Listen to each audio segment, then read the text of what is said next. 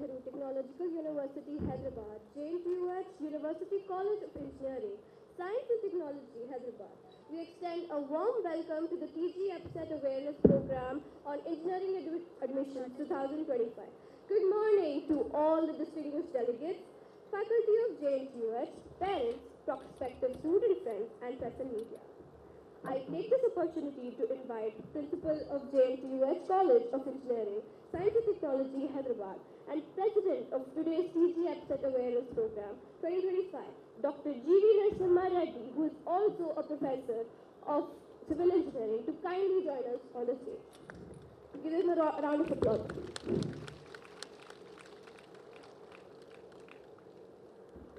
It is indeed an honor for me to invite the Honorable Chairman of Telangana Council for Higher Education, Professor V. Balakishna Reddy, the chief guest of today's EAPCET Awareness Program. I request him to come onto the dais and grace the occasion. Please welcome him with a huge round of applause. I request Shreya Nambiya from EEE First Year to present the bouquet.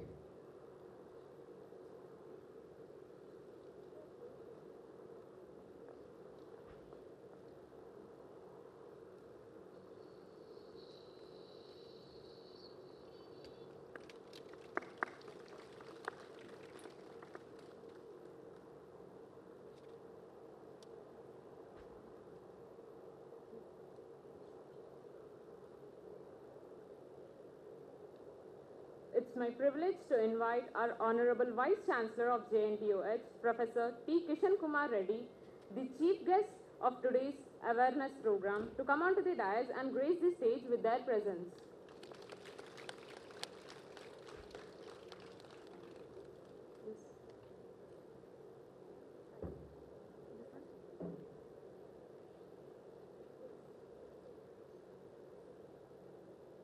Now I request Swati Shivaprasad of Mechanical IDP to present our chief guest with a bouquet.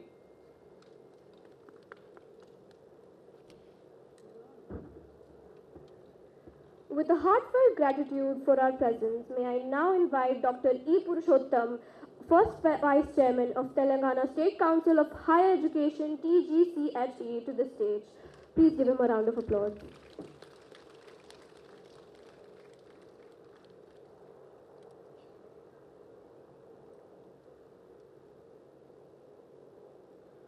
Let us now welcome Professor S.K. Mohammed, Second Vice Chairman of Telangana State Council of Higher Education, TGCHE, to the stage, joining this gathering of distinguished guests.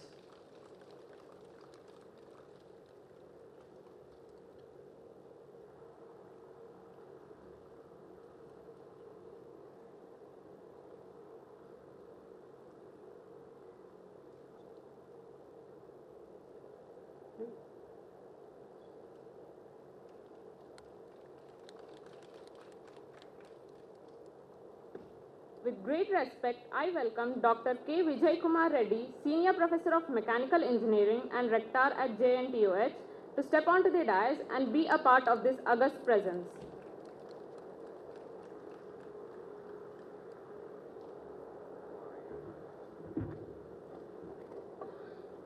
May I extend a cordial invitation to Dr. K. Venkateshwar Rao, Professor of Nanotechnology and Registrar at JNTUH, to step onto the dais and join the distinguished gathering.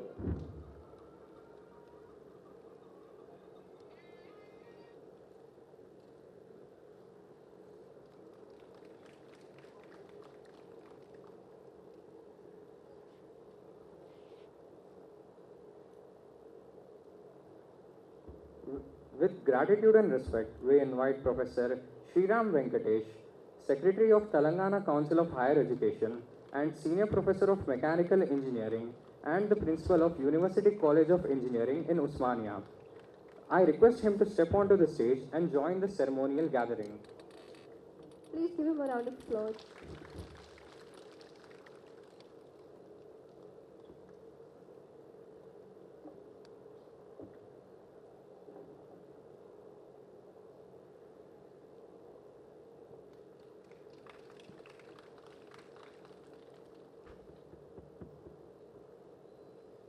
May I now request the dignitaries on the dais join for the lighting of the lamp to enlighten the young minds as we pray to the Almighty.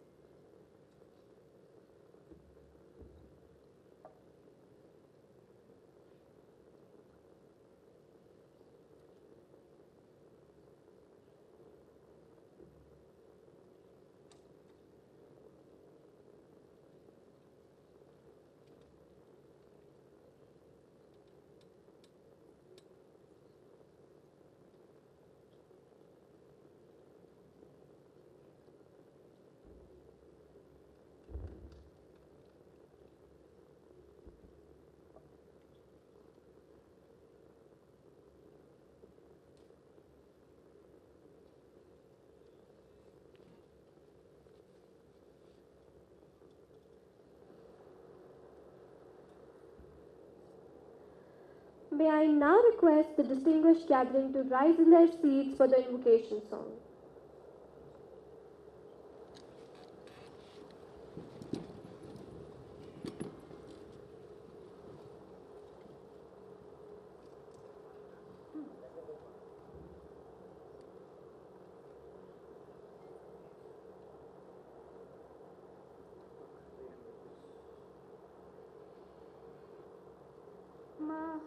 महागणपतिं मनसा स्मरामि महागणपतिं मनसा स्मरामि महागणपतिं वसिष्ठवामदेवादिवन्दितमहागणपतिम् महादेवसुतं गुरुगुहनुतं महादेवसुतं गुरुगुहनुतं मारकोटिप्रकाशं शान्तं महाकाव्यनाटकादे प्रियम् महाकाव्यनाटकादे प्रियं मूषिकवाहनमोदकप्रियं महाकाव्यनाटकादे प्रियं मूषिकवाहनमोदकप्रियं महागणपतिं वसिष्ठवामदेवादिवन्दितमहागणपतिं मनसा स्मरामि महागणपतिम्.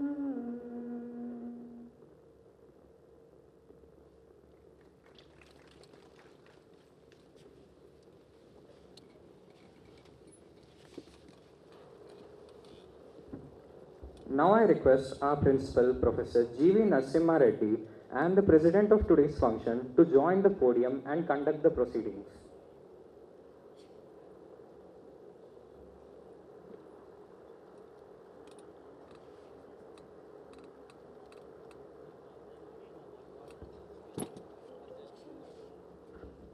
Good morning to one and all. Dignitaries on the dais, Honorable Chairman, TGCHE, Professor Balakshmi Reddy Garu, Honorable Vice Chancellor of JNTU, Professor Kishan Kumar Reddy Garu, and the Honorable Vice Chairman Mahmood Garu, Purushottam Garu, and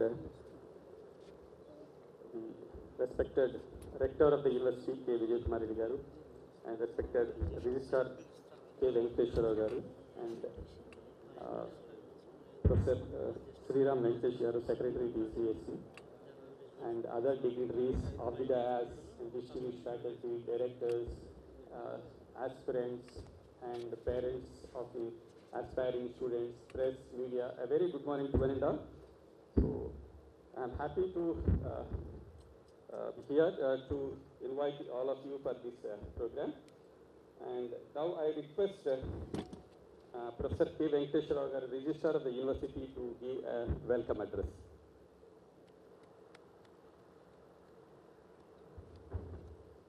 Very good morning to one and all. Dear students, respected parents, Honorable Chairman, TGCHE, Professor V. Balakishna Reddy Garu, the Vice Chancellor of the University, Professor T. Kishan Kumar Reddy Garu, the Vice Chairman of TCHE, Professor K. Mahmood, Professor E. Purushottam Garu, Rector of the University, Professor Vijay Kumar Reddy Garu, Principal G.V. Narasimha Reddy Garu, Professor Sriram Venkatesh, Secretary, TGCHE, of dais, dignitaries, faculty, a very good morning to one and all. I welcome to the Jawaharlal Nehru Technological University, Hyderabad, the Temple of Technology. Today, the whole session will be, this first half an hour will be the inauguration. After that, please utilize this session very effectively. There are different departments, heads of the departments are here, and also different experts from the different industry are here, especially Shekhar Reddy Garu and other group of eminent people are here. So please utilize this opportunity and have discussion with them. Feel free to interact with the in the session, and also use the please do visit the campus, which is 89 acres campus. We do have a different types of departments: electrical, mechanical, civil, biotechnology, environmental, and chemical, computer science, electrical, electronics and communication engineering. So please do interact with the faculty members and the departments, and you can also visit the laboratories. Thank you very much. Now I request Guest of Honor Professor K. Vijay Kumar Garu, Rector of the University, to address the gathering.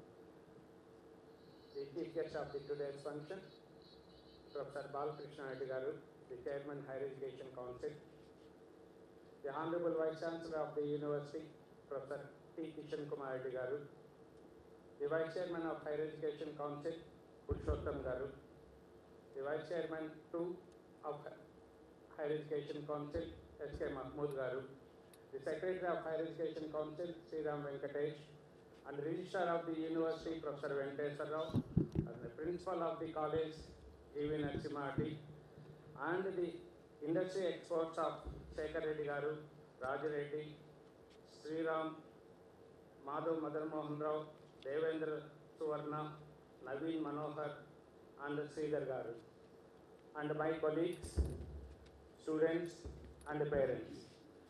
And it is the first of kind in the government that we have taken an initiation of an awareness program.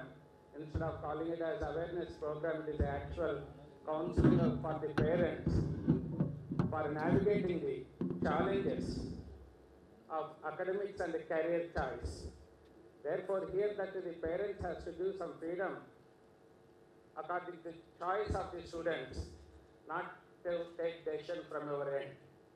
And also in the present generation, we require continuous monitoring is required, and time to time. And also students, just the most of them, the today that we can going to know what is the importance of each and every branch, including conventional branches, and what significance. And this awareness program is being arranged not to get a situation like to take the import of these conventional branch experts from outside in near future. That is the main intention of this program, and I hope that the parents and students are going to utilize this program effectively. Thank you once again for the organizers giving this opportunity to me. Thank you one and all. Now I request our Chief Guest, Professor T. Kishan Kumar Reddy Garu, Vice Chancellor of the University, to deliver his address.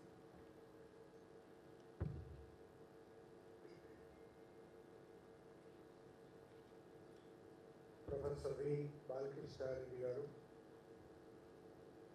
Chairman, Council for Higher Education, the Vice Chairman, Professor Purushottam, Professor Mahmood,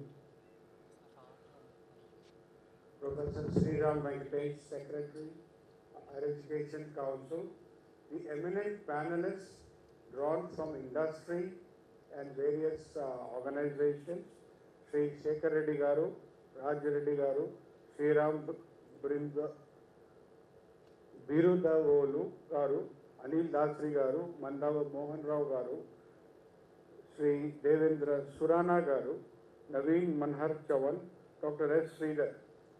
So we have especially chosen people from core industry, consultancy organizations, trade organizations, and dear students and parents and members from the press and media, and our JNTU team consisting of the rector, registrar, principal and others. A very, very good morning to this awareness program and open house. As you know, the engineering education is going through a tremendous trying times because technology changes, political scenario, and what is happening elsewhere in the world. So I think the experts will highlight and let you know what are the issues. But to my mind, as a mechanical engineer, some of the things which I feel are affecting the world are AI, automation, and Industry 4.0 aspects. And apart from that, we have sustainability as one of the major issues. Climate change and adaptability is very crucial. So new engineering roles will be created. Some of the old roles will disappear, and you have seen a lot of trends going on in industry. Scenario in the US is not very encouraging as of now, but how it will pan out 4 years from now needs to be looked at. Then we have also heard that Microsoft, they had a set of engineers develop an AI package, and it was so, the package was so good that they fired the entire team which generated the package. So it did away with all the human manpower and automation set in. So what we are looking at is new types of jobs, new technologies, and even the big IT companies in India, there is a arrest on the recruitment. They're not taking too many people. But one encouraging sign in this scenario are the GCCs. GCC means Global Capability Centers. So a lot of multinational companies are setting up global capability centers in India. If my knowledge is right, what I read from the newspapers, there are 1,760 global capability centers in India. Essentially what they do is tech or finance or engineering or software oriented work which they do in advanced countries for, let us say, X. They can do it in India in 0.2x or 0.25x. So the cost advantage is there. So a lot of multinational companies are moving to India and developing countries. So this is a big source of employment as what we are reading these days. And the encouraging news is Bangalore has the highest number of global capability centers, followed by Hyderabad. So there are a lot of encouraging signs. So you will hear from the domain experts who are in industry. So I am an academician, so let you hear it straight from the horse's mouth, as they say. So they're going to come here, they'll field your questions and try to answer to the best of their ability. But we really can't forecast what's going to be the scenario 4 years down the line, that is in 2029. But we'll do to the best of our ability based on the knowledge we have. So let us have an interesting, interactive session. Thank you so much. Scenario and what are the challenges? So based on the challenges, you can convert those challenges into opportunities. Okay. Thank you, sir. Now I request Chief Guest Professor V. Balakrishna Reddy Garu, Chairman, Telangana State Council for Higher Education, to address the gathering.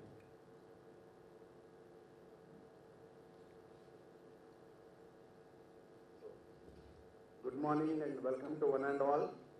Respected dignitaries on the dais, off the dais, faculty members,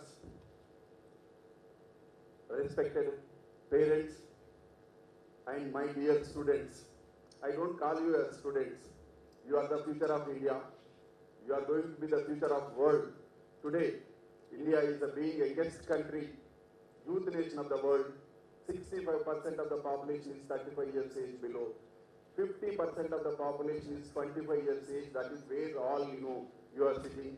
That's why the future of India is destined with you. So that's why I call you, you are the future of India. So today, education is transforming. Definitely a lot of new innovations. Of course, you are going to aspire for engineering education. So maybe a few minutes I want to talk about the technology. So technologies are not new to the humanity. Technology was there, is going to be there. But what kind of transformation it is happening? To go to any civilizations, technology was used humanity for comforts. But how improvised technology happened? Because of innovation, because of intellect, because of knowledge, like Renaissance, Reformation movement, printing press, sea route, sea trade, this kind of discoveries, innovations which helped humanity for better comforts, and that was that. But if you look at last 400-500 years of history, humanity is witnessing and is going to witness a lot of revolution, whether it is scientific revolution, industrial revolution, information revolution, communication revolution. Today, 21st century is the digital revolution we are all having. So digitization is part of our life, and more particularly, not taking you too much time, the first quarter of the 21st century, we are all witnessing the kind of technological innovation happening. So when I say last, first quarter of the 21st century, last 2.5 decades, if you look at, so today we use technology, a buzzword, that is net technologies. What is the net? New and emerging technologies. I call them as A to Z technologies. A to Z means you name any alphabet. A means artificial intelligence, automation, to big data, to Bitcoin technology, to cryptocurrency, to drone. I can go on till. All these technologies are influencing our life. So that is one important thing. Of course, out of all, we know that every day we see in papers, AI is now ruling the globally, is influencing us. But all technology is important, and you are going to choose a path. So particularly students, your parents. Nowadays, parents, so when we studied, 30, 35 years back, we are not so fortunate because we do not have had, educated parents, affordable parents. But today, this generation is lucky because they have a affordable parents and, knowledgeable. They can guide, but in those days different. But only thing about the parents is accessibility is a challenge. Today, parents are giving money to students, but they are not giving time. I think this is one important thing. I'm happy to see that, a lot of parents are here. So this is a good sign. Whatever you give, but ultimately, if we don't give a time to our children, that's a waste to my knowledge. I think that's why I humble request to parents is that not only we provide all other comforts, but we have to give time to our children. So today when I say you are going to choose a path that is going to decide not only the destiny of our own country, but globe, I said.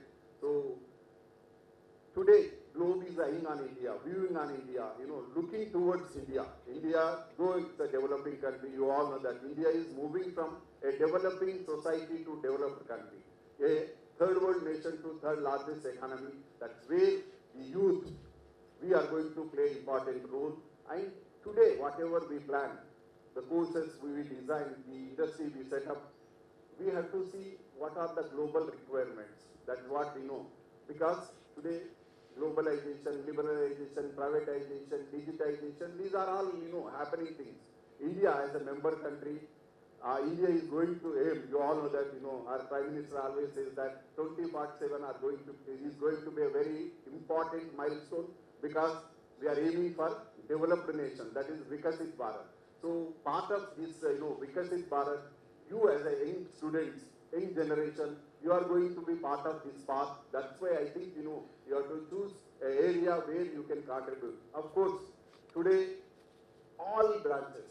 Today, one phobia, of course, we have is everybody is now, talking about the engineering education means only computer, not. So, for instance, last time, if you look at out of 1 lakh, almost 85,000 students are 86,000 are only computer. Rest other traditional branches like mechanical, civil, electrical, electronic. All these things are diminishing actually, but that is not the right thing. Today we have to maintain balance. Every engineering branch is important. To talk about I'm not discouraging computer science. Just now I told you the importance of technology, but today we have to look at supply demand. Today, if 100 technocrats are more particularly computer science are required, computer engineering are required 100. Today we are going to produce another maybe 5 years, 10 years, 1,000 people. Requirement is 100, but we are producing 1,000. What about 900 people? So that's where the big question comes. So my appeal to all parents is that every branch, today, friends, there is no dearth of opportunity. I'm telling you as a law professor, whatever I speak with evidence. Okay? So when I say opportunities, all branches. I always say that, from deep seabed to outer space. సముద్ర అంతర్భాగం నుంచి ఆకాశం వరకు అవకాశాలు అనేవి చాలా ఉన్నాయి. I'll give you the statistics. When I say deep seabed, సముద్రం, you all know that 71% of the globe is covered with water, not mere water. It gives you abundant resources. What kind of resources? Living resources, non-living resources. And when I referring, opportunities, there is one document that's called maritime. I'm giving an example that what kind of opportunities are there, just to take few minutes. So when I say maritime or sea, there is one document released by Prime Minister. It's a government document that's called Maritime India Vision Document 2030. This document, you can Google it. It says, it emphasizes up to 30, India is going to have a 3 lakh crore investment in only maritime sector, 20 lakhs jobs. You can Google it and check. 20 lakhs up to 30 means maybe another 5-6 years. India needs 20 lakhs jobs, or India requires 20 lakhs jobs in the maritime sector alone, whether it's a port management to shipbuilding to many maritime, lakhs of maritime engineers India requires. Do we have that kind of education? Of course, it is all of us to think, because here education leaders, industry leaders are sitting, that's what we have to look, future requirement. Not only land, civil engineering, again experts are going to talk about. Another area, just I want to tell one, aviation, aeronautical engineering. I can tell you friends, today being, India is the most populous country in the world. Just now I said that the advantage with us is population is a liability most of the time. But India population or Indian population is asset because of young population. So today, 150 crores we are nearing, 1.5 billion or 150 crore population. If 1% of the population tilt towards from other modes of, I am giving an example of aeronautical engineering. So if 1% of the population, out of 150, 1% is almost 1 crore 50 lakhs. If 1% of the population tilt towards from other modes to shipping, railroad to air transport, India needs 700 aircrafts. This is a study conducted by International Civil Aviation Organization. India needs 700 to 800 aircrafts. India needs 100 airports. And the kind of growth which is happening across the globe, you see aviation growth 4 to 5%, but in India 14 to 18%. That is the kind of things. And my question is that do we have education? Do we have aeronautical engineers? We know that things are changing. We part of the last 10, 12 years, the kind of things, whether it's a make in India, made in India, skill India, digital India, all these things are going to give not only employability, but like we always say that job taker to job giver. Today, startup India, stand up India, all these things are opportunities. Don't look at only job.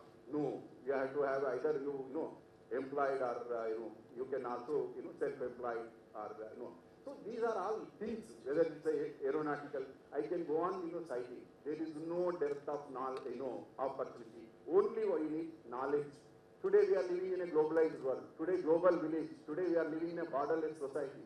Borders are becoming meaningless. There is one agreement because some of the parents and my industry experts are there. So I always say three things. One is ignorance of, as a law person I have to say, ignorance of law is no excuse. You can't say that I am a technocrat, I will forget or I will, I don't bother law, no. Other thing I always say that ignorance of constitution, because it's a basic document. But today, the buzzword third aspect is ignorance of WTO, because that is the World Trade Organization. Part of that there is agreement called EAPCET, General Agreement on Trading Services. All the services, including engineering services, educational services are part of that. India is committed already. We have, part of this, global treaty. Once you accept treaty, we have to implement that. Part of that, today, whatever happening, globalization, liberalization, these are all commitments. You may ask questions, sir, is it globalization helping?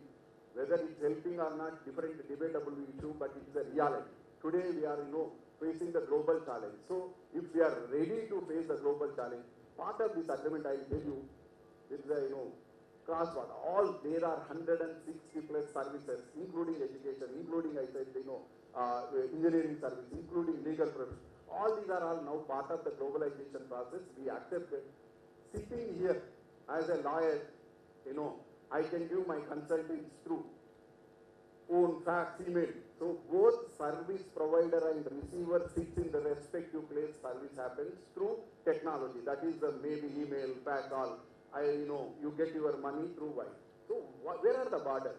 Only today you need to have a knowledge. If you have a knowledge, world is open for you. There is no hesitation, I am telling you, but only we all have to prepare that kind of knowledge. So I don't want to take much time again, friends, but there is no worry about that. We always have a negative, no jobs. I can tell you, just now I told you, you look at all these things, lakhs of jobs are there, but we have to produce, those jobs, or we have to make our education system.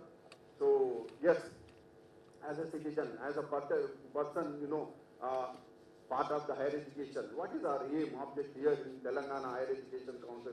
My entire team is here. So if we have to reform the education system, where to start? We debated, discussed, all my team, my Vice Chairman, Purushottam Garu, Mahmood Garu, Sriram, all we discussed, debated. If we have to, you all know that last 10 years, 12 years, education system is in doldrums. Education system is in coma. Whether primary, secondary, higher, I am not going to that. But what best we can do? Where to start the reforms? We decided only way is to give updated syllabus. Okay? That syllabus has to be in sync with industry needs. That syllabus has to be in sync with, global needs. That syllabus has to compete with the globe. That kind of efforts we are making, little efforts. We are in this process of updating the syllabus for all. And today, I can tell you, friends, we are going to lead the globe. There is no doubt. If that is the case, how preparation is required is, every student have to have a technocrat. We are living in a multidisciplinary approach, what we call NEP 2020. National Education Policy 2020 talks about multidisciplinary, or an engineer should know about what law is, what management. A management student should know about other things. So that kind of scenario, I think what we have taken as a team, compulsory courses, technology related or skill-based courses, we are making part of the all graduating students, whether it's a BA, BSc, BCom, BBA. So technology is part of that. That is the earliest efforts, beginning efforts we are all making. I think That is what the Higher Education Council is endeavor to promote this kind of things. And other, education or particularly engineering education related experts are there. They are going to discuss in detail. So please use this opportunity. Thank you for giving me this opportunity. Thank you. For giving insight into technological transformation in emerging technologies and the opportunities. Now I request Professor Sriram Venkateshwaru, Secretary, Telangana State Council for Higher Education, to propose vote of thanks for the inauguration session.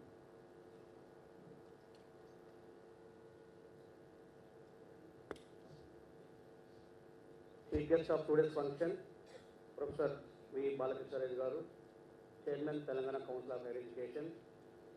Another chief guest, Honorable Vice Chancellor, Sri Kishan Kumar Reddy Garu,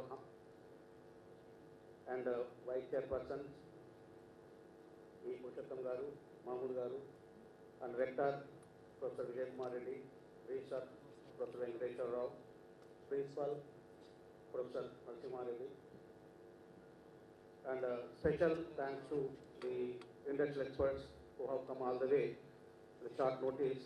Sri Shekhar Reddy Garu, Raj Reddy Garu, Devendra Surana, Madhav Mohan Garu, Sri Ram Birdavolu, Naveen Mohan Chavan, Dr. H. Sridhar, and Professor Sridhar Garu, who has actually made the Google link and also arrangements.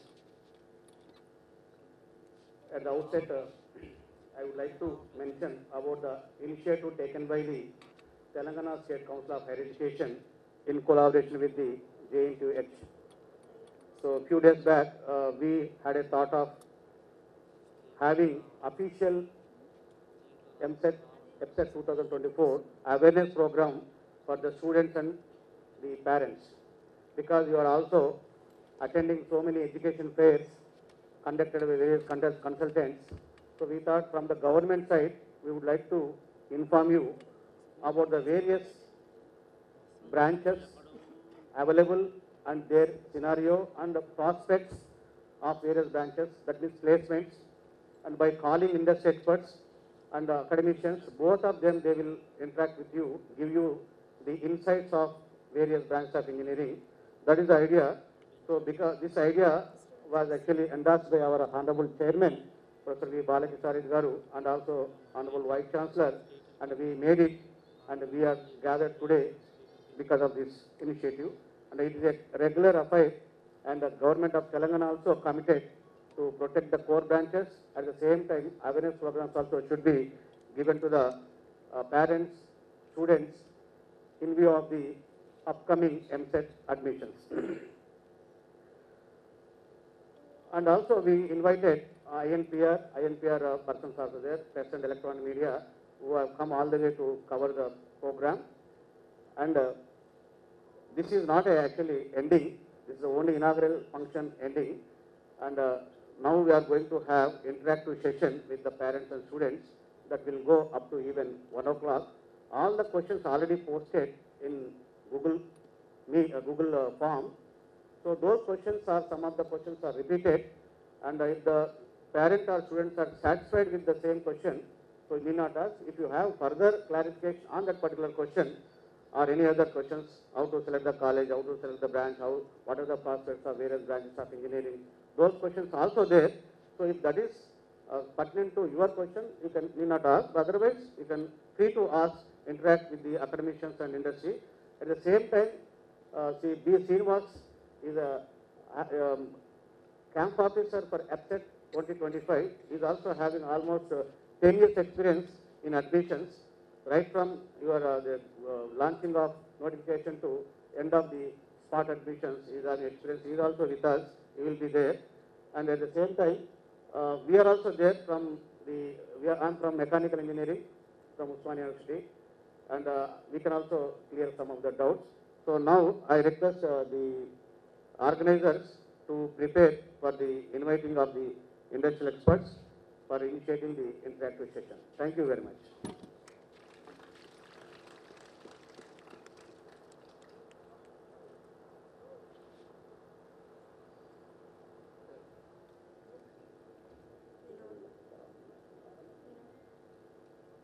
Shekhar Reddy Garu,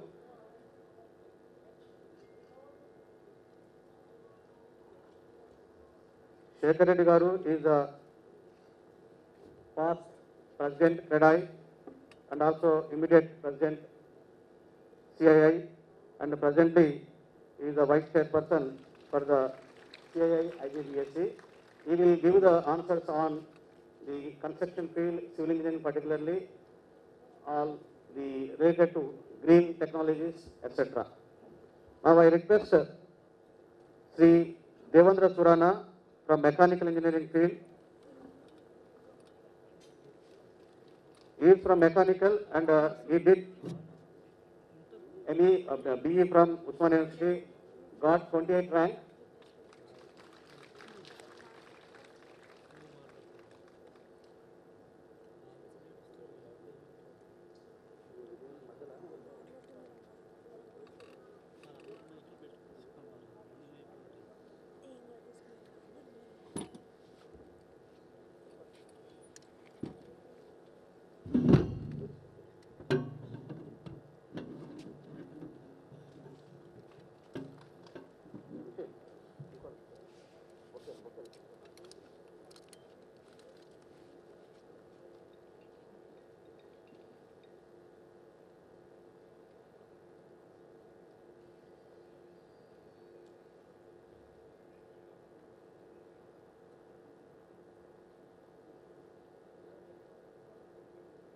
So, Sri Devendra Surana is a MBA from IM Bangalore and also is a Managing Director of Bhagyanagar Copper Private Limited, a group of Surana Industries, which is a $300 million group. Now, I request Dr. Sriram Birdaval Garu, CEO, Data Security Council of India, a division of NASCAM. He did BE from Usman University and presently CEO of Management Initiative and Data Security Council, Cyber Security Center of Excellence. He is working as a CEO since 2018. He will clear the doubts related to computer science, AI, data science, cyber security, artificial intelligence, whatever. All the doubts related to CA and allied branches, including academicians. Dr. Raj Reddy Garu, Director, National Academy of Construction, and he will also clear the doubts related to the civil engineering and what are the prospects in civil engineering placement, etc.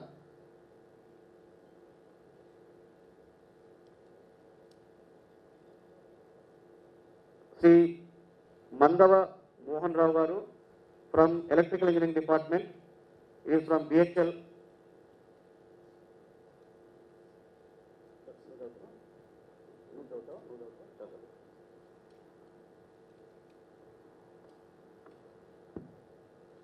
Now I request Dr.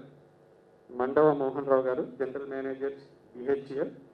So he is expert in electrical and electronics engineering, and a brief biodata of so he did his BTech from electrical and electronics engineering from Sri Venkateshwara University in 1994 and Master of Science in 1996 and PhD in 2006 in high voltage, and he is associated with BHEL R&D, and he worked as a general manager of transmission system including gas insulated power equipment.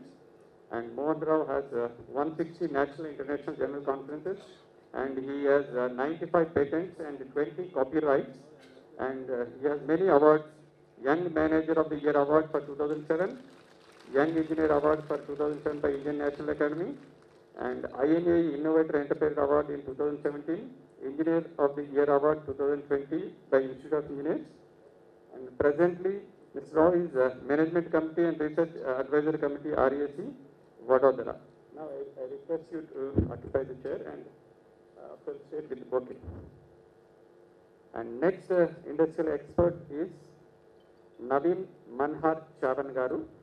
He is from Metallurgical Department and he is working as scientist in ARCI Hyderabad. He is basically from he is BTech Metallurgy from MGIT JNU Hyderabad and PhD from IIT Bombay. He has 5 patents and he published 24 papers in journals and 7 in conferences.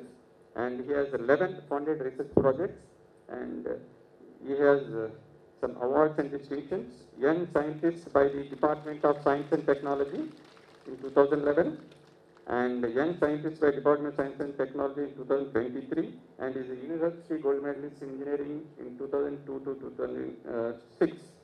Right? And he has co-invented clog-free nozzle, developed an indigenous HMI-based automated cold spray system. It was patented in Russia, China, Canada, and India. It is granted in Russia and awaiting in India. So this is a brief biodata of Dr. Naveen Garu. So he will clarify in the metallurgical area. Next, I invite Dr. S. Sridhar Garu.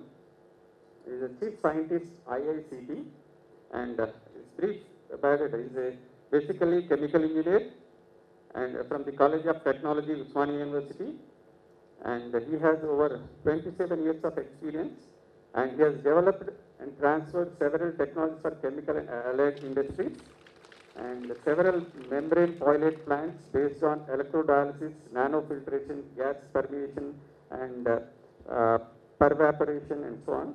And he has designed and installed more than 70 water purification plants based on nanofiltration, ultrafiltration, and reverse osmosis of 600 to 4,000 liters per hour capacity.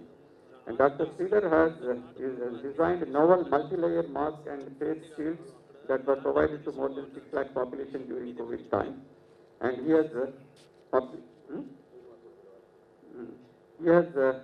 published over 185 research papers, and he is recognized as a top 2% scientist in the world by Stanford University, USA.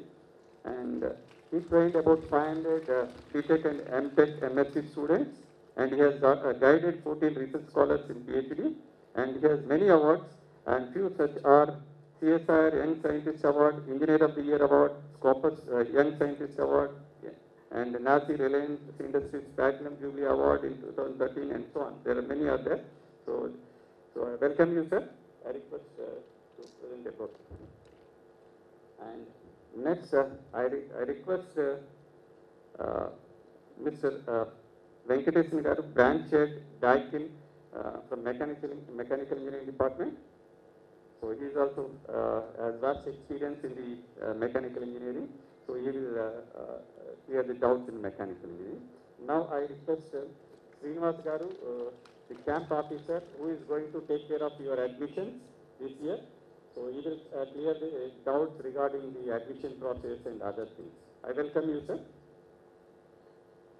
Now, so these are industrial experts. We thought so they can share better with you any doubts and pertaining to industries and opportunities. Now, I request our heads of the departments of various branches, so that from academic side and research side they will give clarification. Now, I request Professor M. Janardana Yadav Garu, Professor of Civil Engineering Department. So due to scarcity of time, so we are not giving biodata, so there will be huge biodata will be there for the departments of heads. So I'm brief. Next, Professor K. Bhaskar Garu, Head of the Department, Electrical and Electronics Engineering. Professor S. Nagasharada Garu, Professor of Mechanical Engineering and Head of the Department. Professor T. Madhavi Kumari Garu, Professor of ECE and Head of the Department, ECE. Professor K.P. Supriti Garu, Professor of CSE and Head of the Department, CSE. And Professor Devakiri Rani Garu, Metallurgical Engineering. Professor in Metallurgy and Head of the Department. Professor K. Vidya, right? She is Head of the Department in Chemical Engineering.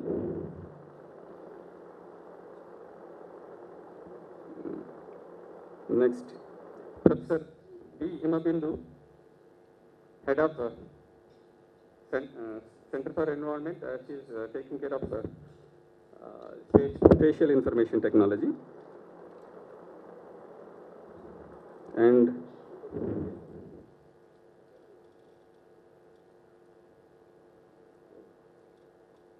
head of the biotechnology department. Archana Giri garu, head of the biotechnology department. So these are the departments which we have in this campus. So they will clarify in this regard, and you can also in other departments, because experts are there. They will try to help you, even try to clarify in other specializations. It doesn't mean only these branches, right?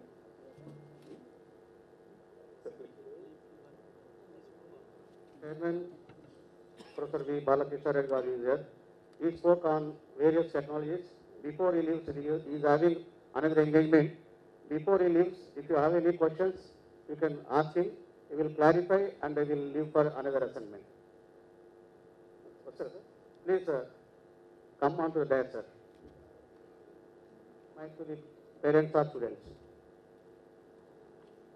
Please raise your hands so that they will come to you, then you can ask the question, right?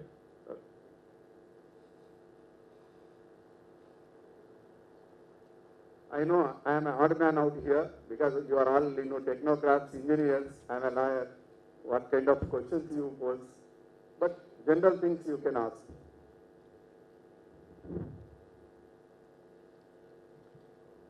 For me?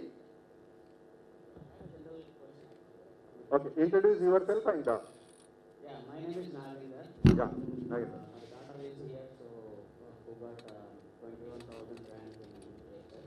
Okay. So currently I am working as a software engineer in design. So my question is about chip designing and embedded systems. Okay. So currently there are a lot of jobs in AI and software only in the industry, but so there are a lot of companies in China or Japan, so they are making a chip and introducing in India. But as part of Make in India program, our central government is also actually introducing a lot of new companies into India. So I'm sure there will be a lot of jobs related to chip designing and embedded systems. So my question, there are two questions. Is that right assumption for me? And if that is right, so what is the best engineering stream that my child can choose in engineering to get that opportunity? Okay. As for first thing is, yes, definitely we moved Make in India, made in India, like many schemes to be introduced and ship. This thing, India is going to have a lot of, because we are dependent so far, on, other countries, small countries like Thailand, other things. So, but scenario is changing. I speak in general, not particular because experts are there, but definitely today the new initiatives which have been taken for last maybe decade plus, so now they are giving results. For instance, not only take your sector. So, for instance, India is, used to import. 10 years back, I can tell you, defense. 66% of our defense, production, defense-related things we used to import. But today, things have changed. Not only, this one, but generally today, these are all because of initiatives, like Make in India, Made in India. Particular thing maybe they will tell, but otherwise, general things. Yes, today I told you in my discussion also, these are all new initiatives which are giving results. When you start something, there are legal hurdles, policy challenges, all those. But as you are already, you computer related thing, I suggest that your child should go to some other branch. So, okay, it's experts will tell. But this is general my answer. So, you can ask any related to policies or general, scenarios. I am not a technical person, I told you. Today, the compulsion is that, even though I am not a technical person, I have to learn technology. That's why I was talking to you. But general related policy, we are there, higher education. What is our role? What kind of, if you have any doubt on the educational reforms or other things, I would be happy to answer. Your answer, details they will, sir. I am not an expert on that. Good morning to all dignitaries on the stage. I am Mallikarjun here. I think in mechatronics, only one college is taking care of the students of mechatronics. Is there any particular reason for that? Or is there a scarcity of the faculty in Of course, faculty is one big challenge. Today, not only one branch you are talking about mechatronics. What we policy have taken JNTU and Higher Education Council, we want to encourage masters, MTech, MSc related, because that is the branches where neglect is there. Today, lot of colleges. Today, if you look at, there are 175 engineering colleges. Do we have adequate faculty to teach them? That is a big question. That's why we policy decision. Next year, we are going to revise complete masters. This time, we are focusing undergraduate courses. Next year, we are going to focus on the postgraduate level, where we thought already some discussion happened with JNTU team also. We want to encourage masters program so that we can prepare best teachers. Today, one challenge education system in general is facing is we don't have a adequate number of teachers, because we neglected DG courses, research courses. So that's why we, Telangana Higher Education Council, consulting with other universities, we are focusing on that to overall, not only this mechatronics, but mechatronics is a new area. So maybe, so coming to the one college, so if demand is there, requirement is there, definitely we'll take a call on that. We have to increase those kind of new, innovative, value-added courses. Definitely, sir. If there are really no scarcity in the faculty, then obviously students are interested in the mechatronics. Definitely, they depend on the requirement of the students are showing. Definitely, we take a call and we will increase this also. One more question, sir. What about the integrated courses where only especially JNTU is taking care of that integrated courses, for example, BTech and MTech, BTech and MBA and all those things? Are there any specialized courses in the integrated, or you have everything? No, integrated courses only not so far, to my knowledge, may be subject to correction, but universities are offering, not the, again, the private colleges. I don't know, maybe. In the prospectus, JNTU is offering the integrated courses. JNTU is up. That's why I said universities are offering. Any particular field, for example, computer science or artificial intelligence, any particular discipline? This is regarding? Integrated courses. That's the policy. Of course, I'm not speaking here NEP, but NEP 2020 is also encouraging integrated courses, because in line with the global requirements, global. So we will let JNTU will speak on that. Thank you, sir. Okay. Sir, thank you, sir. Myself, Bharat Kumar, sir. My child got 4,000 rank and also qualified for JEE Advanced. So first of all, I really thank the Higher Education Council and JNTU for conducting this program. ఇది చాలా అవసరం ఉంది. పేరెంట్స్లలో core వైపు వెళ్ళాలని ఉంది, కానీ చాలా అనుమానాలు, సందేహాలు, ఈ కోర్స్ తర్వాత ఉపాధి అవకాశాలు, వీటన్నిటి మీద చాలా $1 million క్వశ్చన్స్ ఉన్నాయి. ఒక యూట్యూబ్ ఇన్ఫ్లుయెన్సర్స్ వాళ్ళ అభిప్రాయాలను రుద్దుతున్నారు తప్ప ఒక తటస్థమైనటువంటి న్యూట్రల్ ఒక ఒపీనియన్స్ని ఇవ్వలేకపోతున్నారు. సో కాబట్టి ఇది మీరు కండక్ట్ చేయడం చాలా సంతోషం sir. My first question is, NPE 2020లో భాగంగా చాలా IITs కావచ్చు, ఆల్ ఇండియా ఇన్స్టిట్యూట్స్ కావచ్చు, వేరే స్టేట్స్లలో కావచ్చు, మేజర్ మైనర్ ప్రోగ్రామ్స్ ఆఫర్ చేస్తున్నాయి. You are the policy maker, you are the advisor to the government. So మనం ఎలా ఇప్పుడు for example Rajiv Gandhi Institute of Petroleum Amethi తీసుకుంటే అక్కడ B Tech chemical engineering with minor computers, లేదా B Tech electronics with minor artificial intelligence వస్తుంది sir. ఇలా ఏమైనా మీరు దీని గురించి ఏమైనా పాలసీ మేకింగ్లో ప్రపోజల్స్లో ఉన్నారా? అంటే మేజర్ మైనర్ డిగ్రీస్ అవార్డ్ చేస్తే ఈ రోజున మీరు అందరూ అంటున్నారు interdisciplinary courses will lead the world, no doubt at all. So only the child has the opportunity to do a single degree. So if we provide this opportunity, it will be good, sir.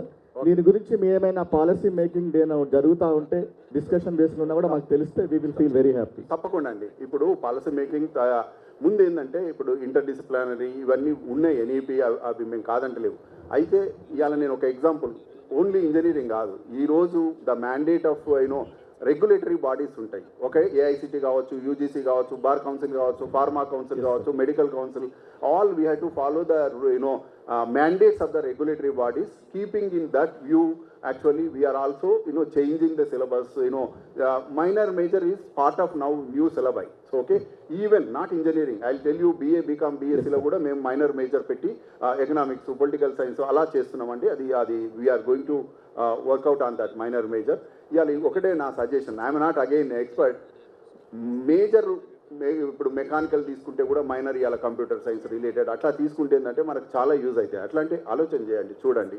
So అట్లా అదే sir, అంటే మీరు degree awarding ఇట్లా అలా major minor గా ఉంటే so పిల్లలకి employment పరంగా what I told you, not only engineering sir, I'm telling you we're starting minor major in BA, BSc, BCom. Already UGC on 29th April 2025 came out with the circular asking, urging, requesting universities and colleges they have to implement new initiatives. ఈ next academic year నుంచి ఈ changes, national credit framework అని, తర్వాత minor major అని, ఇవన్నీ changes అవుతున్నాయండి. అది తప్పకుండా మనం ఫాలో కావాల్సింది. అది ఇది mandate of UGC. Okay sir, thank you sir. ఇంకో ఆఫరింగ్ అట సార్ చెప్తారు, ఎందుకంటే నాకు sir already we're offering. Thank you sir, thank you very much. Offering for the past 3-4 years, almost all the colleges pertaining to JNTU are offering. Not only university colleges, private colleges కూడా offer చేస్తున్నాయి. They can take mechanical engineering and they can do minor in robotics, minor in AML. That is there. Already ఈ batch minor తోనే వెళ్ళిపోయింది. మన recent గా pass అయిన batch. So they have some students, they have taken minor degrees and they passed out. So is it mentioned in the degree, sir? Yeah, it will be mentioned. It will be like so. We take in mechanical engineering, minor in AML, something like that. It is there in the degree certificate. It will be like that. Thank you, thank you sir, thank you sir. One more sir, నేను మన పేపర్లో చదివాను, మీరు ఒక higher education వాళ్ళు committee constitute చేశారు. ఏంటి ప్రతి కోర్ ఇంజనీరింగ్ని విత్ ఏఐతో లింకప్ చేయడానికి, అంటే ఈవెన్ సివిల్లో కూడా ఏఐతో లింకప్ చేయడానికి ఒక కమిటీని కాన్స్టిట్యూట్ చేశారని పేపర్లో చదివాను. సో ఏఐని ఇన్కార్పొరేట్ చేయడానికి ప్రతి దానిలో నేనైతే I have gone through Eenadu news paper. So నిజంగా ఏమైనా అంటే ప్రతి కోర్ని ఏఐతో లింకప్ చేయడానికి మీరు కమిటీ కాన్స్టిట్యూట్ చేశారని జరిగేది, దాని గురించి ఏమైనా ఉంటే అర్థం చెప్తారు, మా వాళ్ళు చెప్తారు. అంతకంటే ముందు ఇలా ప్రాబ్లం మీలాంటి ఇక్కడ ఒక పత్రికా విలేకరు అంతకుముందు నన్ను అడిగి ఏఐ గురించి మీరు ఒక కంటెంట్ చెప్పామంటే నేను ఒకటే చెప్పాను, ఇందు లేదు అందు కలదని సందేహం వలదు, ఎందుకు వెతికినా ఏఐ కలదు. అందుకొరకు we have to change the syllabus include with artificial intelligence అండి. We are in that process.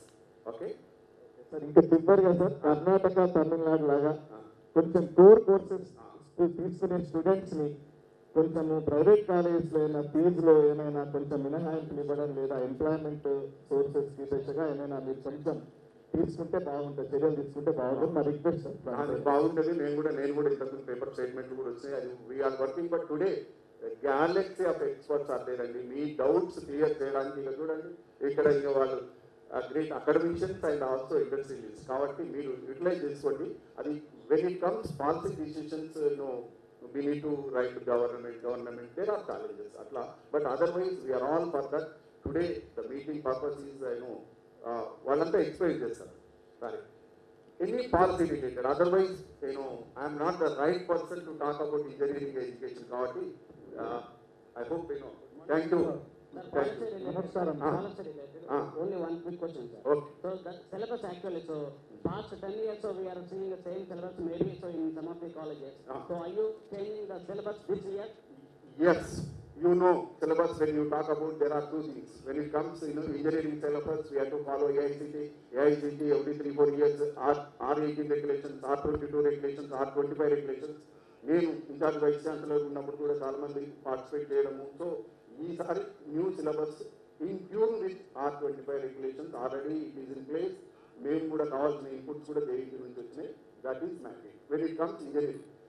మిగతా వాళ్ళకి చెప్పాను కదా నేను, ఆ రెగ్యులేషన్స్ కూడా ఫ్యాకల్టీ కండిషన్ ఏంటంటే BA, BSc, BCom అన్ఫార్చునేట్లీ దాంట్లో 10 years నుంచి మారలేదు. సో అందుకే నేను అన్నాను, council has taken a lead, council has taken a initiative to help the students of undergraduate, particularly BA, BCom. మేము ఆ ప్రాసెస్ చేస్తున్నామండి. మా టీమ్ ఆల్రెడీ 90-95% అయిపోయింది. వీసీలతో కూడా మాట్లాడడం అదంతా అయింది. I'm talking about. But compare to వేరే కోర్సులు AICT every 3-4 years చేస్తుంది. అది ఇప్పుడు R25 regulations are going to be the new regulations for the next academic year. Thank you sir. నమస్కారం సార్, నా పేరు మొహమ్మద్ అబ్దుల్ హకీం, పెద్దపల్లి నుంచి వచ్చాను సార్. మొదటిసారిగా ఇలాంటి కార్యక్రమం ఏర్పాటు చేసినందుకు తల్లిదండ్రుల పక్షాన మీకు ధన్యవాదాలు తెలియజేస్తున్నాం సార్. అలాగే కొన్ని చిన్న మాకు ఇలాంటి అవకాశం లేదు, మీతో ముఖాముఖి కలిసేది ఈరోజు ఈ అవకాశం కల్పించినందుకు రుణపడి ఉన్నాం సార్. అయితే మేము కొన్ని యూట్యూబ్ ఛానల్లో చూస్తున్నాం. అయితే జేఎన్టీయూలో ఫ్యాక్టరీ కొరత ఉంది. వాళ్ళు తర్వాత వేరే వేరే కాలేజీలకు ఇన్స్ట్రక్షన్ వెళ్ళిపోతారు, విద్యార్థులను వీళ్ళని విడిచిపెట్టేస్తారు అనే టాక్ వస్తుంది. అలాగే పేపర్లలో కూడా చదివాం ఏంటిదంటే అధ్యాపకుల ఫ్యాకల్టీ కొరత ఉన్నదని. దీనిపై సమగ్రంగా మాకు వివరిస్తే మేము మా పిల్లల భవిష్యత్తు ఏ కాలేజీలో ఏ విధంగా చేర్పించామని ఒక నిర్ణయానికి వస్తాం సార్. అలాగే ప్రైవేట్ కాలేజీల కంటే ప్లేస్మెంట్ మన జేఎన్టీయూలో ఎందుకు తక్కువ ఉంది సార్, అది కూడా వివరాలు అందించాలని సార్ వాళ్ళు చెప్తారు. ఎందుకంటే ఫ్యాకల్టీ కొరకు regular faculty, you have contract faculty, emeritus professor. మా దగ్గర ఎక్సలెంట్ టీచింగ్ ఉంటుంది. మీరు ఎక్స్పెషల్ జేఎన్టీ గురించి అడిగారు కాబట్టి as a principal of this college I'm answering. మాది ప్లేస్మెంట్ రికార్డు చాలా బెటర్ ఉంటుంది. కంప్యూటర్ సైన్స్ రిలేటెడ్ అయితే almost 85% placement. Average package is 12 lakhs this year, average package. And overall all branches put together, average package is around 7.5 lakhs, even civil, mechanical, electrical, and kalipi. Let's say if you exclude that one, it will be around 6.2 lakhs average package. I am not talking about the highest. So excellent placements are there. We have open house. You can visit the department. Even placement office ఉంటుంది. మీరు placement office కూడా visit చేసి అక్కడ అన్ని charts ఉంటాయి. So మా దగ్గర కుక్కడప్ప అలాంటివి ఉండదు. It's a government institute. So transparent ఉంటుంది. సంబడి మేబీ మీరు ఫాల్స్ ఇన్ఫర్మేషన్లో ఉన్నారు. So it's better. Our college has better facility. Only scarcity అంటే ఫ్యాకల్టీ లేరంటే మేమంటే రెగ్యులర్ ఫ్యాకల్టీ అపాయింటెడ్, గవర్నమెంట్ పర్మిషన్తో regular appointment. So we are taking contract faculty with same AICTE qualifications. కాకపోతే regular ఉంటే they will have a long plan. వాళ్ళు research చేయాలంటే ఒక 4 ఏళ్ళు 5 ఏళ్ళు ఉండాల్సి ఉంటుంది. కాంట్రాక్ట్ ఫ్యాకల్టీ బెటర్ ఆపర్చునిటీస్ వస్తే వెళ్ళిపోతారు. అదొకటే లిమిటేషన్ చెప్తే that is not a major issue. I hope satisfied. Before going to discussion, secretary గారు కొన్ని ఎక్కడెక్కడ ఎన్ని సీట్స్ ఉన్నాయని చెప్పేసిన తర్వాత then will go for question. So I request అందరికీ ఒక మనవి ఏంటంటే ఒక్కడే 4-5 క్వశ్చన్స్ అడగాలనుకుంటే మనం తర్వాత లంచ్ టైంలో అడగండి. ఇప్పుడు ఎందుకంటే అందరిని పిలిచాం, డిస్ట్రిక్ట్ నుంచి కూడా వచ్చారు, కరీంనగర్, నిజామాబాద్. ఎందుకంటే మాకు గూగుల్ ఫామ్లో రిఫ్లెక్ట్ అయింది. అందరికీ ఛాన్స్ ఇవ్వాలి కాబట్టి ఒకరే 5-6 క్వశ్చన్ కాకుండా 1-2 మళ్ళీ రిపీట్ కూడా కావద్దు. Minor major 100% no doubt. ఇది ఆ బ్యాచ్ కూడా బయటకు వెళ్ళిందని చెప్పారు. So Telangana state council of higher education constitute committee, దాంట్లో నేను చైర్మన్, మన శ్రీరామ్ బిర్దవల్ గారు, శేఖర్ రెడ్డి గారు ఉన్నారు, ఇక్కడే ఉన్నారు వాళ్ళు. ప్లస్ భాస్కర్ కూడా ఇక్కడే ఉన్నారు, ఉస్మానియా నుంచి కృష్ణయ్య ఉన్నారు. 5 మెంబర్స్ కోర్ కమిటీ ఉంది. 4 మీటింగ్లు అయినాయి. నెక్స్ట్ మీటింగ్లో మొత్తం అన్ని యూనివర్సిటీస్కి ఏం చేయాలి అంటే how to protect core branches by blending AI DS అని తీస్తున్నాము. ఇప్పుడు మీకు ఒక సీన్, ఒక స్టేట్లో ఒక పిక్చర్ చెప్దాం అనుకుంటున్నాము. ఏంటంటే ఇంజనీరింగ్ కాలేజ్ ఎన్ని ఉన్నాయి? 175 ఇంజనీరింగ్ కాలేజ్ ఉన్నాయి. అందులో 19 గవర్నమెంట్ ఇంజనీరింగ్ కాలేజ్ ఉన్నాయి. ఆ 19 గవర్నమెంట్ ఇంజనీరింగ్ కాలేజ్లో మీకు 5,635 సీట్లు ఉన్నాయి. 19 గవర్నమెంట్ కాలేజ్లో 5,635. తర్వాత ప్రైవేట్ కాలేజీలు మిగతా 160, మిగతా 175లో అది మిగతా మైనస్. తర్వాత total number of seats in the state 1,11,562, including management quota 1,11,562. Total admitted candidates 1,06,880. Just 5-6 వేల గ్యాప్ ఉంది. Last year 2024-25. సో ఇప్పుడు కోర్ బ్రాంచెస్ పరిస్థితి చూస్తే సివిల్, ఎలక్ట్రికల్, మెకానికల్ మన కోర్ బ్రాంచ్ ఉన్నాయి. ఎలక్ట్రానిక్స్ అందులో కలిపాం కాబట్టి 14,535 సీట్స్ ఉన్నాయి core branches, civil, electrical, mechanical. అంటే టోటల్ నెంబర్ ఆఫ్ సీట్స్లో 13% ఉన్నాయి. మిగతాయి 97,027 seats computer science, allied and EC. EC కూడా తక్కువనే ఉంటాయి. సో అది 87%, 13% core branches, 87% computer and allied service. అడ్మిషన్కి వచ్చేసరికి ఈ 14,535 కోర్ బ్రాంచెస్లో 87.7% అడ్మిషన్స్ అయినాయి కోర్ బ్రాంచెస్లో. అట్లనే కంప్యూటర్ అండ్ అలైడ్ సబ్జెక్టులలో 91% అయింది. అంటే అడ్మిషన్ వచ్చేసరికి బాగానే ఉంది, బట్ సీట్లు అనేది తగ్గిపోయింది. ఇప్పుడు తెలంగాణ గవర్నమెంట్ ఒక పర్స్పెక్టివ్ ప్లాన్ తయారు చేసింది. లాస్ట్ 5 yearsలో సిచ్యువేషన్ ఎలా ఉంది, నెక్స్ట్ 5 yearsలో ఎలా ఉండబోతుంది అనేది. సో లాస్ట్ 5 yearsలో సిచ్యువేషన్ ఎలా ఉందంటే కంప్యూటర్ సైన్స్ అలైడ్ బ్రాంచెస్ 275% పెరిగినాయి. 270% increase in seats CS and allied. Core branches యొక్క సీట్లు 0 కాదు, మైనస్ అయినాయి. ఎట్లా 68% మైనస్ అయినాయి గత 5 yearsలో. సో ఈ సిచ్యువేషన్ ఉంది కాబట్టి ఇంబ్యాలెన్స్ అనేది సొసైటీకి మంచిది కాదు. బ్యాలెన్స్ ఉండాలి. ఇంజనీర్స్ అయినా ఎవరైనా సొసైటీలో బ్యాలెన్స్ ఉండాలి. కాబట్టి గవర్నమెంట్ పాలసీ ఏంటంటే how to protect core branches. ఇప్పుడు మైనర్, మేజర్, ఎమర్జింగ్ టెక్నాలజీ కూడా అందులో పెడుతున్నాము. తర్వాత ఇక్కడ ఉన్న వాళ్ళందరూ కోర్ బ్రాంచెస్ వాళ్ళే. సో దేవదర సురాణ కానీ మన సెక్రటరీ గారు కానీ అందరు మీరేంటంటే మైనర్ డిగ్రీ చేసి కంప్యూటర్ సైన్స్ జాయిన్ చేయవచ్చు అండ్ కోర్ బ్రాంచెస్లో జాబ్ చేయవచ్చు. అంటే మైనర్ డిగ్రీ, మేజర్ డిగ్రీ చేయడం వల్ల డబ్ల్యూహెచ్ఎస్ వార్డ్ ఖర్చుకి 2 రకాల పదులు ఎట్లా ఉంటుందో అట్లా తయారు కావడానికి ఛాన్స్ ఉంది. But every branch is important, having importance. A branch చూసుకొని ఇంపార్టెన్స్. సో ఈ విషయాలు నివృత్తి చేయడానికి ఇక్కడికి వచ్చారు. ఇప్పుడు కాలేజ్ సెలెక్షన్ మీకు already just I wanted to say ఎలా సెలెక్ట్ చేసుకుని ఒకటి ఉంటుంది. కాలేజ్ అంటే బిల్డింగ్లు కాదు, కాలేజ్ సెలెక్ట్ చేసుకోవాల్సిందే. కోర్సెస్ ఎన్బిఏ ఉందా, కాలేజ్కి న్యాక్ ఉందా, ఎన్ఆర్ఎఫ్ ర్యాంక్ ఎంత లేకున్నా కూడా అట్లీస్ట్ ఉన్నదానిలో బెస్ట్ ఏమున్నాయి, ఫ్యాకల్టీ, ల్యాబ్స్, ఈ 4 చాలా ఇంపార్టెంట్. ఎన్ఆర్ఎఫ్ ర్యాంకింగ్ ఉన్నా లేకున్నా కూడా ముఖ్యంగా ఎన్బిఏ అంటే specifically core branches or whatever computer science అన్న బ్రాంచ్ వైజ్ ఎన్బిఏ ర్యాంక్ ఉంటుంది. అలాగే న్యాక్ అంటేనేమో ఓవరాల్ కాలేజీకి ఉంటుంది. సో వాళ్ళ ర్యాంక్ ఎంత, NRF, NAAC, faculty and labs. Important thing అంటే ప్లేస్మెంట్స్. లాస్ట్ ప్లేస్మెంట్స్ ఎలా ఉన్నాయి, నాట్ ఓన్లీ లాస్ట్ ఇయర్, ఒక 3-4 నెలల కంటే వెబ్సైట్ అని చూడండి, కాలేజీకి వెళ్ళండి, చూసి రండి. ఇంకొక విషయం ఏంటంటే అందరు computer science ఏఎన్ఎంఎల్, data security, but ఎంతమంది ఆ ఏఎన్ఎంఎల్, డాటా సెక్యూరిటీ ఈ చేసే ఫ్యాకల్టీ ఉన్నారనేది ఒక క్వశ్చన్ మార్క్. ఎందుకంటే మ్యాన్ పవర్ ఈ ఎమర్జింగ్ టెక్నాలజీ లేదు. సో అందుకే నేను Telangana council of higher education నుంచి మేము AML, data science, cyber security మీద ఫ్యాకల్టీ డెవలప్మెంట్ ప్రోగ్రామ్ పెట్టి టీచర్లకి ట్రైనింగ్ ఇద్దామనుకుంటున్నాం. సో టీశాట్ తర్వాత ఆఫ్లైన్, ఆన్లైన్ చేద్దాం అనుకుంటున్నాం. సో కాబట్టి ఈ కాలేజీలలో ఈ ఎమర్జింగ్ టెక్నాలజీ చెప్పే టీచర్స్ ఎంత ఉన్నారు. ఇంకొక లాస్ట్ పాయింట్ ఏంటంటే ఏఎన్ఎంఎల్ చేసిన స్టూడెంట్ ఆ ఏఎన్ఎంఎల్ జాబ్ వస్తుందా లేదా మీరు ఆలోచించారు. రావట్లేదు. డాక్టర్ శ్రీరామ్ ఇరవై చెప్తారు ఏఎన్ఎంఎల్ చేసిన వాళ్ళకి ఏమేమి రావట్లేదు. ఆ సైబర్ సెక్యూరిటీ రావట్లేదు. ఎంతమంది వచ్చినప్పుడు ఎంతమందికి వస్తుంది, 100 మంది పాస్ అయితే ఎంతమందికి వస్తుంది, అది కూడా మీరు ఆలోచించారు, అది కూడా చెప్తారు. సో కాబట్టి మోడరేషన్గా ఇప్పుడు మేము ఇద్దరం ఉన్నాము.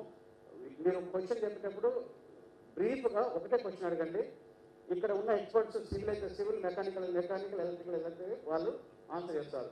ఒకవేళ ఇండస్ట్రీ నుంచి ఒకరు, అకాడమిక్స్ నుంచి ఒకరు, ఇద్దరు ఆన్సర్ చేస్తారు. ఫస్ట్ ఇండస్ట్రీ నుంచి, ఎందుకంటే మేము ఎందుకు పిలిచామంటే ఇక్కడికి మీకు కాన్ఫిడెన్స్ క్రియేట్ చేయడానికి. ఇది గవర్నమెంట్ ప్రోగ్రామ్, ఇది ప్రైవేట్ ప్రోగ్రామ్ కాదు.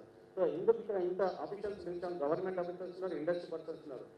ట్రూ పిక్చర్ ఇవ్వాలి మీకు, ట్రూ పిక్చర్ ఇవ్వాలి. ఎవరో చెప్తున్నారు అంతా, యూట్యూబ్లు అంటున్నారు, పేపర్లు అంటున్నారు, కాలేజీలు అంటున్నారు. నో, ఇది ఈ మీటింగ్ అనేది ఎవ్రీ టైం అవుతుంది. ఇది ట్రూ పిక్చర్ ఇస్తుంది. కాబట్టి మీరు రైట్ ఎవరు చెప్పినా కూడా రైట్. మాకు దేని మీద పాఠశాల లేదు, ఏ కాలేజీ లేదు, ఏ బ్రాంచ్ లేదు, అన్ని ఇంపార్టెంట్ అని చెప్తున్నాను. So with this I thank you very much. So we're both of here to clarify with the experts. Thank you very much.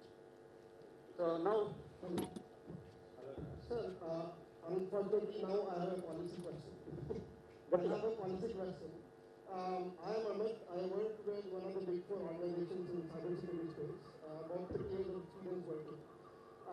My question is, since a lot of spaces, right, they are moving so fast, are we doing anything from a policy perspective so that the students, right, who are going to be looking for jobs, they are more aligned with the corporates, right? Because when I go hiring, I have problems, right, and I have to basically retrain the people when I get them onto, right? So are there any policy decisions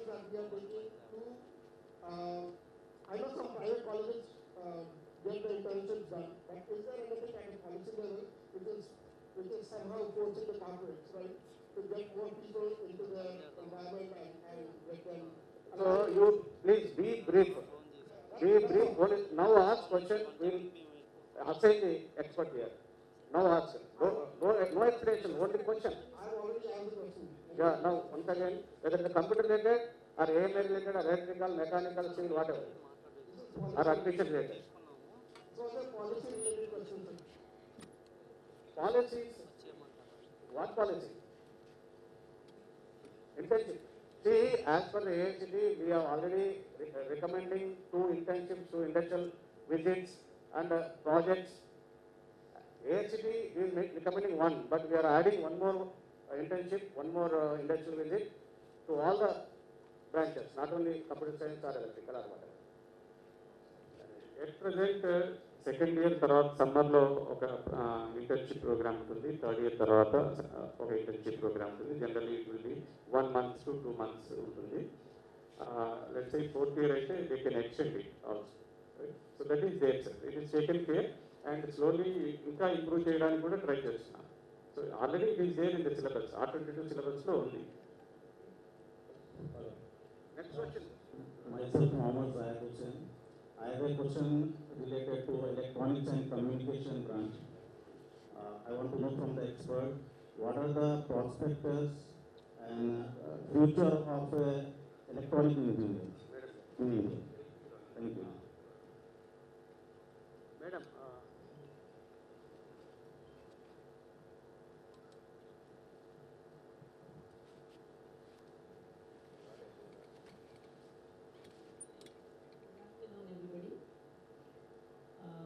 Being electronics and communication engineering professor, the students who joined in this branch are well placed and their placements are very, very well.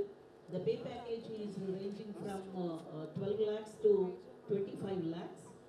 And if they are joining in the core fields, the competition is very, very less, you know very well, because they are supposed to compete only with the electronics and communication engineering, no other, like computer science, software jobs.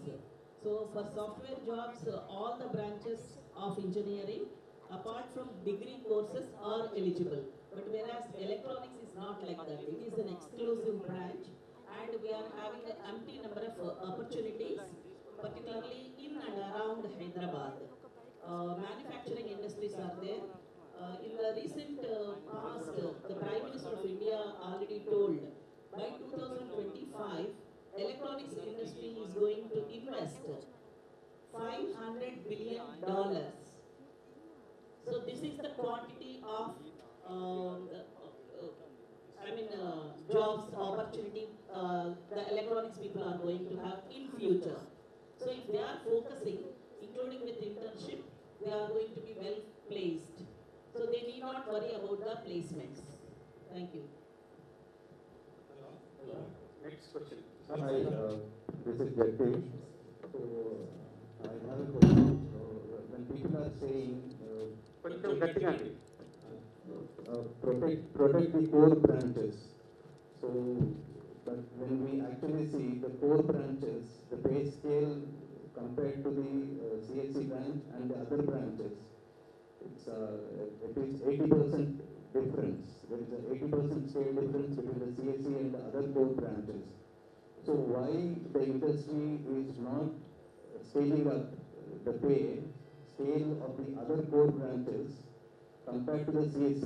So I'm from the mechanical branch, but I'm working on the computer side, on the IT side. That is because that's the pay scale. So why the industry or the government or any other organization is not competing with the pay scale? Okay, sir, we got it. So, of course, as you are working in software engineering, you know that so generally software is export oriented. So they are getting in dollars and they are paying a bit more. But our industry side is also focusing more. And now our industrial experts, the future allowed to manage. So now I request Sri Devendra Surana Garu to speak about the prospects in mechanical engineering. 5 minutes మాట్లాడుతారు అందరూ. ఆ తర్వాత నేను questions అంటే కొన్ని క్వశ్చన్స్కి answers కూడా వస్తుండొచ్చు మాట్లాడిన తర్వాత. So I request Sri Governor Surana to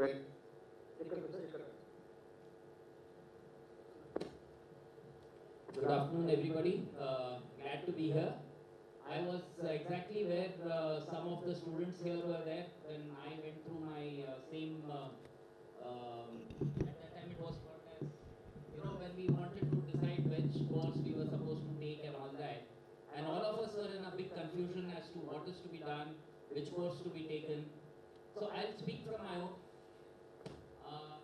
In the entrance test, I got a rank of 28, 2 and 8. So in the entire university, I was the top ranker, and I chose mechanical. So when everybody else was choosing electronics and communications, I was asked this question quite repeatedly: why did you take mechanical? Not only that, 30 years down the line, my son again went in for engineering, and 30 years down the line, again he took mechanical with production. The reason why I went in for this is, one thing I realized in life, it's not the course which you study, but how you utilize the knowledge. Very few of us actually do the core knowledge, the core thing which we study in education throughout the life. We change because technology changes, knowledge changes. So when I was studying engineering, what was being taught in terms of programming and all that became obsolete even before I went out of the college. So things change very, very fast. What was most important was to learn what is important, how to learn. And we have to be a continuous learner throughout the life. And that, I think, is what we learn in the engineering colleges and the aspect, the thought process of an engineer. It was very nicely put in one of my colleges that for 4 years I learned engineering. But once I left the engineering college, all I was engineering was how to engineer the people around me instead of engineering the environment around us.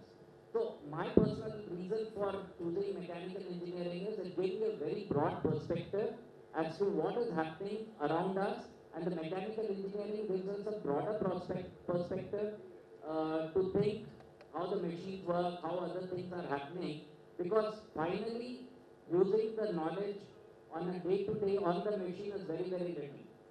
We only are using it in a much broader perspective, and from that point of view, for innovation and other things, I thought mechanical was a good foundation. And that is the reason I took mechanical engineering as my base. My son repeated the same thing, and it really has helped out very well, because along with mechanical engineering, so many other things we have learned in life. Obviously, after mechanical engineering, I did do my MBA in IIM Bangalore. That also helped me. My main message to you today is education is important.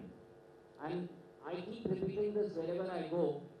Durga, Lakshmi, Saraswati. It was the age of Durga in the 19th century, when Europe ruled the world with the power of might. The last 100 years, it was the age of Lakshmi, when America ruled the world with the power of money. And believe me, the next 100 years is the age of Saraswati. So as long as you are studying education, you are doing engineering, it will be the age of India and Asia, believe me. So be very happy.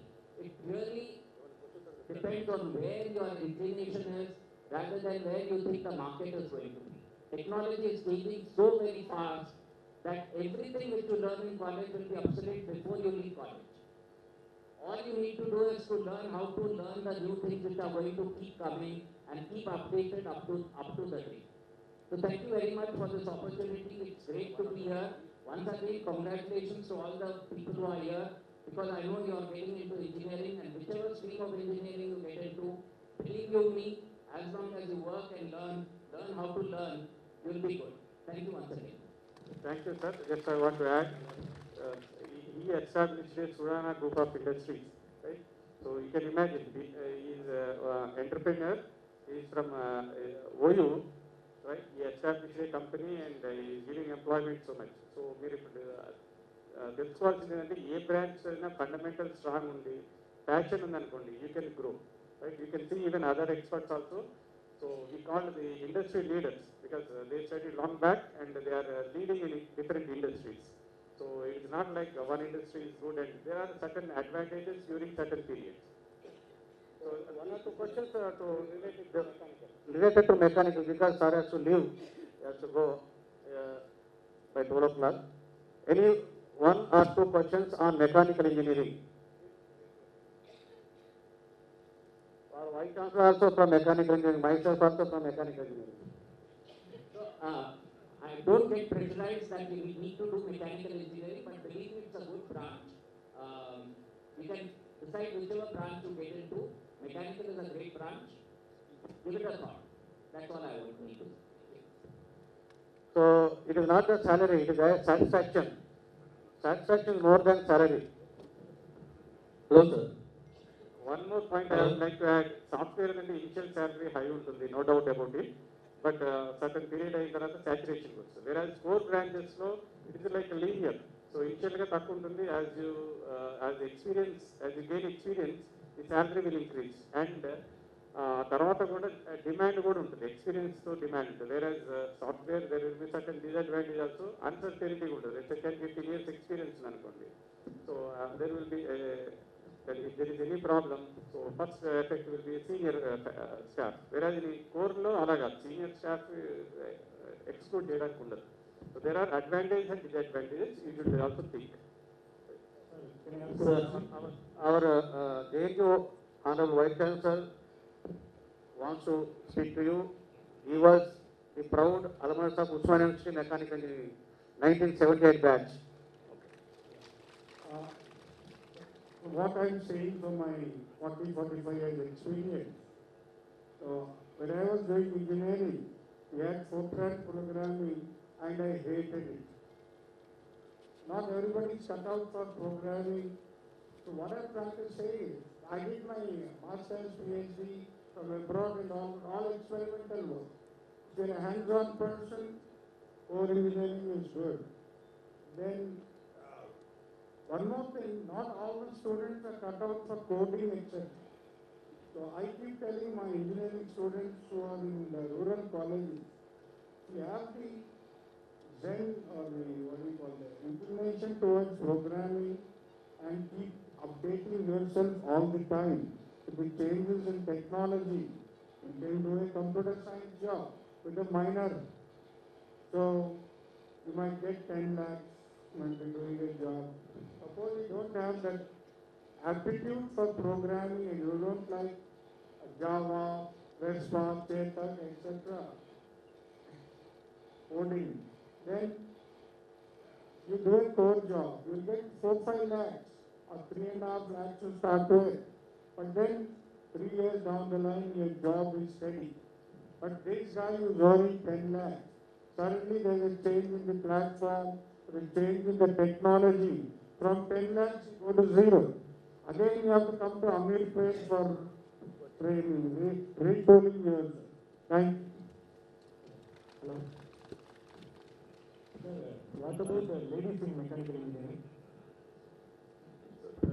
Absolutely no problem. Research side. Yeah, ladies in mechanical engineering, you have enough opportunities. I am Venkatesh from Daikin Acquisition Company. We have two huge factories here in India. Almost 25% of our student employee population in factories is in ladies. Thank you.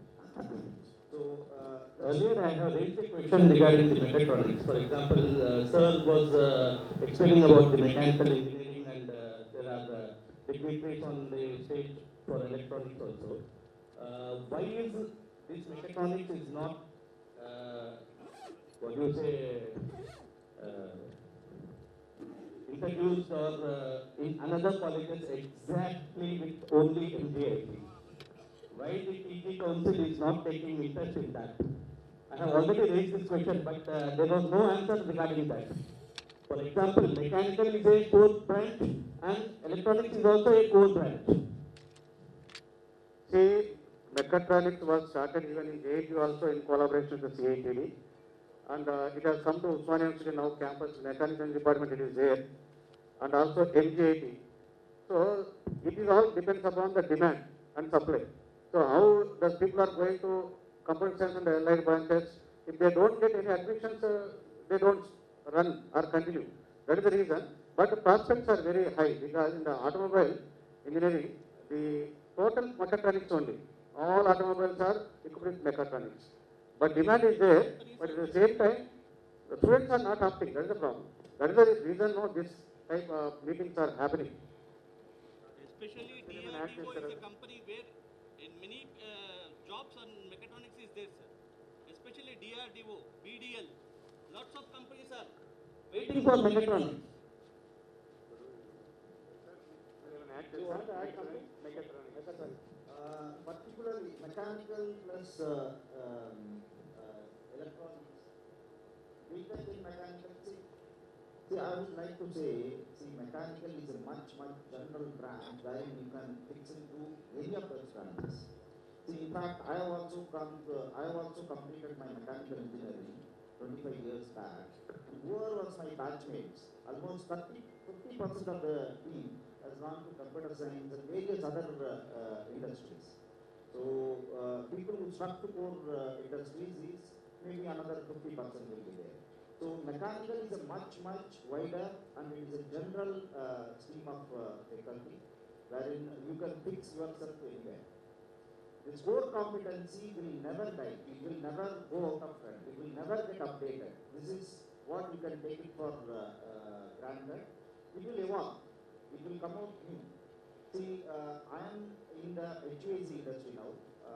So I would like to brief you on the opportunities which you can get in an HVAC industry. So wherever you go, it is without accreditation, nothing happens here.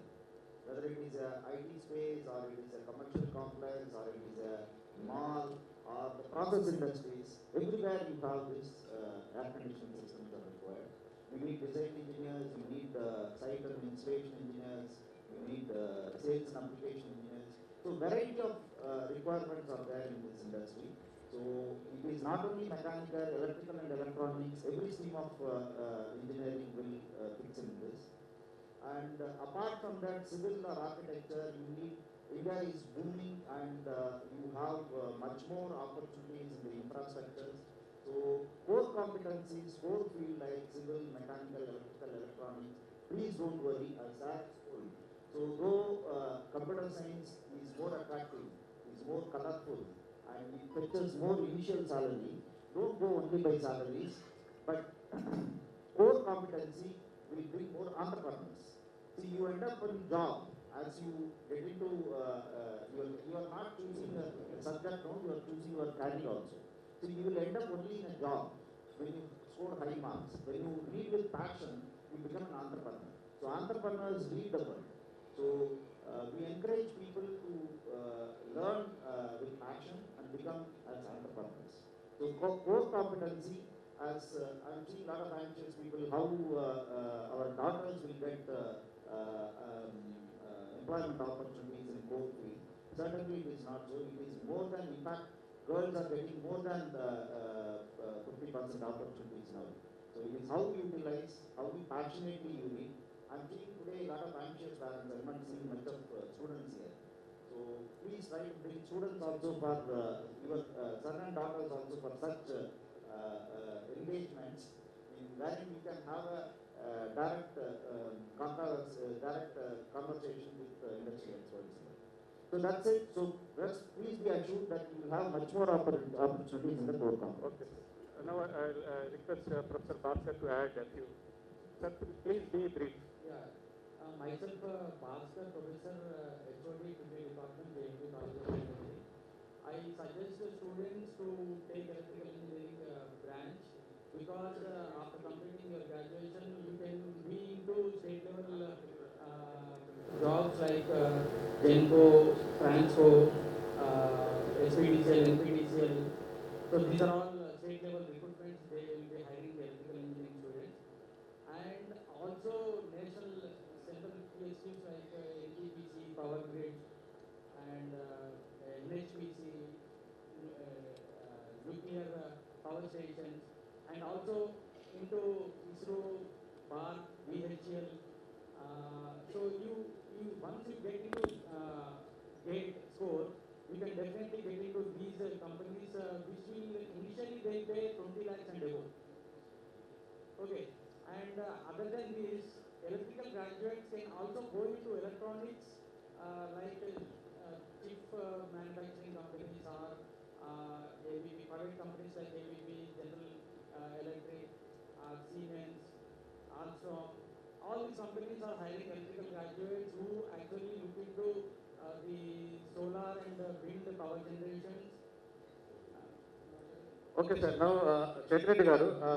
Yeah, and also last thing is he can also very flexible to take into any computer job, because as sir said, we are offering minor courses, and he can also take AML and data science courses through minor degree and get into a software job.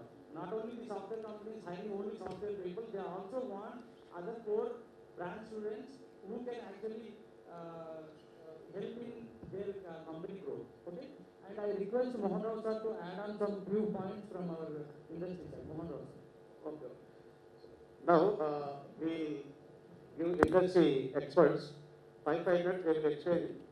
Secretary Garu, Secretary Garu, Rajendra Garu from Civil Engineering Department. Both of you complete, sir. Thank you. And as Varen said, we also appreciate from industry for making this interaction meeting happen. And నేను ఇంత గతంలో CA confederation of Indian industry చైర్మన్గా ఉండేవాడిని. మేము రెగ్యులర్గా every year education submit చేస్తాము. 2 years నుంచి జేఎన్టీలో చేస్తాం, పెద్ద ఎత్తున ఇక్కడ కూడా. లాస్ట్ 2 years నుంచి నేను కూడా పబ్లిక్ ప్లాట్ఫామ్ నుంచి వెళ్ళి నా యొక్క ప్రెజెంటేషన్స్ బయట పెట్టాను. లాస్ట్ టైం ఏఐసిటీ చైర్మన్ గారు వచ్చారు, అంతకుముందు ప్రిన్సిపల్ సెక్రటరీ ఉంది, వైస్ ఛాన్సలర్ అందరూ కూడా చెప్పడం జరిగింది.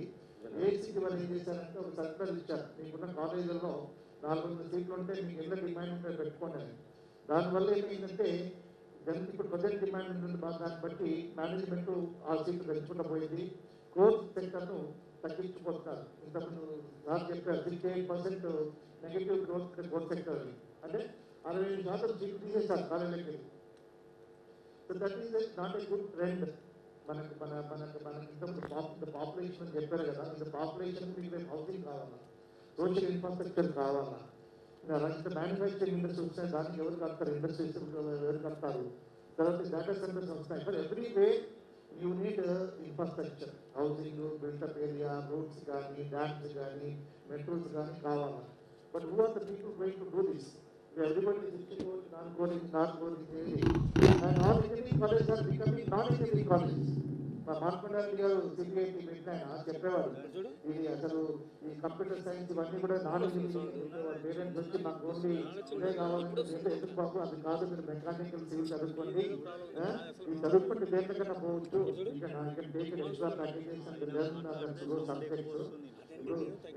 బేసిక్ ఫౌండేషన్ ఎంబీబీఎస్ తర్వాత ఏది స్పెషలైజేషన్, అంటే నేను కోర్స్ బేసిక్ పురాణంగా చెప్పారు, వీళ్ళు కూడా చెప్పడం కూడా ఏంటంటే బేసిక్ ఏంటంటే ఇంజనీరింగ్లో మనం కోరింగ్ చదువుకున్న తర్వాత ఇప్పుడు కొత్తగా మనకు న్యూ ఎడ్యుకేషన్ పాలసీ ద్వారా మనకు మేజర్ మైనర్ వచ్చింది. అయితే ఆల్ ద కోర్ ఇంజనీరింగ్లో మైనర్ తీసుకున్న వాళ్ళకు ఇప్పుడు మీరు సాఫ్ట్వేర్లో కూడా మీరు ఎక్కడ పోయినా ఆటోమొబైల్ ఇండస్ట్రీకి సంబంధించిన సాఫ్ట్వేర్ చేసే కంపెనీస్ ఎవరున్నా వాళ్ళు they prefer A software engineer with mechanical engineering background to right the software. Non mechanical engineer వాళ్ళకి అంత యూజ్ ఉండదు. సో బేసిక్లీ కోర్ ఇంజనీరింగ్ దేంట్లోకైనా ఆ సబ్జెక్ట్ స్పెషలైజేషన్లో సాఫ్ట్వేర్లో కూడా కావాల్సిన అవసరం ఉంది. తర్వాత ఇప్పుడు మన దగ్గర ఉన్నదాన్ని చూస్తే huge amount spend, budgeted amount government of India కానీ స్టేట్ గవర్నమెంట్ కానీ ఇన్ఫ్రాస్ట్రక్చర్ పరంగా కానీ ఎక్కువ అమౌంట్ స్పెండ్ చేస్తారు. డిఫెన్స్ ప్రైవేట్ సెక్టర్కి వచ్చిన తర్వాత సోషల్ ఇన్ఫ్రాస్ట్రక్చర్కి కావాల్సిన హ్యూజ్ అమౌంట్, హాస్పిటల్స్ కావాలన్నా, స్కూల్స్ కావాలన్నా, మాల్స్, మల్టీప్లెక్సెస్ కావాలన్నా, ఆడిటోరియం కావాలన్నా, ఫైనల్లీ ఇది ఓన్లీ కోర్ ఇంజనీరింగ్ పీపుల్. ఈ రోజున ఒక సైన్స్ క్రాఫ్ట్ 30 చోట్ల బిల్డింగ్ కట్టాలంటే మేము ఇంతకుముందు ఒక ఇంజనీర్ సరిపోయింది, ఇప్పుడు మాకు 15 మంది కన్సల్టెంట్స్ ఉన్నారు. దాంట్లో సర్వీసెస్ గురించి ఇప్పుడు మీరు చెప్పారు, ఎయిర్ కండిషనింగ్, అక్కడ ఫైర్ కానీ, వాటర్ కానీ, ప్లంబింగ్, ఎంఈపీ అనేది మేజర్ పార్ట్ అయింది. ఇప్పుడు ఒక బిల్డింగ్లో not only before construction, during construction, after construction కూడా ఒక ప్రాజెక్ట్లో ఒక గేటెడ్ కమ్యూనిటీలో 2000-3000 అపార్ట్మెంట్స్ అంటే ఒక కార్పొరేషన్లో ఉన్న జనాభా ఉంటుంది. అక్కడ ఆ సర్వీసెస్ మెయింటైన్ చేయడానికి మీకు ఆ ఫెసిలిటీ మేనేజ్మెంట్ టీమ్ కూడా కోర్ ఇంజనీరింగ్ వాళ్ళు లేకుంటే మొత్తం సర్వీస్ ఆగిపోతాయి. So the importance of the core engineering very high. It's evergreen, I can say. Simple words ever green. మరొకటి కొంతమంది పేరెంట్స్ అప్రహెన్షన్ ఇచ్చారంటే salary spot of it. Salaries మీకు నేను కోర్ ఇంజనీరింగ్ సివిల్ సైన్స్ చెప్పదలుచుకుందంటే ఈ కోర్ ఇంజనీరింగ్లో particular civil ఇంజనీరింగ్లో మీకు కొంత ఎక్స్పర్టైజ్ కావాలి. ఎక్స్పర్టైజ్ రావడానికి ఒక ఫ్యూ ఇయర్స్ పడుతుంది. మీరు ఆ ఇండస్ట్రీలో ఎక్స్పర్టైజ్ తీసుకురావడానికి, నాలెడ్జ్ తీసుకురావడానికి, కమాండ్ తీసుకురావడానికి ఫ్యూ ఇయర్స్ పడుతుంది. ఆ ఫ్యూ ఇయర్స్లో మీకు శాలరీస్ తక్కువ ఉంటాయి. తర్వాత ఈరోజు నాకు తెలిసినంత వరకు ఇన్ఫ్రాస్ట్రక్చర్ ఇండస్ట్రీలో కానీ, కన్స్ట్రక్షన్ ఇండస్ట్రీలో కానీ బ్లాంకెట్ చెక్ ఇవ్వడానికి రెడీగా ఉన్నారు. కాంపిటెన్సీ ఉన్న వారికి బ్లాంకెట్ చెక్ ఇవ్వడానికి, శాలరీ రెగ్యులేషన్ కానీ అదర్ ఫెసిలిటీస్ ఇవ్వడానికి అంత హ్యూజ్ డిమాండ్ ఉంది. ఇప్పటివరకు మనం చూసిన infrastructure only 1/4. 3/4 infrastructure to be constructed in the near future. So we need so much of workers. Already there is a huge skill వాళ్ళు ఉన్నారు, చాలా షార్టేజ్ ఉన్నారు మార్కెట్లో. మీరు కనుక ఎవరు ఇనిషియల్ టైంలో మీ మంచి శాలరీస్ కావాలంటే okay IT you can go. But long టర్మ్లో మీకు మంచి ఫ్యూచర్ ఉండాలంటే మాత్రం ఇది. ఇంకోటి మీరు గత 50-60 years నుంచి కూడా చూస్తే ఈరోజు మనం స్టార్టప్స్ అంటున్నాం. సివిల్ ఇంజనీరింగ్, మెకానికల్ ఇంజనీరింగ్లో వాళ్ళు, ఎలక్ట్రికల్ ఇంజనీరింగ్ వాళ్ళు లాస్ట్ 50-60 years నుంచి వాళ్ళు స్టార్టప్సే. మీరు అడగండి ఏ కాంట్రాక్టర్ అడిగిన graduate exam from the ground level కదా. So that was the future. అంటే ఎంటర్ప్రినర్షిప్ చాలా ఉంది. కోర్ ఇంజనీరింగ్లో పోయిన వాళ్ళు they can go to entrepreneurship, they can provide thousands of jobs to the people. అంటే మన ఎంటర్ప్రినర్షిప్ చూసుకోవాలి. Only for we are not looking for the job opportunity. So దీంట్లో చాలా స్కోప్ ఉంది. డెఫినెట్గా ఐ ప్రిఫర్. నేను ఇప్పుడు సురాణ గారు చెప్పినట్టు నేను సివిల్ ఇంజనీరింగ్ చేశాను. నా సన్ను చేతికి వచ్చే వరకు నన్ను అడిగాడు. నన్ను అడిగితే నాకు తెలియదు, ఇష్టం అని చెప్పాను. ఈ ఆల్సో ఆప్టెడ్ ఫర్ సివిల్. ఈ ఆప్టెడ్ ఫర్ సివిల్. నేను సివిల్ తీసుకుంటే అంటే నాకు అవసరం ఉంటే నేను ఎక్స్ట్రా ప్యాకేజ్ బయట చేసుకుంటాను. వాట్ ఎవర్ సాఫ్ట్వేర్ ప్యాకేజ్ ఇంకేమైనా చేసుకుంటానని ఈఎస్ చెప్పి ఇటువంటి ఆయన ఎవరు ప్రెషరైజ్ అయ్యింది. సో ఈఎస్ ఇంకా మేము ఇంటికి. సో ఎవ్రీవే మనం ఎంకరేజ్ చేస్తే పిల్లలకు మాత్రం డెఫినెట్గా there is a huge scope. ఇనిషియల్గా కొంత ఇబ్బందులు ఉన్నాయి. మేము కూడా డిపార్ట్మెంట్తో కలిసి వర్క్ చేస్తున్నాము. కొంచెం ఇంజనీరింగ్ కాలేజీలలో కూడా కొన్ని రిఫార్మ్స్ చేయమంటున్నాం. సెకండ్ ఇయర్ నుంచి థియరీ చెప్పినప్పుడు ఇంటర్న్షిప్ పంపించండి, మేము చూసుకుంటామని చెప్పాము. ఎవ్రీ సెమిస్టర్కు ఇంటర్న్షిప్ కూడా మా దగ్గర పంపించమంటున్నాము. ఫ్యాకల్టీ వాళ్ళని కూడా ట్రైన్ చేయడానికి పంపించమంటున్నాం. రీసెంట్గా గవర్నమెంట్ మా సిఏకి faculty development of the polytechnic college, engineering college faculty పంపించారు. సివిల్ వాళ్ళని పంపించే 3 weeks మేము ప్రతి technology what is available in the market today we have taken to them. Every half day ఒక ఇండస్ట్రీ తీసుకెళ్ళి ఒక ప్రాజెక్ట్ తీసుకెళ్ళి చూపించాము. They are fully equipped now. They can teach very well their students. అట్లనే ఈ students వాళ్ళు చెప్పే syllabus కూడా వాళ్ళతో మేము ఎక్స్పర్ట్ కూర్చోబెట్టి మాడిఫై చేయించాం. To the extent industry has gone. Definitely there is huge demand now for the core sector. మీరు శాలరీస్ గురించి చూడద్దు, లాంగ్ టర్మ్లో చూడండి. అండ్ ఇంకోటి నాకు ఒక ఆలోచన వచ్చింది. స్టార్టప్స్ అని ఎవరు అని క్వశ్చన్ వేసుకున్నాను వచ్చినప్పుడు. అయితే స్టార్టప్స్ అంతా కూడా ఎక్కువ ఇంజనీరింగ్ స్టూడెంట్స్ ఉంటారు కోరింగ్ అనుకున్నాను. ఎందుకైనా మంచిది నేను పిఎంకు ఫోన్ చేశాను. 2 hours మాట్లాడితే మేడం మీ ఇక్కడ ఉన్న స్టార్టప్ కంపెనీస్ అన్ని వస్తున్నాయి కదా, మిలియనీర్స్ అవుతున్నారు కదా, వాట్ ఈస్ దేర్ బ్యాక్గ్రౌండ్ అంటే most of them are core engineering sir. తర్వాత బయోటెక్నాలజీ ఉన్నారు, లైఫ్ సైన్సెస్ కొంతమంది ఉన్నారు, కొంతమంది ఫిన్టెక్లో ఉన్నారు సార్. అంటే దట్ మీన్స్ ఎంటర్ప్రీనర్స్ అంతా కూడా కోర్ ఇంజనీరింగ్ వస్తాను. There is a huge opportunity. నేను ఇదే డాన్స్ ఇదే ఈ టాపిక్ మొదలుపెట్టాను. కోర్ ఇంజనీరింగ్ ఉన్నది, దాన్ని ఏసీటీకి తీసుకెళ్ళాము, అందరూ తీసుకెళ్ళాము. చీఫ్ మినిస్టర్ గారు కూడా విన్నారు. న్యాక్ వచ్చినప్పుడు విని వాళ్ళు కూడా చెప్పారు ఎవరైతే కోర్ ఇంజనీరింగ్ పెట్టకుండా వాళ్ళు పిహెచ్డీ యూనివర్సిటీ నా కాలేజీ మేనేజ్మెంట్ కూడా ఒక చెప్పడం జరిగింది. సో కోర్ ఇంజనీరింగ్ చాలా ఇంపార్టెన్స్ ఉన్నది. మీ పిల్లల్ని కూడా ఈరోజు పంపించండి, మంచి ఫ్యూచర్ ఉంటుంది. They are all going to be well established in the future. ఒక 100 మంది 1000 మందికి ఉద్యోగాలు ఇవ్వడానికి వాళ్ళు డెఫినెట్గా మీకు కూడా పుణ్యం వస్తుందని నేను చెప్తున్నాను. Thank you.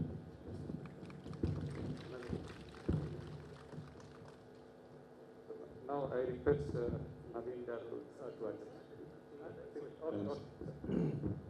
Good afternoon all. My name is Rajareddy. I am the Director of National Academy of Construction. My life is an example for construction, civil related engineering. Etla untadi future anedi. I am from the village background, from a lower middle class farmer family. I did my engineering.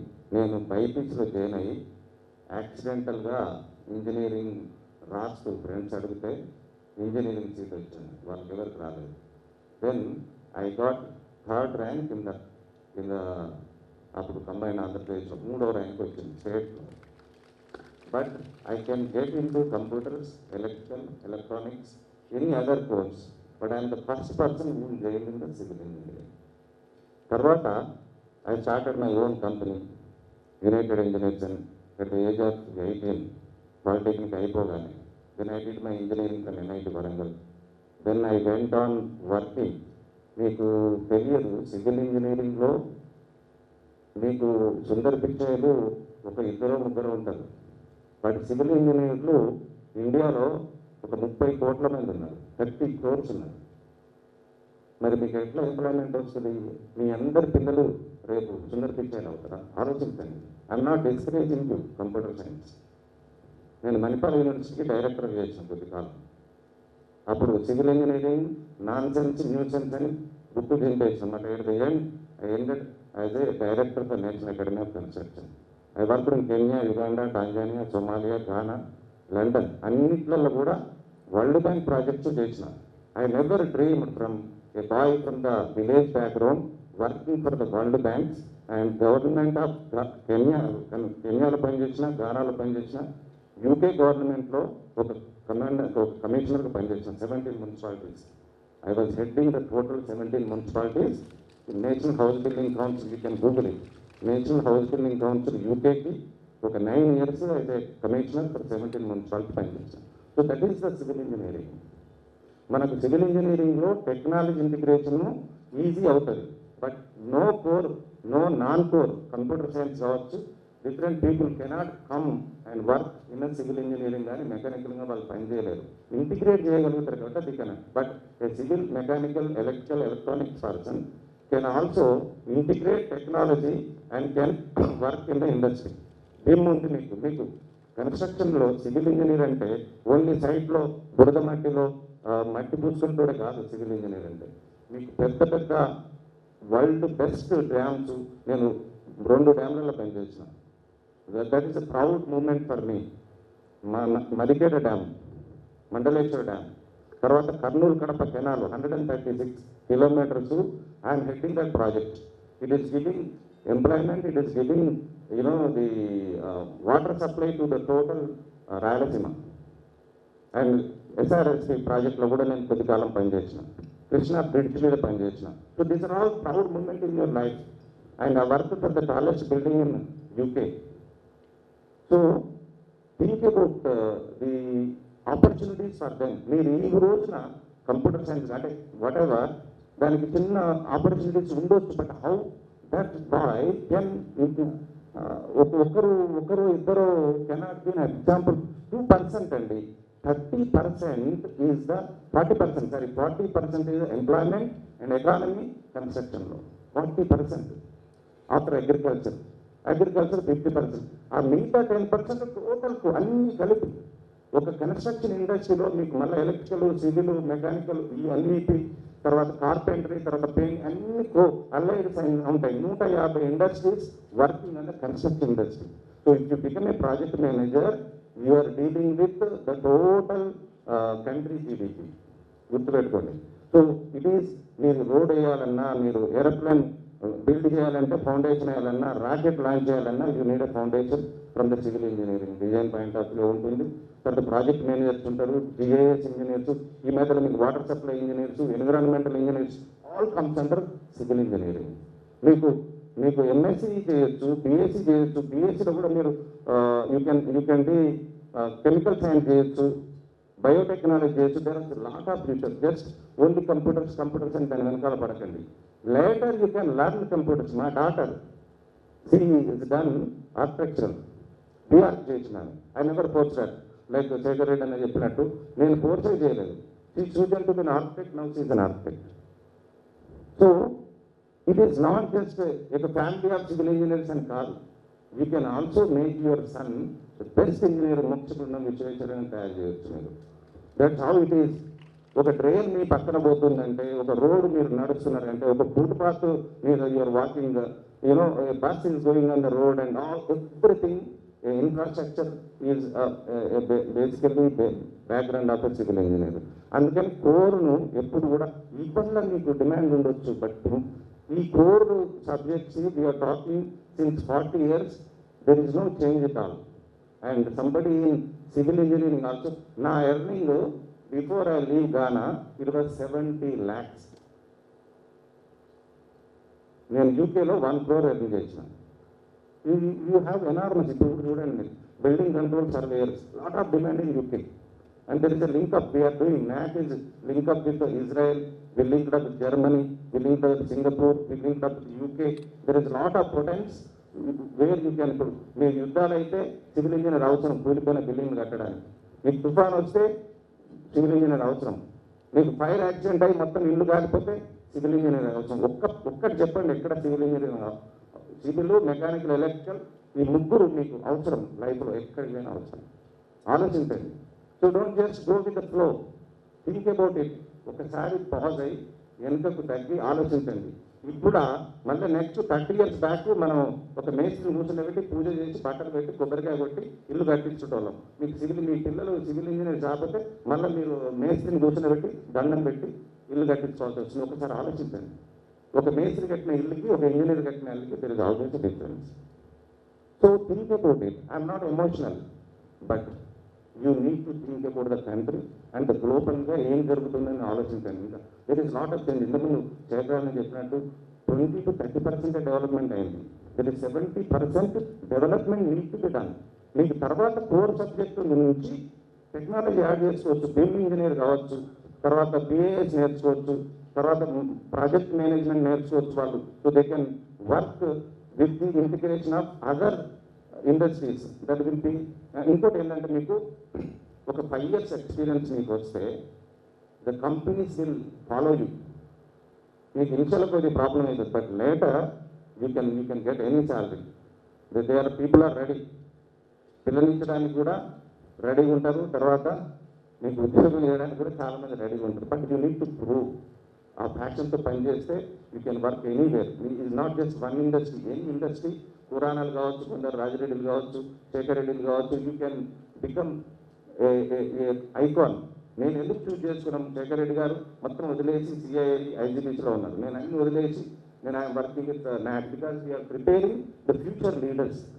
మేము skill డెవలప్మెంట్లో we're the top in India, if not in South East Asia.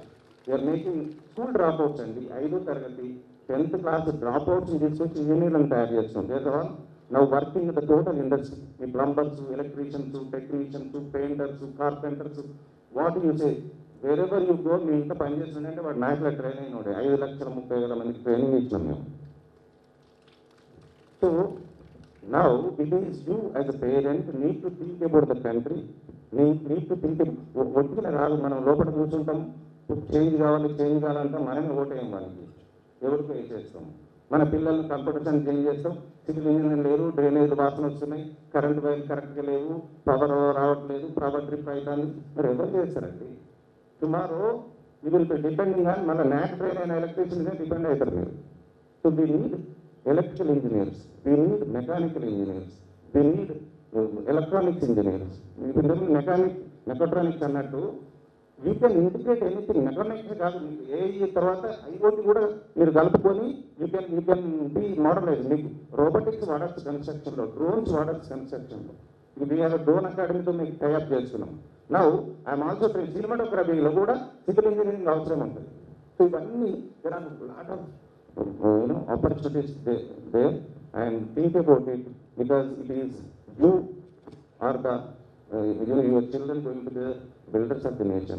So that is why I urge you, think about it, don't get emotional, be, మీకు check చేయండి, ఒకసారి చూడండి. Okay, thank you very much.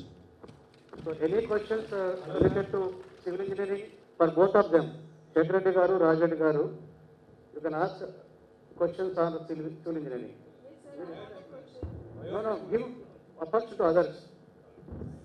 Biotechnology కాదు, civil sir వాళ్ళు వెళ్తారంట. చెప్పండి ఎవరు? Okay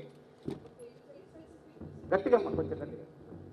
It is very specific to civil engineering. First, before I come to my question, I really want to thank you all for arranging such an incredibly informative and inspiring session for all the students and for all the kids who are here joining this session. Now, coming to my question is, as I'm a mother of my female student who is aspiring to become a civil engineer in the near future, hopefully, I would like to know what challenges and opportunities that I should be aware of in both academic and industry, and how can I prepare myself and my daughter to thrive in this traditional male-dominated field? Yeah. No, it's not like that now.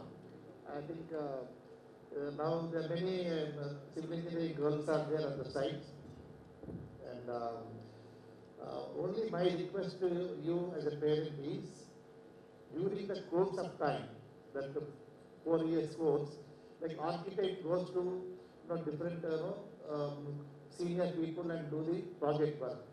And in medicine also, during the course of time, they also regularly go to the hospital. Here also, out of passionation, one to have passionation to work in the industry, one learn more. During that 4 years course, they should go visit the industry regularly. They should know what is happening in the industry. Apart from the regular curriculum, additionally, what is happening in the industry, they should go and work. What time they can work, holidays in their work. They will be fit to work in the industry after the immediate completion of their work. And that is the reason we are asking the universities and some of the colleges, why don't you tie up with the group of industries or association so that they will give access to the project. They will learn during the course of the 4 years course. And also I am requesting especially, we are here and all the principals and everybody is here, department, entire policy is here, to make a mandatory that particularly civil engineering, a consultancy wing should be there. For example, in JNTU, for the last more than 2 decades, they have a BICOR department. There is a consultancy department here. The professors works and give the consultancy to the industry. So that will make them access to the projects. They can also take the students to the project, and they can upgrade their knowledge. What technology is coming to the industry, what new products are coming, what services are coming, so which direction the entire overall industry is going. So that consultancy wing, I think maybe accreditation, AIC accreditation should give a points to that consultancy wing. It is lacking today. I am individually requesting all the colleges to take it up. And since the VCR is here, maybe to encourage the private engineering college also, you can give offers or incentives to them, or something like that. We don't want to make mandatory, but we also support that which professor is coming, whatever department is coming, they want to start a consultancy from association like CRIA, CAA, other organization, Indian Building Council also will support them. We will give access to them. The last 3 weeks I have done on behalf of the CAA, being the past national president of CRIA, I know all the developer friends. 3 weeks, every half day I have taken the faculty to different technology. 21 days, a rigorous training is given to them. They are at par with the industry now. They can teach the students what is happening in the industry, apart from their regular curriculum. In fact, I made them to rewrite the entire curriculum also. They have done it with the help of our experts. We are going to give it to the representation of the government, so that the people are coming out of the colleges, they are eligible to work. Here also, we are doing, sir has already mentioned that the committee is there, we are working on that. That is the reason they are introducing more of internship and project work. And definitely, henceforth, the students are coming out of the civil engineering will be more practical, more skill oriented. And I think being a parent, you can approach us. We will give access, individual students also, we can give access to any project that will make them 100% employable. Thank you. Sir, I want to add one point. Already we are doing consultancy. Here civil engineering department last year I think 4.5 crores earned through consultancy. And అందులో MTech students are involved and BTech interested ఉన్న వాళ్ళు కొంతమంది involve అవుతారు, but MTech maximum students involve కూడా చేస్తాం consultancy work. So before that I think we earned more than 8 crores before last year. So we are doing that, and even I think private colleges also doing consultancy work, and even in electrical mechanical also they are doing consultancy work. that we are doing. One more question from civil. You want to ask civil? One more in there. While I was doing my polytechnic, I started a program called Earn While Learn. ఇప్పుడు engineering college కూడా take up చేయొచ్చు. చిన్న చిన్న కన్సల్టెన్సీలు కాకుండా construction కూడా they can start చిన్న compound walls some so that can also be taken. Thank you. Just to add to the question raised by that lady about the presence of female in civil engineering. I'm not a civil engineer, but I'm from military background. But the recent Katra to Srinagar bridge, which was constructed and inaugurated, there was a major contribution by a civil engineer lady from IIC Bangalore. She is a lady and she was a civil engineering researcher who contributed heavily to the success of that bridge. So, if I can start talking about the metallurgy department. Yeah. I have a question. Yeah. My question is to the experts in mechanical engineering. I am a student and honestly I've always been interested in aerospace engineering to begin with. But it so happens that there are not a lot of colleges offering that particular course here. So my next Civil engineering questions అయితేనే Aerospace. Yeah, continue. So my next option was to choose mechanical engineering. So I would like to know how far that's a right choice for somebody to choose mechanical when they couldn't choose aerospace.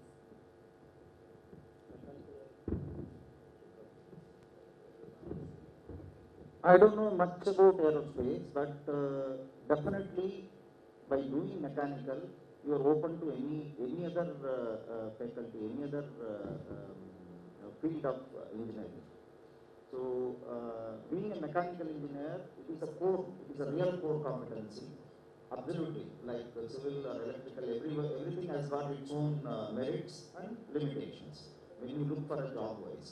So, I would like to again insist, whether it is mechanical or civil or electrical or any branch, please do it with passion. Don't do it only for the marks or only to gain jobs.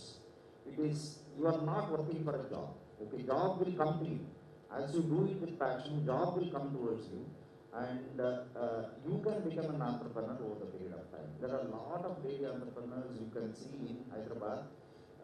Once you finish your college, you will find them. They all will come to be known in the market. So definitely it is a much very good field, mechanical or electrical or any other core competence. That's it. I can just throw some light on this. BTech can be in a core branch like all the experts have suggested, and then you can go for specialization, maybe MTech in aerospace engineering. So that will be a very good combination. And as our sir also pointed out, BTech in civil and MTech in environment has been a very good successful combination. In fact, current MIRI Nagpur director is of the same combination, and sir also has mentioned environmental along with civil. That's a very good combination. And the person who asked about mechatronics, I think can do basis first mechanical and then go for computer science, or electronics and then go for computer science. So these kind of good combinations can be looked into, but the fundamentals have to be very good when you are doing BTech. That's why all the experts are suggesting core chemical engineering areas, like core chemical engineering or civil or mechanical or electronics or electrical. It gives more knowledge, more wider and varied knowledge, and then you can go for specialization. Your fundamentals and basics are very strong. Mostly the core engineering, if you see, they are leaders. Most of the IAS or civil services, they are the majority of them there. They are leaders. They know how to manage the things, crisis management, everything we know as the engineer. And this thing about the aerospace, about 400 odd new airports are coming. Government is encouraging to district also, air services is becoming more and more affordable now. And even most of the private sector also, aerospace and defense. In fact, in Hyderabad, many of CA members are producing and all exporting.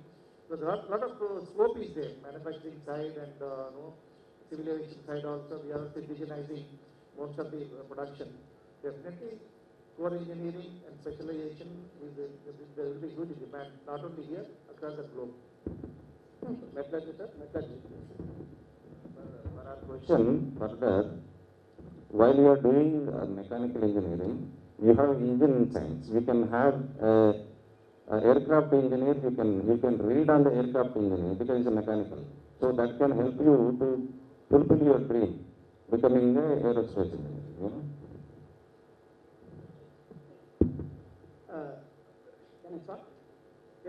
Yeah, I'm Dr. Naveen Chavan from EAPCET Hyderabad. EAPO. I'd like to thank the management for slotting me in this august committee. And I would start off by saying or seconding the VC's thoughts that the streams are actually should be chosen based on the skill sets of your kids. You know, there are like horses for coaches. So you must be knowing who are good at hands-on things, who are good logically, who are good in imagining things. So that is how you should actually target your likings and strengths. That is one. And then moving on to the importance of metallurgy and materials in the present world, and you should also look a little bit in the history, not a little bit, even more. So most of our evolution happened, the ages were named based on the materials. We had Stone Age, we had Bronze Age, we had Iron Age. Now this is the age of silicon, superconductors, magnetics, EVs, batteries, etc. So what I would like to say is, for any idea to take a physical form, you need materials. And you need material scientists, you need metallurgy people, you need mechanical engineers. One good example I would say is, you see, the chatbots and the, this Google Assistant and Alexa that you have at home. You know there's a lot of work by the software guys behind it, and you order things, you speak to it, it is like, it helps you a lot. But it is a small bug. If there's some conducting wire burns off, you need a code engineer to come and rectify it. That is what is the importance of code engineers. So any idea, any outlandish idea, like you have hyperloops now coming in. You have IIT Madras has built a hyperloop which will have a train, levitating train going very fast. You have it already in Saudi and all. So you need superconducting materials, good magnets. You need materials which are lightweight, composites. So the importance of core branches can't be ruled out. So it is only the students and their parents who should think, who should pause a little bit, because I can draw a crude parallel between the circuit department and the core department. I can say that it's like mutual funds. You know, there are high risk, high gain, low risk, low gain, medium risk, medium gain. So I'm not trying to offend these departments, but I'm trying to say that these technologies will evolve. For example, 20, 30 years back, we had antennas which we used to see the Metro TV, DVTV, etc. Then came the cable network. There used to be every cable guy every street. And then now we are all having access to everything on the phone. Look at the automatic teller machines, the cash dispensing machines. You have a lot of software thing going behind, but now with the advent of UPI and all the other payment channels, you hardly go to an ATM or a bank.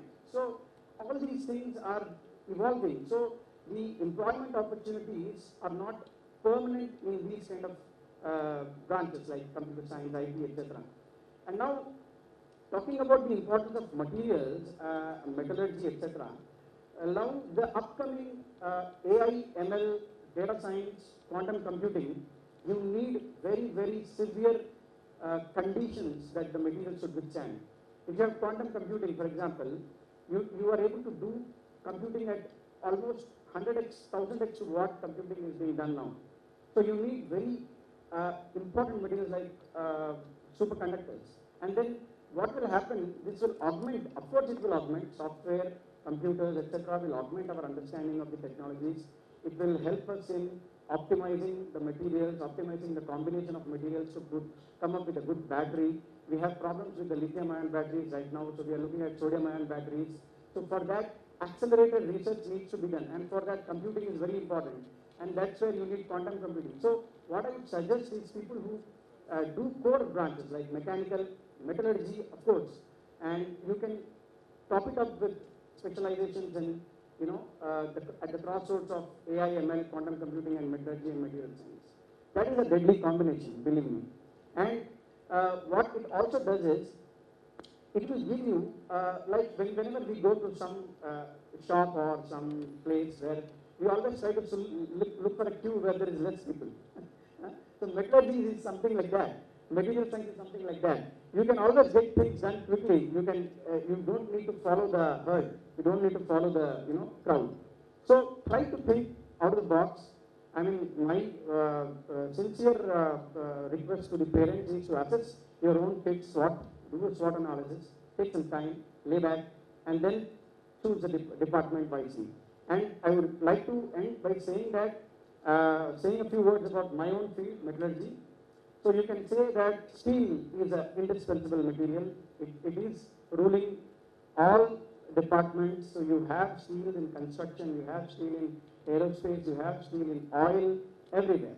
So likewise, you have very advanced steels coming up, very advanced materials coming up, composite materials, you have nanomaterials, all that. So and now the government of India is also starting on the lines of circular economy, recycling, and waste to wealth management, etc. So now the idea is to produce less and use the existing. So recycle is the next word. You have to be minimalistic to save the environment and the future generations. Apple, for example, is not giving you a free charger like it used to give earlier. It wants you to utilize your old charger. That means making a production is actually a kind of a pain to the environment. So pain to the nature. So we have to think wisely before choosing anything new, before buying anything new, because recycling, regeneration, all that is happening. So used batteries people are using. So what I want to say in a nutshell is that the government of India, the central government is already making policies to make this circular economy, renewable energy, alternate energy, waste to wealth, everything. And therein lies the importance of metallurgists, extractive metallurgy, non-ferrous, ferrous extractive metallurgy, etc., which is of utmost importance. Even we can extract gold from the bricks that the civil guys make. So please think wisely, and also I request the parents more than the students to have wider understanding of what is going on. And like the VC was saying, you need to have a balance. Okay? Thank you. Thank you. Thanks for giving me. Thank you, sir. Thank you. Actually, there is a sought after branch of every student and parent is computer science and allied branches. Why we have purposefully kept waiting is, anyway is having demand. So that's why we are finishing the 4 branches. None other than Dr. Sriram Bindavolu is a CEO of the Data Security Council of India, a division of NASCAM. Would like to give some insights on computer science and AML, data science, cyber security, whatnot. So after that, you can ask some questions. And next is chemical engineering. Hello. Yeah, first of all, it's a pleasure and honor to be here among such distinguished people. And thank you very much, JNTU and EAPCET for inviting me here as part of this distinguished family. And about computer science and all the allied branches, 2 branches, I may not tell much because there's a lot of buzz all around, and people are there. People have gone abroad who are working in software companies who are all around you. But I'd just like to add a few insights. Computer science and these branches, or rather the application of computer, the core computer science is maths, but application of it, if you look at it, it is a magnifier. It has that magnifying power. So what happened is, I concur with many of the views put here. When you go out there, a computer scientist also, a software programmer, he essentially has to code, or he essentially has to design, architect, and implement, code the requirements. Where do they come from? They come from the domain. So that is the reason why you have fintech, health tech, nowadays law tech, okay, med tech, every area you take it. So there is a requirement of this domain expertise. And that domain expertise is something that we as a country or an ecosystem cannot lack. Otherwise, all you are doing is you are being down at the end, bottom end of the chain, where you are implementing some little code or maintaining some code handed down by somebody else from some other part of the world and enjoying a small salary. that is not where we want to be as an ecosystem. As an ecosystem, we want our startups to flourish and grow. But that deep domain expertise is required, which comes from the core branches and the core subjects in the fields. So they have a part to play, a very big role to play in the entire IT ecosystem as well. So that is the reason why, if anyone is, it's cross-functional. The whole thing is cross-functional and multidisciplinary now, whether it is drones or you take health tech, drug discovery, so many areas are there. So that is the reason why every tool being used in computer science and all are used, or in the allied branches, are used to enhance, multiply the power in various directions. So I'd like to just mention that what IT or computer science does, or why is IT increasing so much? There are three reasons. First is the experience it provides. For example, you take the experience, you would not like to go back to standing in the street and waving hand for a taxi. You have an Uber app which is there, or groceries or entertainment, going there and standing online for a cinema hall, or filling out forms, going there and looking at. That's what we did when we were young. Standing in the queue, taking forms and filling those, everything is online. So that is the experience. It has changed the experience. The second thing is efficiency. Efficiency would be faster, better, cheaper, or more powerful. Okay, at scale. That's the efficiency. Transactions being done at scale and so on. Banking transactions, everything is gone online. The third thing is about possibilities. Now, possibilities are immense, and especially when you combine them with the existing areas. So as I mentioned earlier, probably it's in some other forum, I was there with the Institute of Directors yesterday, and I was talking to them how to use AI at the board level. So right from there downward, so supposing there is a small thing of rural primary healthcare institutes where they don't have access to expertise. Expert doctors, they don't have access. So what are they going to do? So now IT can bring them all together. Remotely, patients can be examined because there is high-tech video cameras also there in your laptops. Then there can be a database of patients' medical records, and then there can be some insurance scheme which ties all of these together. So now you have unlocked possibilities. A person sitting in a city somewhere, an expert doctor, whether in skin care or eye care or some other cardiac, okay? So heart specialist, can he easily be kidney specialist? He can look at the patients remotely and talk to them and prescribe things to them. Even rural primary healthcare institutes also, you can provide expertise, because you unlock the possibilities. Anyone sitting from anywhere across the world can do that. Same is the case with every area. It can bring that expertise, and that is why it is extremely important. Sir, I think you may have a lot of questions, sir. Yes, please. Okay, questions on computer science and metallurgy engineering. Because they want to leave. చెప్పండి. BTech biotechnology madam ఎవరున్నారా? Biotechnology BTech biotechnology science stream BiPC student తీసుకోవచ్చా? Admission అవకాశం ఉందా? బీటెక్ బయోటెక్నాలజీ 50-50 అండి. MPC 50, BiPC 50. ఇక్కడ camp officer కూడా అడ్మిషన్ ఇచ్చే క్యాంప్ ఆఫీసర్ ఉన్నారు. తర్వాత దాని ఫ్యూచర్ ఏంటి? ఫ్యూచర్ మేడం ఒకసారి. Actually, BTech biotechnology, they can go for, there are three things very important for BTech biotechnology. They can go for chemical engineering, like we have, I think, 50% of sciences, 30% of chemical engineering, and something around maybe 10 to 20% of computers. So I think depending upon their passion, they can choose anything, like, because bioinformatics is there, genomics, proteomics, all these things are there. Because at BTech level, we give the fundamentals of all the subjects. So they can learn all the basics, like very good hands-on and all.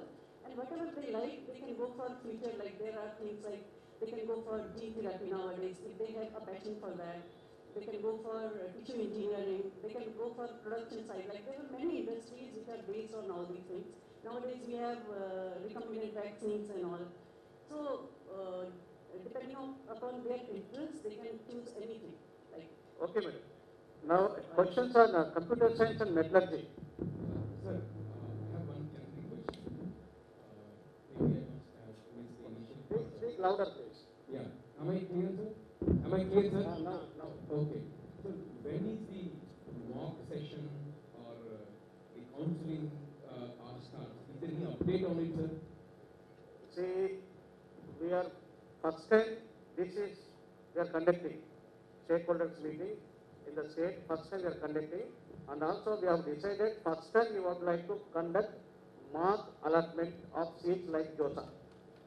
So our camp officer is there, and we have already decided. But the only thing is we need to have some 4-5 days extra. That's why the class work commencement will be deviated. It is there.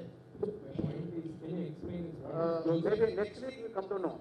When we are going to have the counseling, next week we come to know. What is Joseph? JOSA IIT admissions గురించండి. వాళ్ళు marks ఉంటుంది. అలాగే ఇప్పుడు ఎంసెట్లో కూడా మాకంటే మీరు మొత్తం ఆప్షన్స్ ఇచ్చుకున్న తర్వాత ఏ ర్యాంక్ వస్తుందని తెలుస్తుంది. సో ఆ తర్వాత మీరు ఏమైనా చేంజ్ చేసుకోవాలంటే తెలుసు. అది ఓన్లీ మార్క్ ఇనిషియల్గా మార్క్ అలాట్మెంట్ ఉంటుంది. ఆ తర్వాత if you are not happy so then you can readmit. మాకు ఉద్దేశం అది కాదు. మాకు ఉద్దేశం ఉంటే జోసార్ ఎట్లా మార్క్ అయిందో అట్లా మీకు ఆప్షన్స్ ఎక్సర్సైజ్ చేసిన తర్వాత లాక్ అయిన తర్వాత అలాట్మెంట్ ఆ ర్యాంక్ ప్రకారం ఎక్కడ వస్తుందని ఒక ఐడియా ఇవ్వడానికి మార్క్ చేస్తున్నాం. ఒక ఐడియా వస్తుంది మీ ర్యాంక్ ప్రకారం ఎక్కడ జెండర్ వైజు కేటగిరీ వైజు దాన్ని బట్టి ఎక్కడ వస్తుంది. తర్వాత రియల్ అలాట్మెంట్ తర్వాత అంటే మేము ఆప్ చేసేది ఒకటేనండి, మార్క్కి దీనికి ఒకటేసారి చేస్తామా? తర్వాత మళ్ళీ మీకు టైం ఇస్తారు. ఏది చేంజ్ చేసుకోవడానికి ఆప్షన్ చేంజ్ చేసుకోవడానికి టైం ఇస్తారు. ఫర్ ఎగ్జాంపుల్ మార్క్లో మీకు సీబీఐలో ఎక్కడో పెట్టారు రాలేదు, 200 పెట్టారు ఆప్షన్స్, ఇంకా ఎక్కువ పెట్టుకోవడానికి కూడా మీకు తర్వాత 1 day ఇస్తారు. శ్రీనివాస్ గారు చెప్తారు. దాని గురించి ఎక్స్ప్లెయిన్ చేస్తారు sir. What is JoSAA, what is JNTU kind of thing. There are 2 options in the website. That's the reason I'm asking. So, good afternoon to all the parents and the students and the dignitaries on the dais.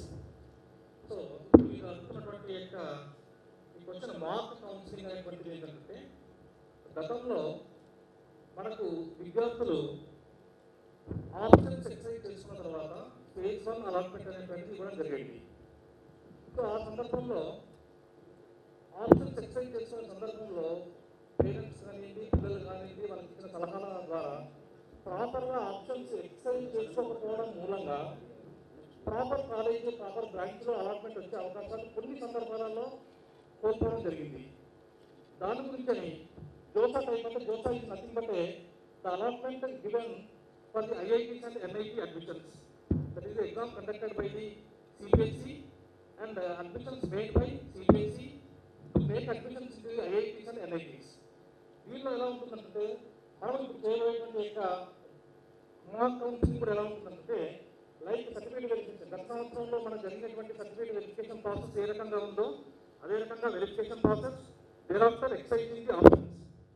Options exercise close అయిన తర్వాత after finishing of the options ఒక 2-3 days లో will give the allotment. That is not the final allotment, that is not a provisional allotment. It is a allotment to have an idea for the student and the parent where you are going to land, where you are going to CBC అనేటువంటి ఒక అంచనాకు రావడానికి వస్తుంది ఆ రకంగా.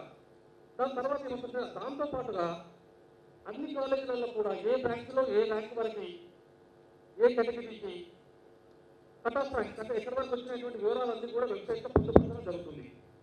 వాటిని చూసేసుకొని once again you can take a call. అంటే మాకు suppose I some BCP candidate main నా ర్యాంక్కి నేను ఆప్షన్ ఎక్సైజ్ చేస్తున్నప్పుడు నాకు సమ్ ఎక్సాలజీలో వచ్చింది. కానీ అదే ర్యాంక్కి సమ్ మీకు ఇష్టమైనటువంటి ఒక వై కాలేజీలో కూడా అవకాశం ఉన్నది అనేటువంటిది మీకు ఆ యొక్క డిస్ప్లేలో వస్తుంది. వచ్చిన సందర్భంలో ఈ యొక్క మార్క్ అలాట్మెంట్ అయిపోయిన తర్వాత again will allow 2 more days to change your options, to modify your options. మార్పు చేర్పులు చేసుకోవడానికి అవకాశం కల్పించడం జరుగుతుంది అక్కడ. సో ఆ 2 days లో మళ్ళీ మీరు మార్పు చేర్పులు చేసుకున్న తర్వాత once again we'll freeze that options. అంటే మీకు ఫస్ట్ ఫేజ్లో ఆప్షన్స్ ఏవైతే ఎక్సర్సైజ్ చేసుకున్నారో ఆ ఆప్షన్స్ అంటే దట్ ఈస్ మాక్ కౌన్సిలింగ్కి ఆ ఆప్షన్స్ అలాగే ఉంటాయి. వాటిలో మార్పు చేర్పులకి అవకాశం కల్పిస్తాం. అది ఫ్రెష్గా చేయాలని అవసరం లేదు.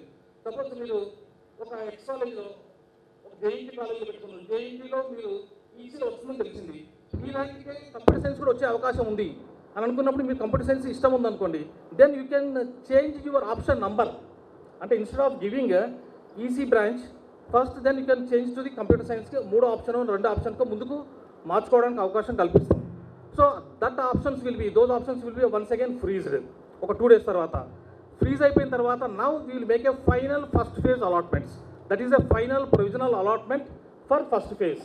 అంటే మన గతంలోకి పోయిన సంవత్సరాలు ఇన్ని సంవత్సరాలు జరిగిన దానికి దీనికి జరిగినటువంటి మార్పు ఏంటంటే ఓన్లీ ఫైనల్గా ప్రొవిజనల్ అలాట్మెంట్ ఇచ్చే ముందు మీకు టెంటేటివ్గా ఎక్కడ వచ్చేటువంటి అవకాశం ఉంది అనే వివరం ఒకసారి చెప్పడము, వాటికి మీరు ఇచ్చినటువంటి ఆప్షన్స్లో మళ్ళీ మీరు మాడిఫై చేసుకోవడానికి అవకాశం కల్పించడం. That is the mock counselling.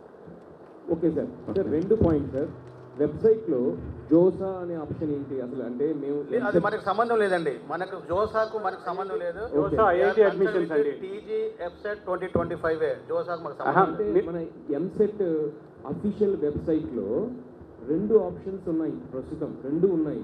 ఒకటి టీజీ సంబంధించింది, రెండోది జోసా సంబంధించింది. అదేమిటో నాకు అర్థం కాలేదు. మీరు చూసినటువంటి సైట్ tgepcet.nic.in చూసారా? tgepcet.nic.in లో ఎక్కడ కూడా జోసా అనేటువంటి పదం ఉండదు మీకు. జోసా అనేటువంటి పదం ఎక్కడ మీకు రిఫ్లెక్ట్ కాదు. సార్ జోసా అని చెప్పడం ఏంటంటే జోసాలో జరుగుతున్నది దాన్ని మనము అదే యొక్క సిస్టమ్ని మన విద్యార్థులకు మన పేరెంట్స్ కూడా క్లారిటీ గురించి అందించడానికి మనం ప్రయత్నం ఈ సంవత్సరం చేస్తున్నాం. ఓకే. రెండవది మీరు మాక్ అనే మాట వెనకాల ఉండే ఉద్దేశం ఏంటంటే మనం పెట్టుకున్న ఆప్షన్స్ కాకుండా రికమెండెడ్ ఆప్షన్స్ కూడా వస్తాయి, దట్టు ఫర్ 2 days అనేదా సార్? రికమెండెడ్ ఏం రావండి, మీకు ఐడియా వస్తుంది అంతే. తర్వాత ఏమైనా చేంజ్ చేసుకోవాలంటే చేంజ్ చేసుకోవచ్చు. ఇక్కడ రికమెండేషన్ అంటూ ఏముండదు. మీరు పెట్టుకున్న ఆప్షన్స్ ఏవైతే ఉంటాయో వాటి మీద మనకు సుమారుగా ఉన్నటువంటి సీట్లన్నిటికీ అలాట్మెంట్ మాక్లో ఇచ్చిన తర్వాత మీకు ఏ కాలేజీలో రావచ్చు అనేటువంటి అవకాశం ఉంటుంది. వచ్చిన తర్వాత మళ్ళీ మీకు దానికన్నా బెటర్ ఆప్షన్ వచ్చే అవకాశం ఉందా లేదా అనేటువంటిది, అందుకని అన్ని కాలేజీలో వివరాలన్నీ కూడా పెడతాం కాబట్టి వేరే కాలేజీలో కూడా మీకు ఇంకొక ఆప్షన్ ఉంది ఇది రావచ్చు అనేటువంటి మీకు ఉద్దేశం ఉంటే మీరు ఇచ్చిన ఆప్షన్లలో ప్రియారిటీ నెంబర్స్ మార్చుకోవచ్చు లేదా కొత్త ఆప్షన్లన్నీ మధ్యలో జోడించవచ్చు. కాబట్టి ఇవన్నిటిని దృష్టిలో పెట్టుకొని ఇంకొక 2 రోజులు మీకు మార్పు చేర్పులకి అవకాశం కల్పిస్తాము. అంటే 2 రోజుల యొక్క ఫ్లెక్సిబిలిటీని మాక్ అంటున్నారా sir? Yeah, you can talk offline, please. Yeah, I need to leave now. If you have any computer science questions, we'll discuss later. Sir, any questions on computer science engineering? Sir, I have a చెప్పమ్మా. computer science engineering. Yes, sir, I have a doubt regarding that. గట్టిగా Sir told about the efficiency. Means how fast the work is going to be done. AI is going to replace people who code something in CSC. So what do you suggest? So the answer to that is that AI is going to certainly replace some parts. Okay, and we want those parts to be replaced. For example, automation and AI, there is something called DDD, dull, dirty and dangerous jobs, which are there. Those all, many things will be automated off because we want people to rise higher in terms of value creation. So people with AI, if you have learned AI, in fact there will be haves and have-nots, there will be people who are not working with AI tools and the ones which are working with AI tools. So the ones working with AI tools will replace the ones who are not working with AI tools. So in almost in every domain, AI is going to take a center stage in the sense that using those intelligence agents and tools, you will be able to get a lot more done. And in some parts, coding and all this will be replaced because there is always a heavy shortage of people in requisite areas. You want them to be automated. Next question.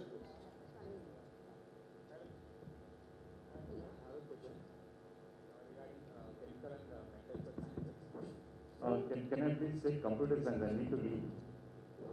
Hello. Sir. Just to add on the answer, so actually people are having an mindset like that, thinking AI will replace programmers. So normal programmers will be replaced, but pro coders will never be replaced. So pro coders means until and unless we have creativity, no human being can be replaced by a machine. So you need to have creativity, and definitely we have a lot of roles played in every domain. Almost all domains, like you have seen all 4 branches now. So we need to access every domain because they need technology. So if we are getting trained on AI and AI tools, data science, everywhere we have our role to play. So computer science, as computer science HOD, so I could say almost all our students are accessing all other domains.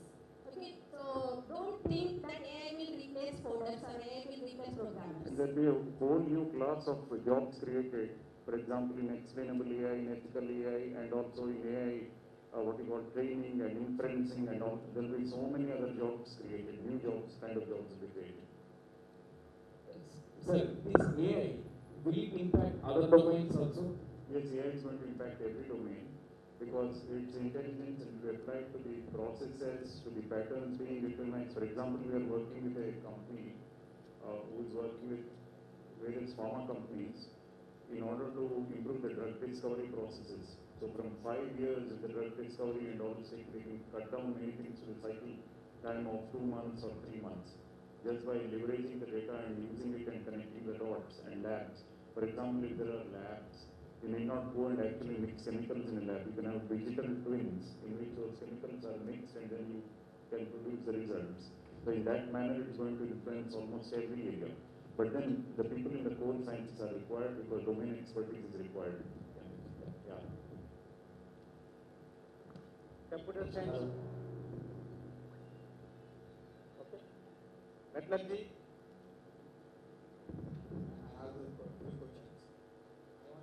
Speak louder.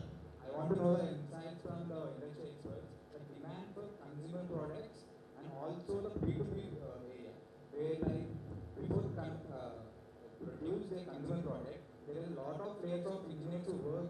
Right? Example, let's say a window frames of aluminium, or for big construction areas, or for any other areas, they need core expertise. So I want to know what is the demand for direct consumer products, where like CSID software are used directly, and I want to know chemical or metallurgical engineer who is better to understand the more industry required part. Thanks for your question. Actually, both for direct and indirect consumers, there is equal demand.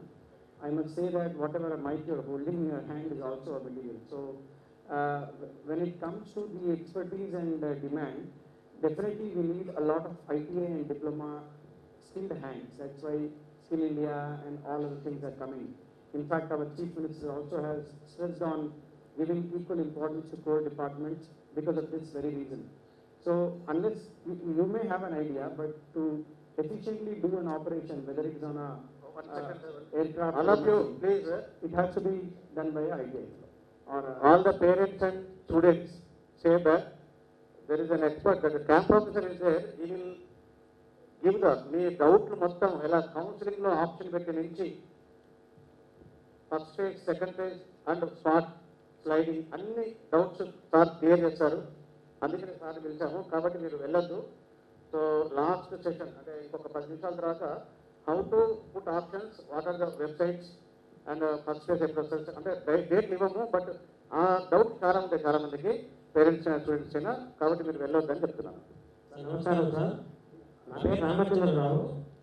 నా కొద్దిగా ఏంటంటే sir, మన తెలంగాణ రాష్ట్రంలో దాదాపుగా 156 private engineering కాలేజీలు తెలిసింది sir. ఇప్పుడు ఇవన్నీ కూడా జేఏపీ డైరెక్షన్లో నడుస్తున్నాయి సార్. సబ్జెక్ట్ కానీ ఎగ్జామ్స్ కానీ అటానమస్ వాటి గురించి చెప్పండి సార్. సార్, ఇప్పుడు ఉన్న కాలేజీలో almost 90% are affiliated to JNTU colleges. కొన్ని ఓయూ కాలేజెస్ ఉన్నాయి, కొన్ని మిగతా యూనివర్సిటీస్ కూడా ఎఫిలియేషన్ ఉన్నాయి. అబౌట్ 80 to 90% జేఎన్టీయూకి ఉంటాయి. అందులో జేఎన్టీయూలో కూడా ఆటోనమస్ కాలేజెస్ అయితే అక్కడ వాళ్ళకి లిటిల్ బిట్ ఫ్లెక్సిబిలిటీ ఉంటుంది. ఒక 50% అట్లా they can change the syllabus and other things and they will conduct the exams. Autonomous colleges exams వాళ్ళు కండక్ట్ చేసుకుంటారు. మిగతా private colleges exams JNTU conduct చేస్తారు. ఇంకోటి సార్, యాక్చువల్గా కేటగిరీలో రాజధానిగా సర్టిఫికేట్ ఇస్తారు కదా సార్, అది ఫర్ ఎగ్జాంపుల్ ఒక స్టూడెంట్ లాస్ట్ డేట్ తీసుకున్నాం అనుకున్నాం సార్, అది ఏం ఎలిజిబుల్ సార్? కేటగిరీలో అయితే ఎలిజిబుల్, బట్ ఇన్కమ్ అయితే లేటెస్ట్ ఉండాలి. Okay sir, thank you sir. మీకు ఒక గమనిక ఏంటంటే సార్ చెప్పినట్టు 2024-25లో EAPCET అలాట్మెంట్ అయిన సీట్లు first phase, second phase, third phase excel sheet మా Telangana state council of higher education వెబ్సైట్లో ఉంది, మీరు చూసుకోవచ్చు. అలానే కన్వీనర్ దగ్గర కూడా ఉంటుంది, ఇప్పుడు మీరు కూడా చూసుకోవచ్చు. సో ఇప్పుడు ఏమైనా గ్రూప్ ఉన్నా నేను షేర్ చేస్తాను, ఎందుకంటే ఆ లాస్ట్ ఫేజ్ వరకు మీరు gender wise, college wise and boy girl ఇంకా ఏ కాలేజ్ వస్తుందో మీకు ఒక ఐడియా వస్తుంది. దాన్ని బట్టి మీరు ఆప్షన్స్ పెట్టుకోవడానికి ఏం లిమిట్ లేదు. కొంతమంది తక్కువ పెట్టుకుంటారు, నా మంచి ర్యాంక్ వచ్చింది కదా అని 20-30 పెట్టుకుంటారు. అట్లా కాదు, 300-400 పెట్టుకోండి. పెట్టుకుంటప్పుడు ఏంటంటే మీకు రాని బ్రాంచ్, రాని కాలేజ్ ఫస్ట్ పెట్టుకోవాలి, వచ్చేది లాస్ట్ పెట్టుకోవాలి. ఎందుకంటే కంప్యూటర్ అట్లా రిఫ్రెష్ చేసుకుంటూ పోతుంది, ఆటోమేటిక్గా మీకు ఎక్కడ ర్యాంక్ ప్రకారం ఎక్కడ వస్తుందో అక్కడే వస్తుంది. ఆ విషయాలు కొన్ని తర్వాత మాట్లాడదాము. ఇప్పుడు కెమికల్ ఇంజనీరింగ్ సైంటిస్ట్ ఉన్నారు ఇక్కడ, డాక్టర్ ఎస్ శ్రీధర్, ఈ from chief scientist in IACT, Karnataka, CSR Labs. Thank you for the opportunity, sir, and I really compliment JNTU for holding this program, and also many congratulations to all the parents who have come all the way to attend this session, interactive session. So chemical engineering is a very vast and varied field, and if I am asked to do engineering again, I would definitely like to repeat it. There are no regrets. Many of my classmates, they went abroad, shifted to IT, and like sir said, many of them are saturated, some of them have taken early retirement, but the people who are still in core chemical engineering, they are still very passionate about the work and continuing to do the work. In today's talk, I will like to highlight scope for research like by a chemical engineer. So after BTech Chemical Engineering, if you complete GATE, you can directly join for PhD, that is called IDDP program, integrated. This is a dual degree program, and it is given by ACSIR, that is the Academy of Scientific and Innovative Research, which is there in all the 37 CSIR labs, and there are more than 50 DRDO labs also, all over the country where you can do your research. In chemical engineering itself, there are 7 labs out of these 37 CSIR labs, including IACT where I work, IACT Hyderabad, National Chemical Laboratory Pune. Then we have got interdisciplinary lab in Trivandrum. Then we also have labs such as NIRI, Nagpur, where a chemical engineer can work in environmental field. And then we have got NEIST, Northeast Institute of Science and Technology in Jorhat, that is in Assam. Then we have got AMPRI, Bhopal, where also you can do chemical related work. So after BTech itself, those days, it was very difficult to get into research field only after MTech. But now because of this IDDP program, you can directly do PhD, dual degree program. If your child is not able to qualify yet, then also there is an opportunity. So that is BTech and 1 year experience in a CSIR lab. After that also you can register for PhD, and that program is also there. I would also suggest that after BTech the student can go for MTech and then PhD. So PhD is also a job now, because you get a very good stipend, and then you will get a degree, doctorate degree. So later after PhD you can get into a very good job, or go for postdoctoral experience, which they are now paying very good, $4,000 to $5,000 at least for postdoctoral fellows. And instead of going for MS directly after BTech in chemical, if you go after MTech, they will pay us. They will pay the student for doing the PhD, and that is $2,500 they are paying. Just last year, one student went from JNTU. She has gone to USA, North Carolina University, and doing PhD there. Similarly, another boy, he has gone to Abu Dhabi and doing a PhD there. This is after BTech. So you can get these kind of opportunities in research, and research also gives, while doing research you get a good stipend.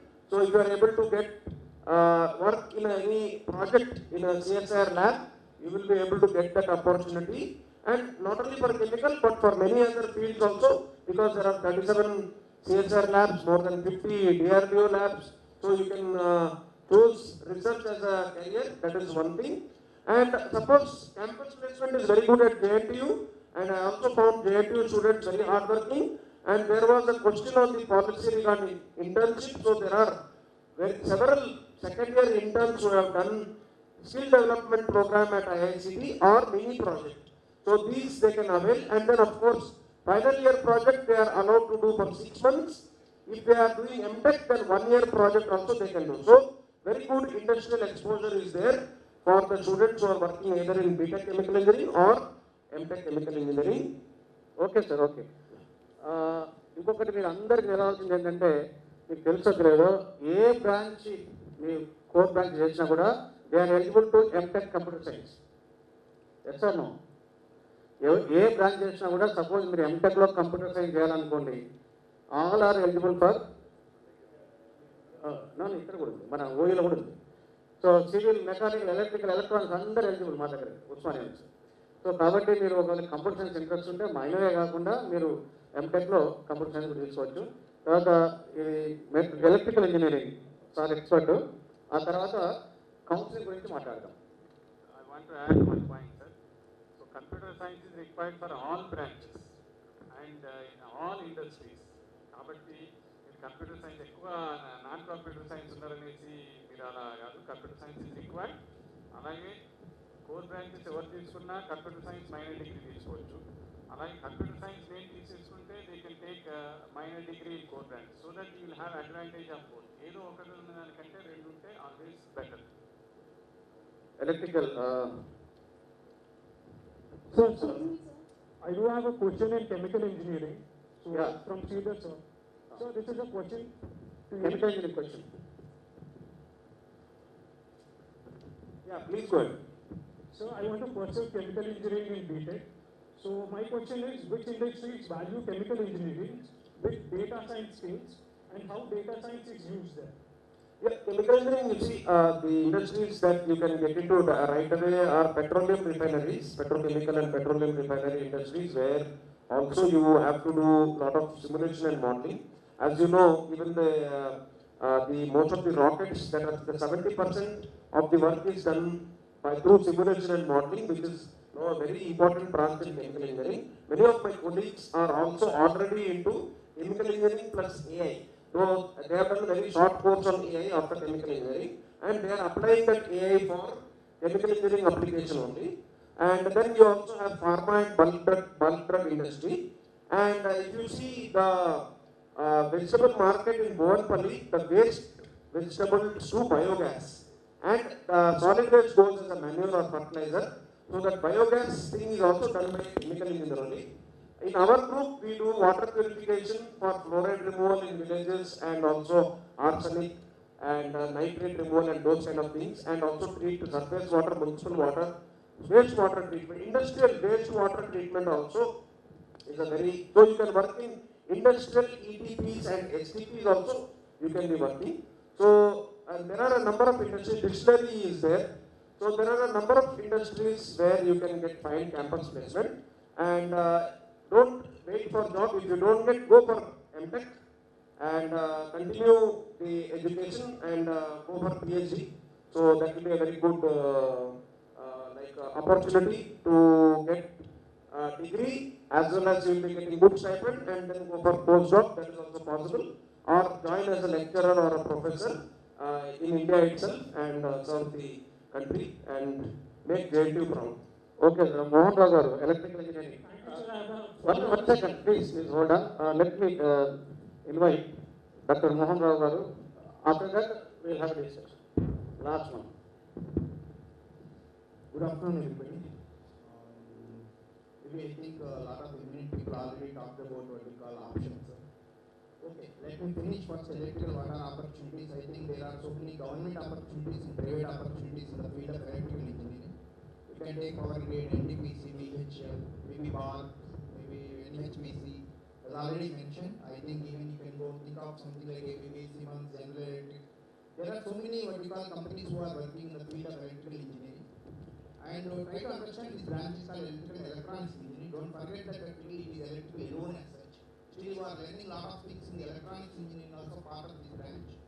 And what we call it is not compulsory that you are only going to work only the traditional electrical engineering today. If you see the opportunities today, I think a lot of people are working in the field of what we call new energy sources. Energy system is becoming more and more. Now fuel cell based power vehicles are coming in the system. And there is one more thing which is coming up in future is wireless power transmission. There is nothing like a cables or anything. Power also will come like a wireless sort of a thing. These are new opportunities. Try to understand actually what we call these branches and other things is only engineering is sort of what we call taking some sort of a learning capabilities. Don't think that whatever you are going to study today, you are going to what we call implement it tomorrow and get the job out of it. Whatever you take the decision, what my humble request to everyone of you being a parent or a student, don't think that actually what is the job that you are getting immediately to this. Whatever today you are learning, your capability to learn further should improve. Otherwise, you will definitely stagnate at one point of the life, one point of the time in your life. See, what is important is that you select these branches also in such a manner, there is a difference between the soft skills and real core skills. See, today engineering should be a core skill learning. See, today what we call, people are learning the other capabilities like a soft skills. Soft skills can be learned at any point of time if your IQ levels are good. Let me tell you a small example. Today what you call engineering, intermediate level you are learning what you call physics, chemistry and maths.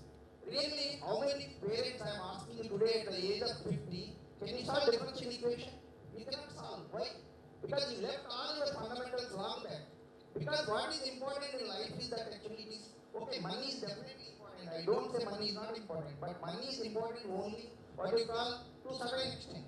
What will happen in life, generally I will tell with all my experience with my colleagues and others, first 5 years, 10 years, people ambition for the what you call money and what you call go for the job changes and things like that. But subsequently what is more important is, are you happy with the job what you are doing? Don't forget one point that your career is not for 5 years. Your career is 40 years plus. At the end of your career, are you in a position to say that I have done something in this field? Or just following somebody and doing something and okay, getting something out of it, and end of the story there itself. So what my suggestion is that first you think what you want to become. It is not that what others wanted you to become. You think that how I can perform, what type of branch will give the opportunities, whether this branch is interest to me or not. So take it as a passion. Don't think that what you are joining some branch and getting some money out of it. Definitely this will not, what will happen beyond 30, 35 I am telling you, you will fed up with your career. Actually you will not know what exactly you want to do further also. Career should be always in such a manner that whatever you are learning today, it should be delta X to the yesterday.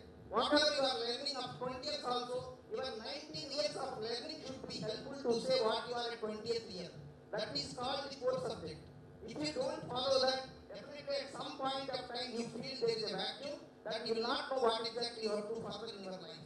So my humble request to all of you that you take always what you call your interest is the most important priority rather than what others are saying you to do.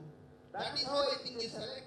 Then at least you will have a sort of a plan, you can do it and you can perform well also.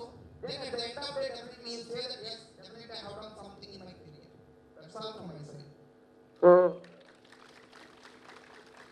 AI ఒకటి generative AI ఒకటి వచ్చేసింది. తర్వాత రీసెంట్గా మొన్న 1 week back augmented AI, generative AI and augmented AI. Augmented AI was used in Operation Sindhu.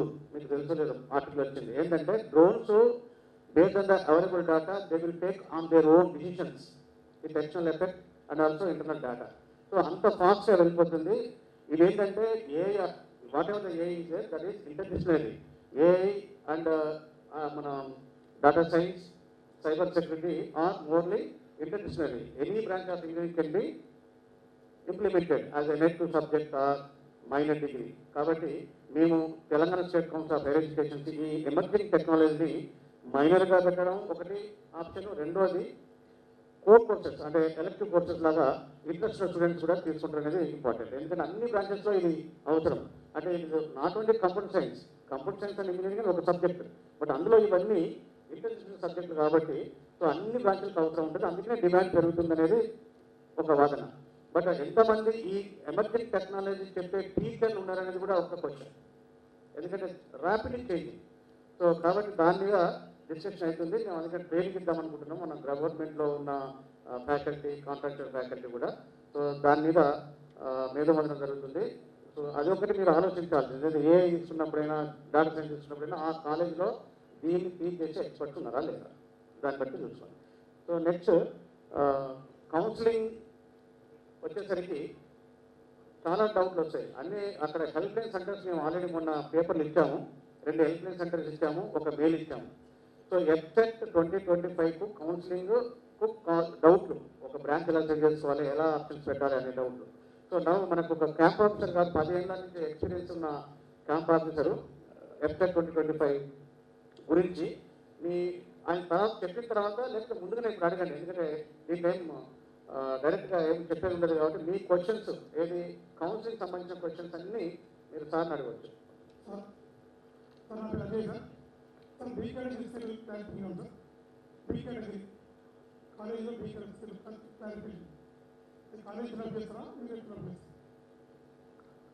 So A category notification వచ్చిన తర్వాత first phase అయిన తర్వాత బి కేటగిరీ నోటిఫికేషన్ వస్తుంది. కౌన్సిల్ నుంచి మేము కాలేజీకి ఒక నోటిఫికేషన్ ఇస్తాము. వాళ్ళు ఇండివిజువల్గా ఏ కాలేజీకి సంబంధించిన ఒక టైం ఇస్తాము, ఒక 15 days 10 days టైం ఇస్తాం. ఆ టైంలో కాలేజీ వాళ్ళు నోటిఫికేషన్ ఇచ్చుకుంటారు. ఏ కేటగిరీ, బి కేటగిరీ అంటే అందులో 2 ఉన్నాయి. ఎన్ఆర్ఐ కోటా ఉంది, మేనేజ్మెంట్ కోటా ఉంది. 15% ఎన్ఆర్ఐ కోటా, 15% మేనేజ్మెంట్ కోటా. కొన్ని కాలేజీలో ఎన్ఆర్ఐ కోటా ఉంది, కొన్ని కాలేజీ 100%, 30% కూడా బి కేటగిరీ ఉంది. అనేది ఇప్పుడు ఏం ఇవ్వలేదు. సో ఇది ఇచ్చిన తర్వాత అది ఇస్తాం.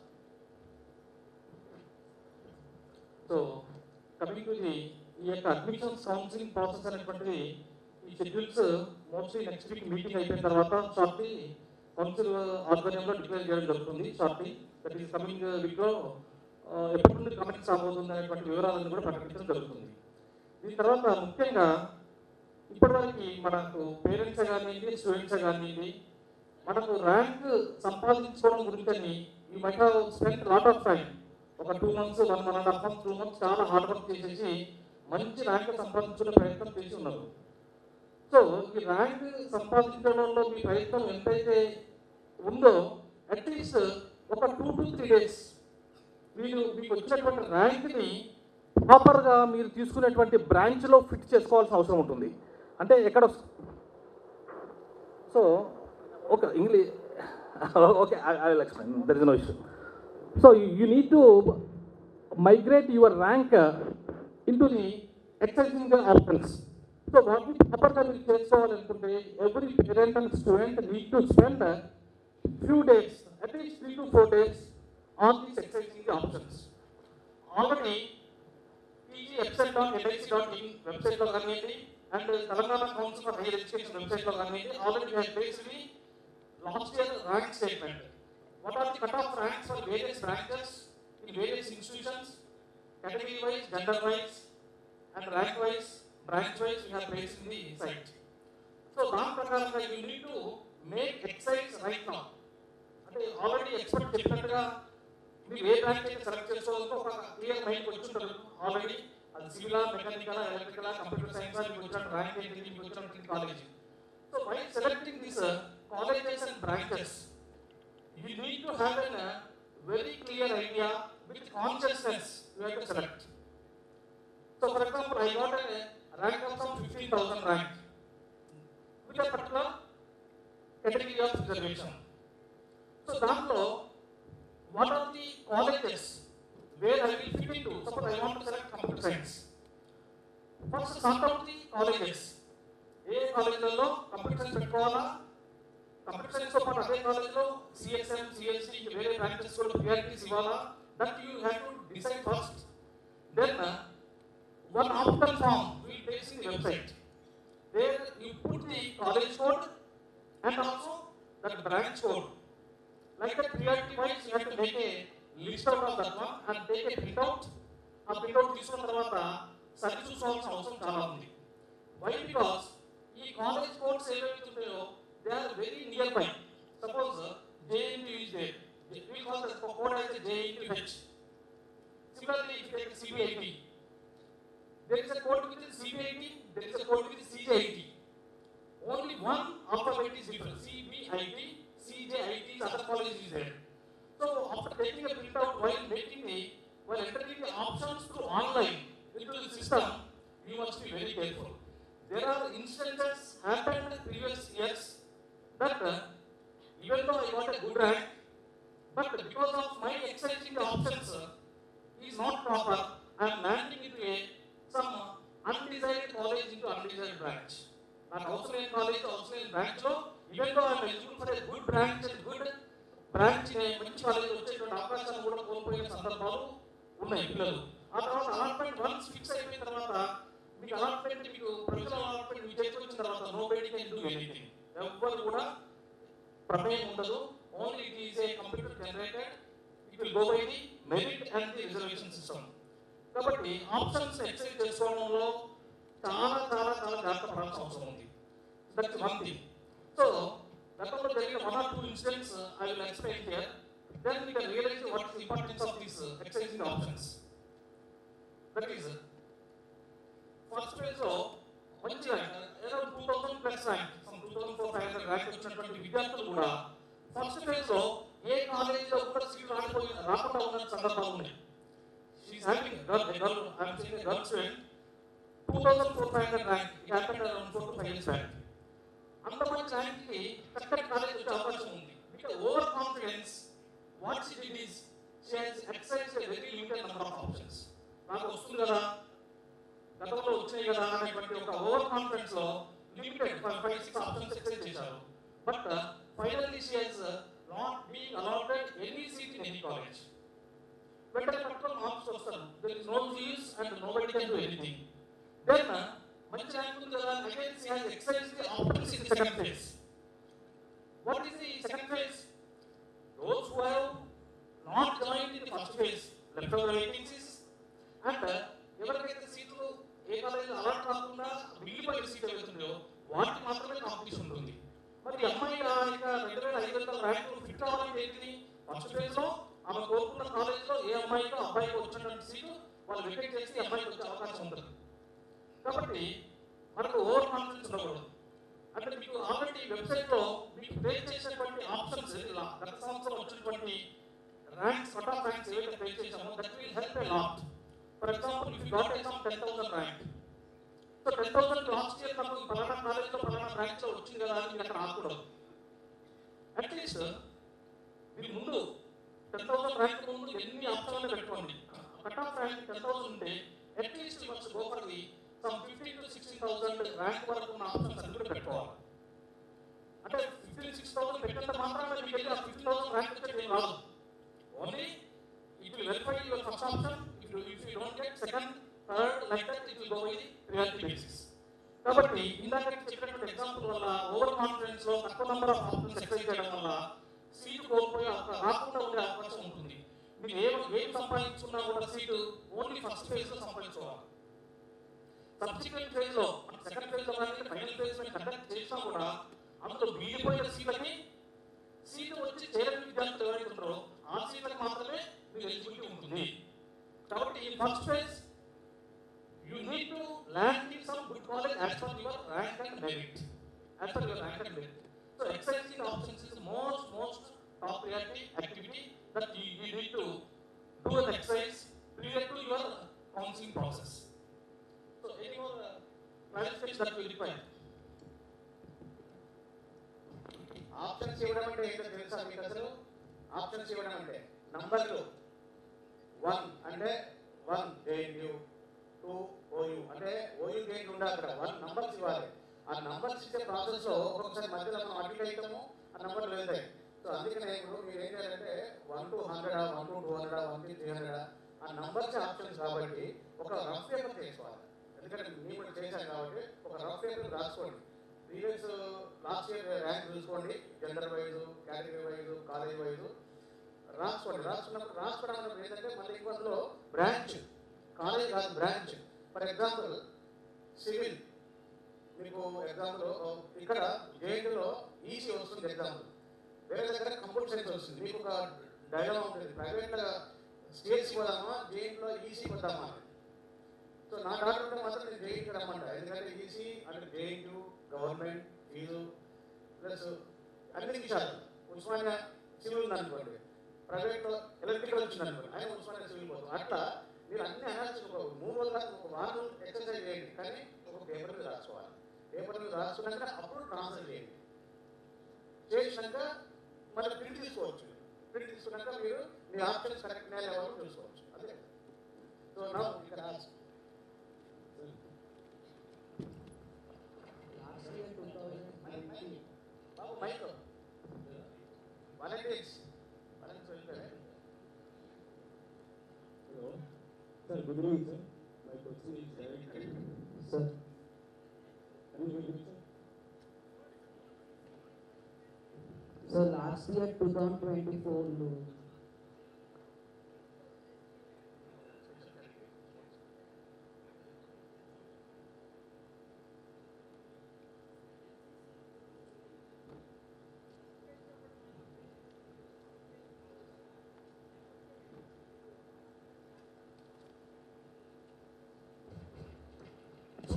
స్పెషల్ కేటగిరీకి సంబంధించి స్పెషల్ కేటగిరీ సీట్స్ అంటే స్పోర్ట్స్, ఎన్సీసీ, ఫిజికల్లీ ఛాలెంజ్డ్ ఈ యొక్క సీట్స్ ఏవైతున్నాయో and cap children of armed persons ఈ యొక్క స్పెషల్ కేటగిరీ సీట్స్ ఏవైతున్నాయో మీరు ఫస్ట్ ఫేజ్ కౌన్సిలింగ్తో పాటు షెడ్యూల్ ఇవ్వడం జరుగుతుంది.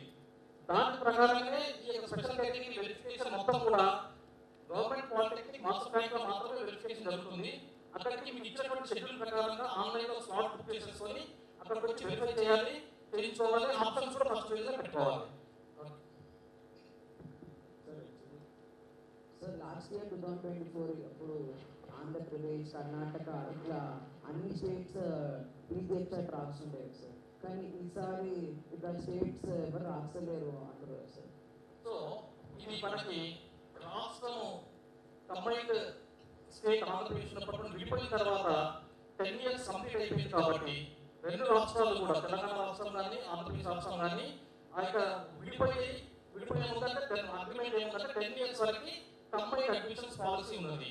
దాని తర్వాత రెండు రాష్ట్రాలు కూడా వాళ్ళ యొక్క అడ్మిషన్ ప్రాసెస్ డిఫైన్ చేసుకోవడం గురించి రూల్స్ మార్చుకునేటువంటి యొక్క అవకాశం అధికారం ఉంది కాబట్టి రెండు రాష్ట్రాలు కూడా ఈ యొక్క నిబంధనని ఈ సంవత్సరం నుండి మార్చడం వల్ల ఈ యొక్క రూల్స్ అనేది మారినాయి.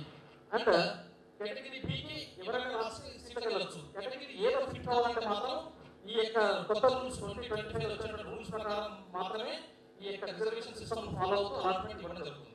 దానివల్ల కటాఫ్స్ మారాయి sir,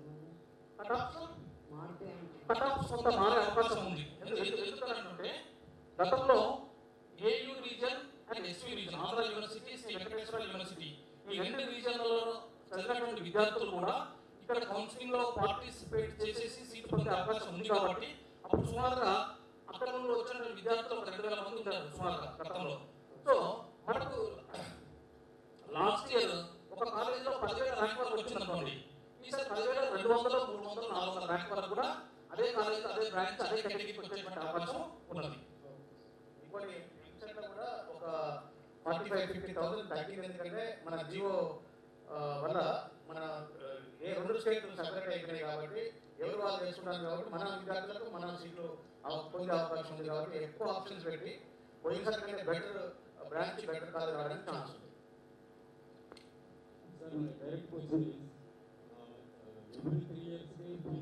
every 3 years fees structure అనేటువంటి మార్పు ఉంటుంది కదా సార్.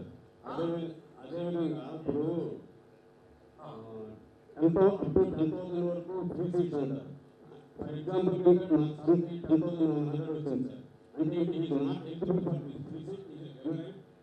ఎగ్జాక్ట్లీ సార్ అటువంటి ఇప్పుడు why don't recommend for the government and every 3 years మీరు ఫ్రీ స్ట్రక్చర్ మార్చేటప్పుడు why don't increase the 10,000 to 12,000, 15,000 something. Okay, sure. We will make a note of this one, but at the government level, decision need to be taken. But definitely we will make a note of this. Why this is not taken for last 7 years, sir. Sure. We will make a note of this one, and at appropriate level we will represent. And also one thing, at least in you జనవరి 10,000 లోపల ఆ vacancy అయినా సరే 10,000 లో వచ్చినట్టు ఇవ్వచ్చు కదా sir. ఇప్పుడు 10,000 లోపల అందరూ జాయిన్ అవ్వరు కదా సార్ ఫీజు వచ్చినట్టు. అటువంటిప్పుడు మా సంఘ విషయంలో అయితే 10,100 వచ్చింది సార్. ఎవరైతే జాయిన్ అవ్వరో వాళ్ళది దీంట్లో ఇవ్వచ్చు కదా అని fee. So what you are requesting or what you are representing is okay, and at the government level these policy decisions need to be taken. At appropriate platform definitely we will represent. Okay, thank you sir. Sir, I might have missed. If I get a college in phase 1 and I don't want that, suppose.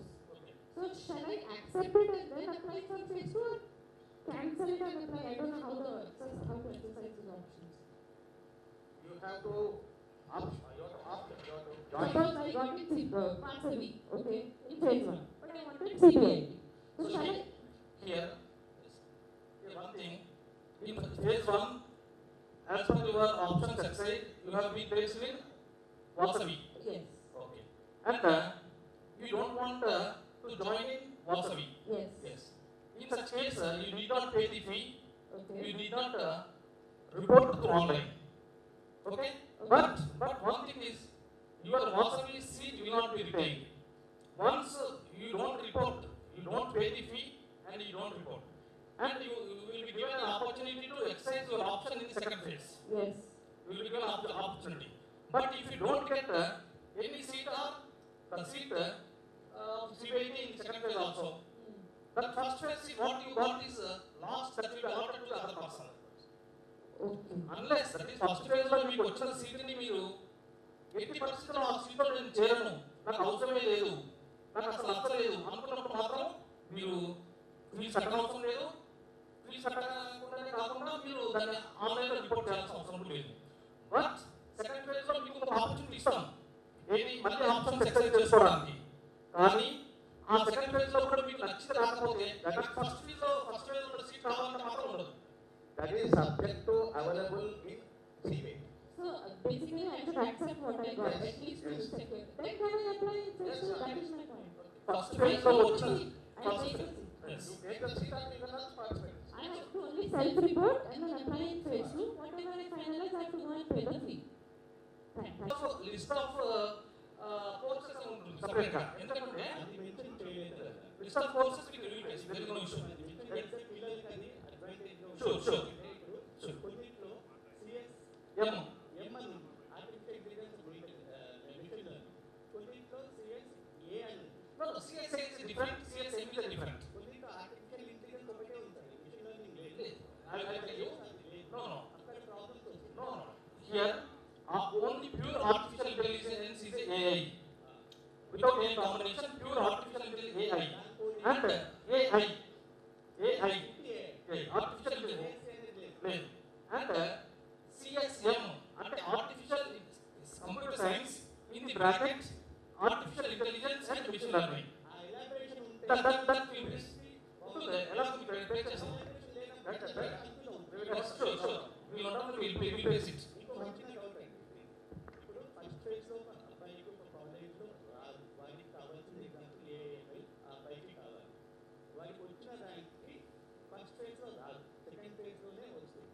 Last time మీకు ఇచ్చిన cut off marks ఏదైతే దాని ప్రకారం వచ్చింది. ఇప్పుడు మరి first phase లో వాళ్ళు ఏమైనా ఆప్ట్ చేయాలా చేయొద్దా? ఫస్ట్ ఫేజ్ లో మీరు ఇచ్చిన ఆప్షన్ ని మీకు కావాల్సిన ర్యాంక్ వచ్చిందంటే జనరల్ మీరు యాక్సెప్ట్ చేస్తారు, ఫీజు పే చేస్తారు, ఆన్లైన్లో రిపోర్ట్ చేసేస్తారు. మీకు నచ్చిన ర్యాంక్ రాకపోతే సెకండ్ ఫేజ్ వెళ్ళొచ్చు, ఆప్షన్స్ పెట్టుకోవచ్చు. ఇప్పుడు అబ్బాయికి కావాల్సింది ఫర్ ఎగ్జాంపుల్ అబ్బాయి స్టూడెంట్కి కావాల్సింది స్టూడెంట్కి కావాల్సింది example artificial intelligence and machine learning, అదొకటే చేయాలనుకుంటున్నారు. ఓకే, అది వాళ్ళకు వచ్చిన ర్యాంక్ ప్రకారంగా సెకండ్ ఫేజ్ లోనే వచ్చే ఛాన్స్ ఉంది. సో ఫస్ట్ ఫేజ్ లో రాదు వాళ్ళకి ఆ ర్యాంక్ ప్రకారంగా. సో వాళ్ళు ఎలా చేయాలి ఆప్షన్ అనేది, ఆ కోర్స్ తప్ప వారికి కావాల్సింది ఆ ఏఎం అనేది అనుకుంటాం. For example ECE, electronics, what ever ఆ కోర్స్ ఆ ర్యాంక్ అది రాదు. సో ఫస్ట్ ఫేజ్ లో వాళ్ళు ఏం ఆప్ట్ చేయాలి అట్లాంటప్పుడు? ఫస్ట్ ఫేజ్ లో ఆప్ట్ చేయడం అనేటువంటిది ఇట్ ఆల్ డిపెండ్స్ ఆన్ ఇప్పుడు కంప్యూటర్ సైన్స్ లో సిఎస్ఎం అంటే ఆర్టిఫిషియల్ ఇంటెలిజెన్స్ మెషిన్ లెర్నింగ్ మాత్రమే చేయాలని ఉద్దేశం. ఓకే, చేయాలనుకున్నప్పుడు అదే ఆప్షన్స్ పెట్టుకుంటారు. అందులో మీకు అనుకున్న కాలేజీలో వస్తే రిపోర్ట్ చేస్తారు. మీకు రాలేదనుకోండి, there is no worry. Again in the second phase once again you can exercise the options. First phase లో కంపల్సరీ ఆఫ్ చేయాలి, చేసి వస్తే రాని, లేకపోతే లేదు ఆఫ్ చేయాలి. ఆప్షన్ తీసుకోండి. ఇప్పుడు జనరల్గా ఒకటండి, మనకి ఫస్ట్ ఫేజ్ లో ప్రాపర్ బ్రాంచ్ ప్రాపర్ కాలేజ్ లో రావడం చాలా ముఖ్యం. మీరు ఇచ్చేటువంటి ఆప్షన్స్ ఆ రకంగా ఉండాలి. సెకండ్ ఫేజ్ లో వస్తుంది అనేటువంటి నమ్మకం ఉండదు. సెకండ్ ఫేజ్ లో ఏముంటాయి సీట్లు? ఫస్ట్ ఫేజ్ లో ఎవరికి అలాట్ కాని సీట్లు నెంబర్ 1. ఫస్ట్ ఫేజ్ లో అలాట్ అయిన తర్వాత నచ్చకుండా డ్రాప్ అయినటువంటి సీట్స్ పిల్లలు, ఈ 2 కేటగిరీస్ మాత్రమే ఉంటాయి సెకండ్ ఫేజ్ లో మీకు. కాబట్టి సెకండ్ ఫేజ్ లో మూవ్ అవడం అనేటువంటిది తక్కువ శాతం ఉంటుంది. ఏ మాత్రం ఉన్నప్పుడు ఫస్ట్ ఫేజ్ లోనే ప్రాపర్ గా సెలెక్ట్ చేసుకోండి ఆప్షన్స్. ఫస్ట్ ఫేజ్ లో మీరు ప్రాపర్ గా వస్తే వచ్చినట్టు, సెకండ్ ఫేజ్ లో కూడా కదులుతారు ముందుకి, అందుకని పెద్ద మార్పు రావు. ఇప్పుడు డేంజర్ ఏంటంటే సెకండ్ ఫేజ్ 100% వస్తుందని ఫస్ట్ రిపోర్ట్ చేయలేదు, ఫీజు కట్టలేదు అనుకోండి, అది రాకపోవచ్చు, మొత్తానికి రాదు. అంటే మీరు లాస్ట్ ఇయర్ ఇచ్చిన కట్ ఆఫ్ ర్యాంక్స్ ఏవైతే ఉన్నాయి కదండి, ఆ ర్యాంకింగ్ ప్రకారంగా సెకండ్ ఫేజ్ లోనే వచ్చే ఛాన్స్ ఉంది. అటువంటిప్పుడు ఏం చేయాలి? అది ఒక గైడెన్స్, అది మీకు ఒక సూచిక. దాన్ని బట్టి దానికి ముందు దాని వెనుక ఎక్కువ పెట్టుకోవాలి కదా.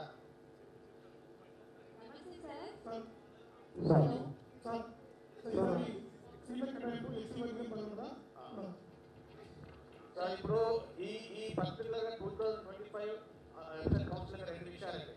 ఒకటి జియో నెంబర్ 15 కదా, జియో 15 ఎస్సీ కేటగిరీస్ కూడా ఉంది. ఇప్పుడు ఇంప్లిమెంట్ చేస్తున్నాం, అన్ని సెక్టర్లో ఉంది. అది పెద్ద వివరాలు నెక్స్ట్ వీక్ లో అన్ని అనౌన్స్ చేస్తాం. ఈడబ్ల్యూఎస్ సర్టిఫికేట్ గురించి వివరణ కావాలి సార్. ఈడబ్ల్యూఎస్ సర్టిఫికేట్ జనవరిలో తీసింది ఇప్పుడు యాక్సెప్టబుల్ అంటారా సార్, లేకపోతే ఆర్థిక సంవత్సరం ఏప్రిల్ నుంచి తీసింది? సో మీకు ఎకనామికల్లీ వీకర్ సెక్షన్ కింద రిజర్వేషన్ ఎవరైతే క్లెయిమ్ చేస్తున్నారో వాళ్ళు ఈడబ్ల్యూఎస్ సర్టిఫికేట్ ప్రొడ్యూస్ చేయాల్సి ఉంటుంది. ఆ యొక్క ఈడబ్ల్యూఎస్ సర్టిఫికేట్ ఏదైతే ఉన్నదో మీకు ఆ సర్టిఫికేట్ క్లియర్ గా మెన్షన్ చేస్తారు. ఫర్ ది ఫైనాన్షియల్ ఇయర్ 25-26 అని మెన్షన్ చేసి ఇస్తున్నారు. కాబట్టి మీకు ఈ సంవత్సరం తీసుకొని 25-26 ఫైనాన్షియల్ ఇయర్ మెన్షన్ చేసి ఇచ్చినా ఓకే, లేదా మన డిసెంబర్ నవంబర్ లో ఇచ్చినప్పుడు అక్కడ మెన్షన్ చేసి ఇచ్చినా కూడా okay. Income pure income certificate మాత్రం ఇష్యూడ్ ఆఫ్టర్ 1/1/2025 జనవరి 1 తర్వాత జనవరి 1 నుండి ఇష్యూ చేసిన ఇన్కమ్ సర్టిఫికేట్ మాత్రమే వ్యాలిడిటీ ఉంటుంది. ఈడబ్ల్యూఎస్ మీద దాని రిలేటెడ్ ఇక్కడ అప్లికేషన్ పెట్టేటప్పుడు ఎంతైతే దీనికి అప్లై చేసేటప్పుడు ఆ సర్టిఫికేట్ లేదు, రాలేదు, ఎప్పుడు జనరల్లో పెట్టాము, ఇప్పుడు వచ్చింది, కౌన్సిలింగ్ లో అప్లై అవుతుందా? No issue for that one. మీకు ఎంట్రన్స్ ఎగ్జామినేషన్ రాసే సందర్భంలో ఈడబ్ల్యూఎస్ సర్టిఫికేట్ కానివ్వండి, క్యాస్ట్ సర్టిఫికేట్ కూడా కొంతమంది విద్యార్థులు ఆ టైంలో వచ్చుండకపోవచ్చు. అలాంటి వాళ్ళు ఎవరు ఉన్నా కూడా కౌన్సిలింగ్ లో మీకు స్లాట్ బుకింగ్ టైం ఇస్తాం. స్లాట్ బుకింగ్ మీ యొక్క మీ హాల్ టికెట్, మీ యొక్క rank, me date of birth ఇవన్నీ ఎంటర్ చేసిన తర్వాత మీకు ఒక సైట్ ఓపెన్ అవుతుంది. దానిలో మీకు మార్పులు చేర్పులు చేసుకోవడానికి అవకాశం ఉంటుంది.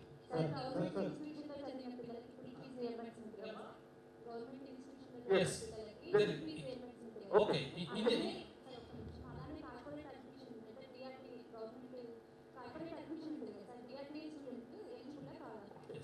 సో ఈ ఇంజనీరింగ్ అడ్మిషన్లకి సంబంధించి ఒకటి కూడా ఏంటంటే మనం ఇందాక అనుకున్నాం, 10,000 ర్యాంక్ వరకు వచ్చినటువంటి ఏ విద్యార్థి అయినా కూడా ఇన్కమ్ సర్టిఫికేట్, ఒక ఫీజు ఎగ్జామ్షన్ రావాలి అంటే the first condition is income certificate.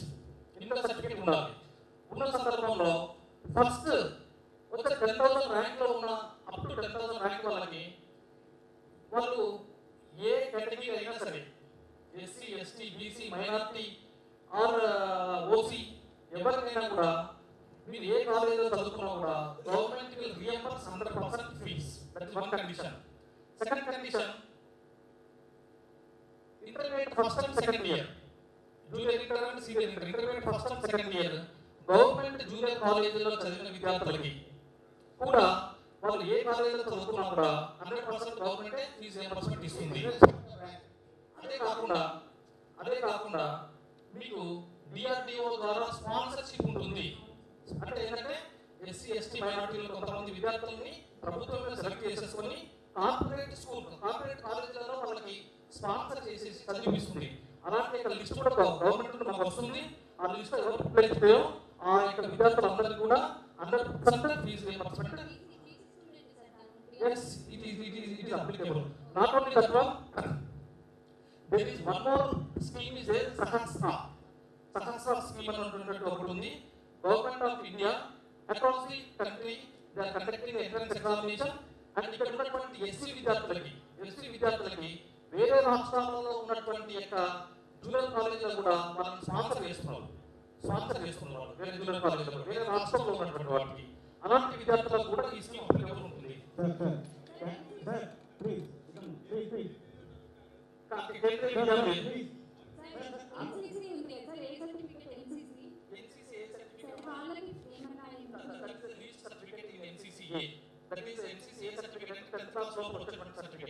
కాబట్టి అందులో ప్రియారిటీ నెంబర్ పెద్దగా రాదు. వాళ్ళ ర్యాంక్ డిసైడ్ కావడం మంచిది. ఎన్సీసీ కూడా వెరిఫై చేయించుకోండి. లక్కీ నెంబర్ వచ్చినా సంతోషం. అది ఏ certificate certificate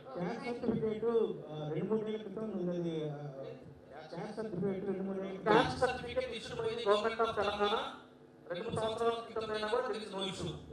only thing is income certificate మాత్రం 1/1/2025 ఆ తర్వాత ఇష్యూ చేసిన సర్టిఫికేట్ కావాలి. ఇంపార్టెంట్ డౌట్ నాది. ఇప్పుడు మా అబ్బాయి ర్యాంక్కి ఏదో కాలేజ్లో కన్వీనర్ కోటాలో సివిల్ వచ్చింది, కానీ నేను బీ కేటగిరీ ట్రై చేయాలనుకున్నాను. ఇది చేసి చేయాలా లేకపోతే ఎట్లా? All that depends on you. ఇప్పుడు వేరే కాలేజీలో ట్రై చేస్తున్నాం, నాకు వస్తుందో రాదా అనేటువంటి అంచనా మీరు వేసుకోవాలి. అక్కడ అష్యూరెన్స్ మీకు ఏముందో మీకు తెలుసుకోవాలి. బట్ ఇక్కడ మన సిస్టమ్ అనేటువంటి చాలా క్లియర్గా ఉంటుంది. కన్వీనర్లో మారచ్చు. But this fee will be transferred. ఇక్కడ మీరు డ్రాప్ అవుట్ అనుకోండి, సెక్రటరీ లో డ్రాప్ అవుతే మీ ఫీజు మీకు మొత్తం వచ్చేస్తుంది. బట్ నా కన్వీనర్లో వచ్చేసా మీ ఫీజు తీసుకెళ్ళి నాకు మేనేజ్మెంట్ ట్రాన్స్ఫర్ చేయమని అలాంటి ఫెసిలిటీ లేదు. సార్ ఇది ఆప్షన్స్ మనం పెట్టుకున్నప్పుడు లాస్ట్ డే ఫస్ట్ పెట్టుకోవాలని ఏదో ఒక పాయింట్ చెప్పాను కదా. మీ ర్యాంక్ మీ ఫర్ ఎగ్జాంపుల్ జేఎన్యూలో ఉస్మానియాలో మీ ర్యాంక్ రాదు కదా, మీకు ఇంట్రెస్ట్ ఏది ఉస్మానియా జేఎన్యూలో కంపిటీషన్ కావాలి, అది ముందే పెట్టుకోవాలి. వచ్చే వాటికి లాస్ట్ ఇవ్వాలి. అదే కంప్యూటర్ ఏం చేస్తుందంటే సెర్చ్ చేస్తుంది, మీకు మీ ప్రకారం వస్తుందా మ్యాచ్ అయితే ఎక్కడ మ్యాచ్ అయితే అక్కడ. సార్ ఇప్పుడు ఓసా కేటగిరీలో కూడా 10,000 ఓసీ కేటగిరీలో కూడా 10,000 కన్నా తక్కువ ర్యాంక్ వస్తే ఫీజ్ రీయింబర్స్ అవుతుందా sir? First condition is income certificate. ఎక్కడ ఫీజు రీయింబర్స్మెంట్ అదే చెప్తున్నాను. ఫీజు రీయింబర్స్మెంట్ అనేటువంటి మాట వచ్చింది అంటే ఫస్ట్ థింగ్ ఇన్కమ్ సర్టిఫికేట్ చేతిలో ఉండాలి. అంటే ఎకనామికల్ వీకర్ సెక్షన్స్ లో వస్తుంది, మిగతా వాళ్ళకి రావు. Okay fine sir.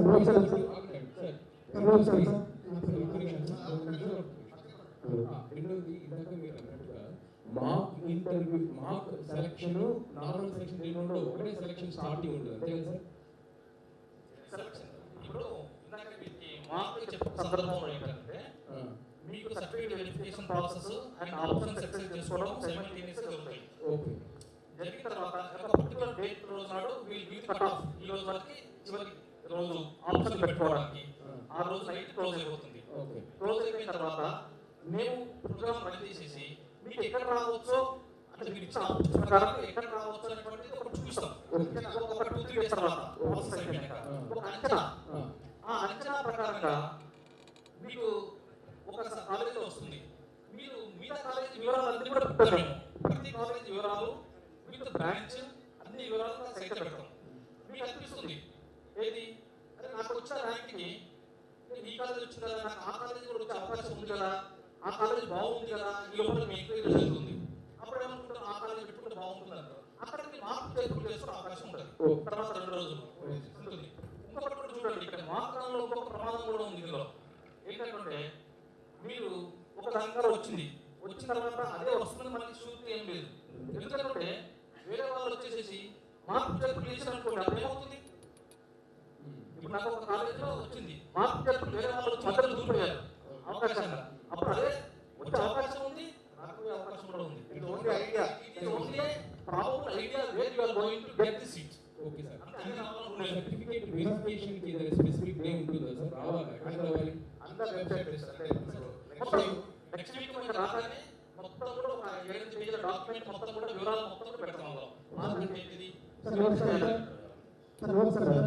ప్రిన్సిపల్ గారికి క్వశ్చన్ సార్, జేఎన్టీ ప్రిన్సిపల్ గారికి question sir. Sir JNT principal గారికి క్వశ్చన్ సార్. నమస్కారం అండి సార్. మన ప్రైవేట్ కాలేజెస్ అన్నిటి కూడా ట్రాన్స్పోర్టేషన్ ఫెసిలిటీ ఉంది sir, except JNTU and OU. కొంతమంది జేఎన్‌టీలో జాయిన్ కావాలనుకుని కూడా because of transportation facility join చేయలేకపోతున్నారు సార్. ఏమైనా మన టీఎస్ గవర్నమెంట్తో టైప్ పెట్టుకొని జేఎన్‌టూ వాళ్ళు కూడా జేఎన్‌టూ వాళ్ళు ఉస్మానియా ఏదైనా ట్రాన్స్పోర్టేషన్ ఫెసిలిటీస్ ఏమైనా ప్రొవైడ్ చేయగలుగుతారా?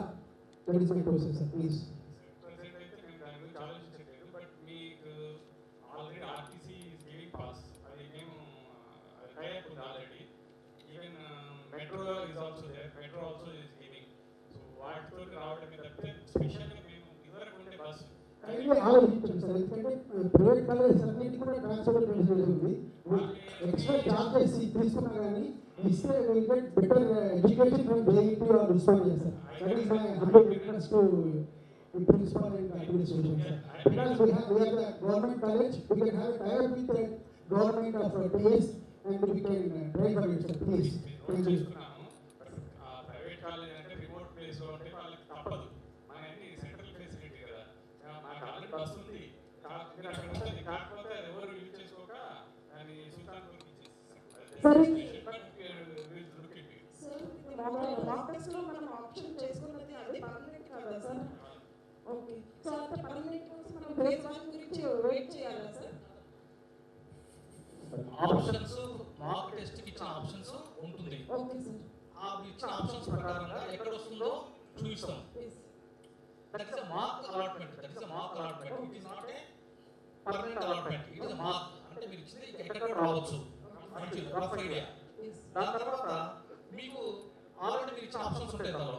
నాకు కావాలి అనుకుంటే ఇంకా మార్క్ చేర్పులు చేసుకోవడానికి ఇంకొక 2 రోజులు టైం ఇస్తాం. ఆ 2 రోజులలో మీరు ఇచ్చిన ఆప్షన్ నంబర్ మార్చుకోవచ్చు, కొత్త ఆప్షన్లు పెట్టుకోవచ్చు. ఆ తర్వాత ఇంకొక డేట్ ఇస్తాం, ఫ్రీజ్ అయిపోతుంది. Now we make a permanent allotments. Counselling లో ప్రాపర్ స్టూడెంట్స్ గ్యాప్ సర్టిఫికేట్ ఏమైనా సబ్మిట్ చేయాలా?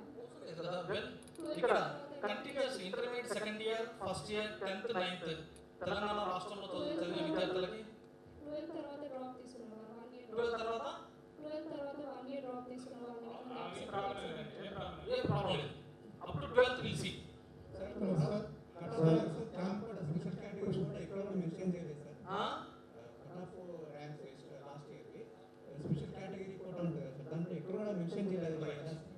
Right question. స్పెషల్ కేటగిరీ ఎప్పుడు కూడా కట్ ఆఫ్ ర్యాంక్స్ పెట్టడం. ఎందుకంటే just that will mislead the students and the candidates. For example, JEE is there. JEE ఎన్ని సీట్లు ఉంటాయి మనకి? కంప్యూటర్ సైన్స్ 60 సీట్లు. 60 సీట్లలో స్పోర్ట్స్ కేటగిరీ ఉంది. స్పోర్ట్స్ కేటగిరీ ఎంత? 0.5%, హాఫ్ పర్సెంటేజ్. హాఫ్ పర్సెంటేజ్ అంటే మీనింగ్ ఏంటిది? 60 సీట్లలో 0.5% అంటే 0.3 సీట్. అంటే 0.3 సీట్ వల్ల ఇవ్వలేము. అంటే ఆ యొక్క కంప్యూటర్ సైన్స్ లో 3 సంవత్సరాలకు ఒకసారి స్పోర్ట్స్ లో ఒక సీట్ పడుతుంది. 3 సంవత్సరాలకు ఒకసారి స్పోర్ట్స్ లో సీట్ పడుతుంది. ఎందుకంటే పర్సెంటేజ్ చాలా తక్కువ అక్కడ. అదే పడ్డ సీట్ కూడా మనలాగే రొటేషన్ సిస్టమ్. ఒకసారి ఓసీ పడుతుంది, ఒకసారి బీసీ ఏబిసిడీలో పడుతుంది, ఒకసారి ఎస్సీ పడుతుంది, ఎస్టీ. అంటే సింపుల్ ఎగ్జాంపుల్, ఒక ఓసీకి కంప్యూటర్ సైన్స్ లో జేఈలో ఒక సీట్ స్పోర్ట్స్ ఈ సంవత్సరం వచ్చిందంటే మనదే కంప్యూటర్ సైన్స్ లో అదే ఓసీ కేటగిరీకి రావాలంటే it will take 8 years time తర్వాత వస్తుంది. కాబట్టి లాస్ట్ ఇయర్ కంప్యూటర్ సైన్స్ లో ఓసీ వచ్చిందని మేము డిస్ప్లే చేసాం అనుకోండి, you will have some wrong decision making ఉంటుంది. కాబట్టి ఏ స్పెషల్ కేటగిరీ సీట్స్ యొక్క వివరాలు కూడా ఉండవు. సార్ నమస్తే సార్. జేఎన్టీలో ఫస్ట్ ఫేజ్లో కంప్యూటర్ సైన్స్ వచ్చింది. ఓకే, తర్వాత నేను మైండ్ సెట్ మారిపోయి ఈసీ చేద్దాం అనుకున్నాను. ఫస్ట్ పేమెంట్ చేస్తాను. నెక్స్ట్ ఫేజ్ 2లో మళ్ళీ ఈసీ వచ్చింది. దానికి ఇప్పుడు ఆటోమేటిక్గా ఆటోమేటిక్గా ఫీజు మీరు కట్టినటువంటి ఫస్ట్ ఫేజ్ లో కట్టినటువంటి ఫీజు ఉందనుకోండి, సెకండ్ ఫేజ్కి వచ్చారు. సెకండ్ ఫేజ్కి వచ్చినప్పుడు పెద్ద కాలేజ్కి ఫీజు ఎక్కువ ఉన్న కాలేజ్కి వెళ్ళాలనుకోండి, ఆ డిఫరెన్స్ ఫీజు మాత్రమే కట్టాలి. ఫీజు తక్కువ ఉన్న కాలేజ్కి వెళ్ళారు, ఆ ఫీజు మీకు వచ్చేస్తుంది. కాబట్టి ఫీజు రెండోసారి మళ్ళీ పూర్తి కట్టాల్సిన అవసరం ఉండదు, డిఫరెన్స్ ఫీజు మాత్రమే కట్టాలి.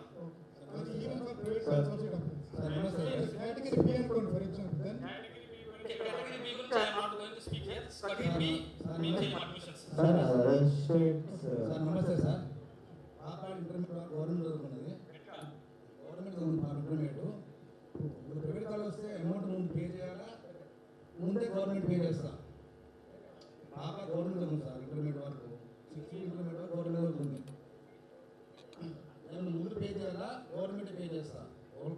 వస్తాయి. Intermediate first and second year government junior కాలేజ్లో చదువుకున్నారు. Total government sir. Total government junior college. మీకు సీటు ఏ కాలేజీలో వచ్చినా ఎంత ఫీజు ఉన్నా కూడా గవర్నమెంట్ పూర్తిగా భరిస్తుంది, మీకు కట్టాల్సిన అవసరం లేదు. అదే సార్, సపోజ్ వాసన వస్తుంది, మనం ముందు పే చేయాలి, ఇబ్బంది పెడితే అవసరం లేదు. అలాంటిది ఉందా సార్? మీకు అలాట్మెంట్ లెటర్ని ఈ కాలేజ్ ఫీజు ఇంత, మీరు కట్టాల్సింది ఇంత డెవలప్మెంట్ ఫీజు కాలేజీలో జేఈటీ ఫీజు ఏదైతే ఉంటుందో 15,000 ఏదో ఉంటుంది ఫీజు కాలేజ్ కట్టుకోవాలి. ఎగస్ట్రా తీసుకోవాలి సార్. సార్ అదర్ స్టేట్ ఒకటి సార్, ఇంకొకటి అంటే ఎంత ర్యాంక్ వచ్చినా మొత్తం ఫీజు కదా. గవర్నమెంట్ జూనియర్ కాలేజ్ చదువుకున్న వాళ్ళకి ఏ ర్యాంక్ వచ్చినా ఏ కాలేజీలో చదివినా కూడా గవర్నమెంట్ రియంబర్స్మెంట్ ఇస్తుంది. Sir, other state like other state student, sir, other state student ఉండరు కదా సార్. సో ఆయనకి లైక్ రిజర్వేషన్ ఉంది. So sir JNTU IDP courses గురించి ఎక్స్ప్లెయిన్ చేయగలుగుతారా సార్? సార్ ఇది ఇప్పుడు తెలంగాణ లోకల్ ఎలిజిబిలిటీ క్రైటీరియా ఏంటి సార్? సో అది 9th క్లాస్ కూడా ఇక్కడ చదువుతాను. 9, 10, 11, 12 ఇక్కడ చదివితే తెలంగాణ లోకల్.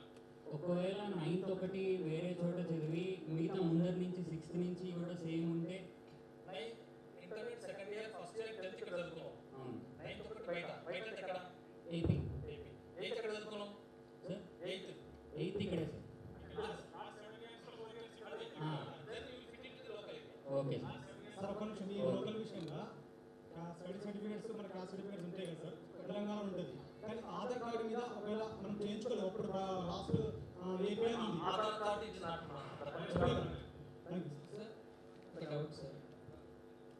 హలో సార్, ఇది 10th క్లాస్ వరకు గవర్నమెంట్ స్కూల్లో చదివిన పిల్లలకి ఏమన్నా ఉంటుందా sir? Only intermediate first and second year చదివిన వాళ్ళకి రియంబర్స్మెంట్ లో ఫుల్ అలాట్మెంట్. ఇప్పుడు నేను ఆధార్ కార్డ్ 2011 చేయించుకున్నా. 2011లో ఆధార్ కార్డ్ చేయించుకున్నా సార్. సో ఏపీ వచ్చింది స్టేట్ నాది. ఇప్పుడు కౌన్సిలింగ్ ఏదైనా ఇష్యూ అవుతుందా? కౌన్సిలింగ్ లో ఆధార్ కార్డ్ తో లింక్ అప్ ఏం లేదు. ఓకే, థ్యాంక్ యూ నిన్న పేపర్లో చూసాను సార్, డ్యూయల్ డిగ్రీ కోర్స్ గురించి విన్నాం సార్ నిన్న పేపర్లో. సో దాని గురించి ఎక్స్ప్లెయిన్ చేయగలుగుతారా సార్? నిన్న పేపర్లో చూసాను డ్యూయల్ డిగ్రీ. అవును సార్. అడ్మిషన్ సెక్షన్ లో ఒకసారి అడగాలి, ఎందుకంటే ఇంకా కొంచెం డీటెయిల్స్ వాళ్ళ దగ్గర ఉంటాయి ఇక్కడ. ఓకే. పోయేటప్పుడు అడ్మిషన్ సెక్షన్ లో వాళ్ళకు కూడా వెంటనే రాలేదు, మేబీ 15 రోజులు అయినా వస్తే ఓకే. క్లారిటీ వస్తుంది. ఏంటంటే 5.5 years 3 years ఇక్కడ చదవాలి అవును. క్యాంపస్ లో, అవును. 2.5 years బయట. దానికి అడ్మిషన్ ప్రాసెస్ ఎంసెట్ కాదు, అందుకే సార్ డౌట్ వచ్చింది. డైరెక్ట్ జేఎన్టీయూ నోటిఫికేషన్ ఇస్తుంది, దాంట్లో అప్లై చేసుకోవాలి. అడ్మిషన్ అయితే 50% ఏమో ఎంసెట్ ఆర్ ఎంసెట్, 50% జేఈ నుంచి ఇస్తాం. ఓకే. బట్ ఫీజు సైడ్ కొంచెం డీటెయిల్స్ అందులో మెన్షన్ చేశారు కదా, ఓకే. ఆ లైన్ లో ఉంటాయి. ఎగ్జాక్ట్ కావాలంటే ఇట్ టేక్ టైం, ఎందుకంటే అది మనమే Yes, yes. అవును. Okay sir. Thank you. Hello. అవును. హలో సార్, నా పేరు శ్రీనివాస్ అండి. ఒక కాలేజీలో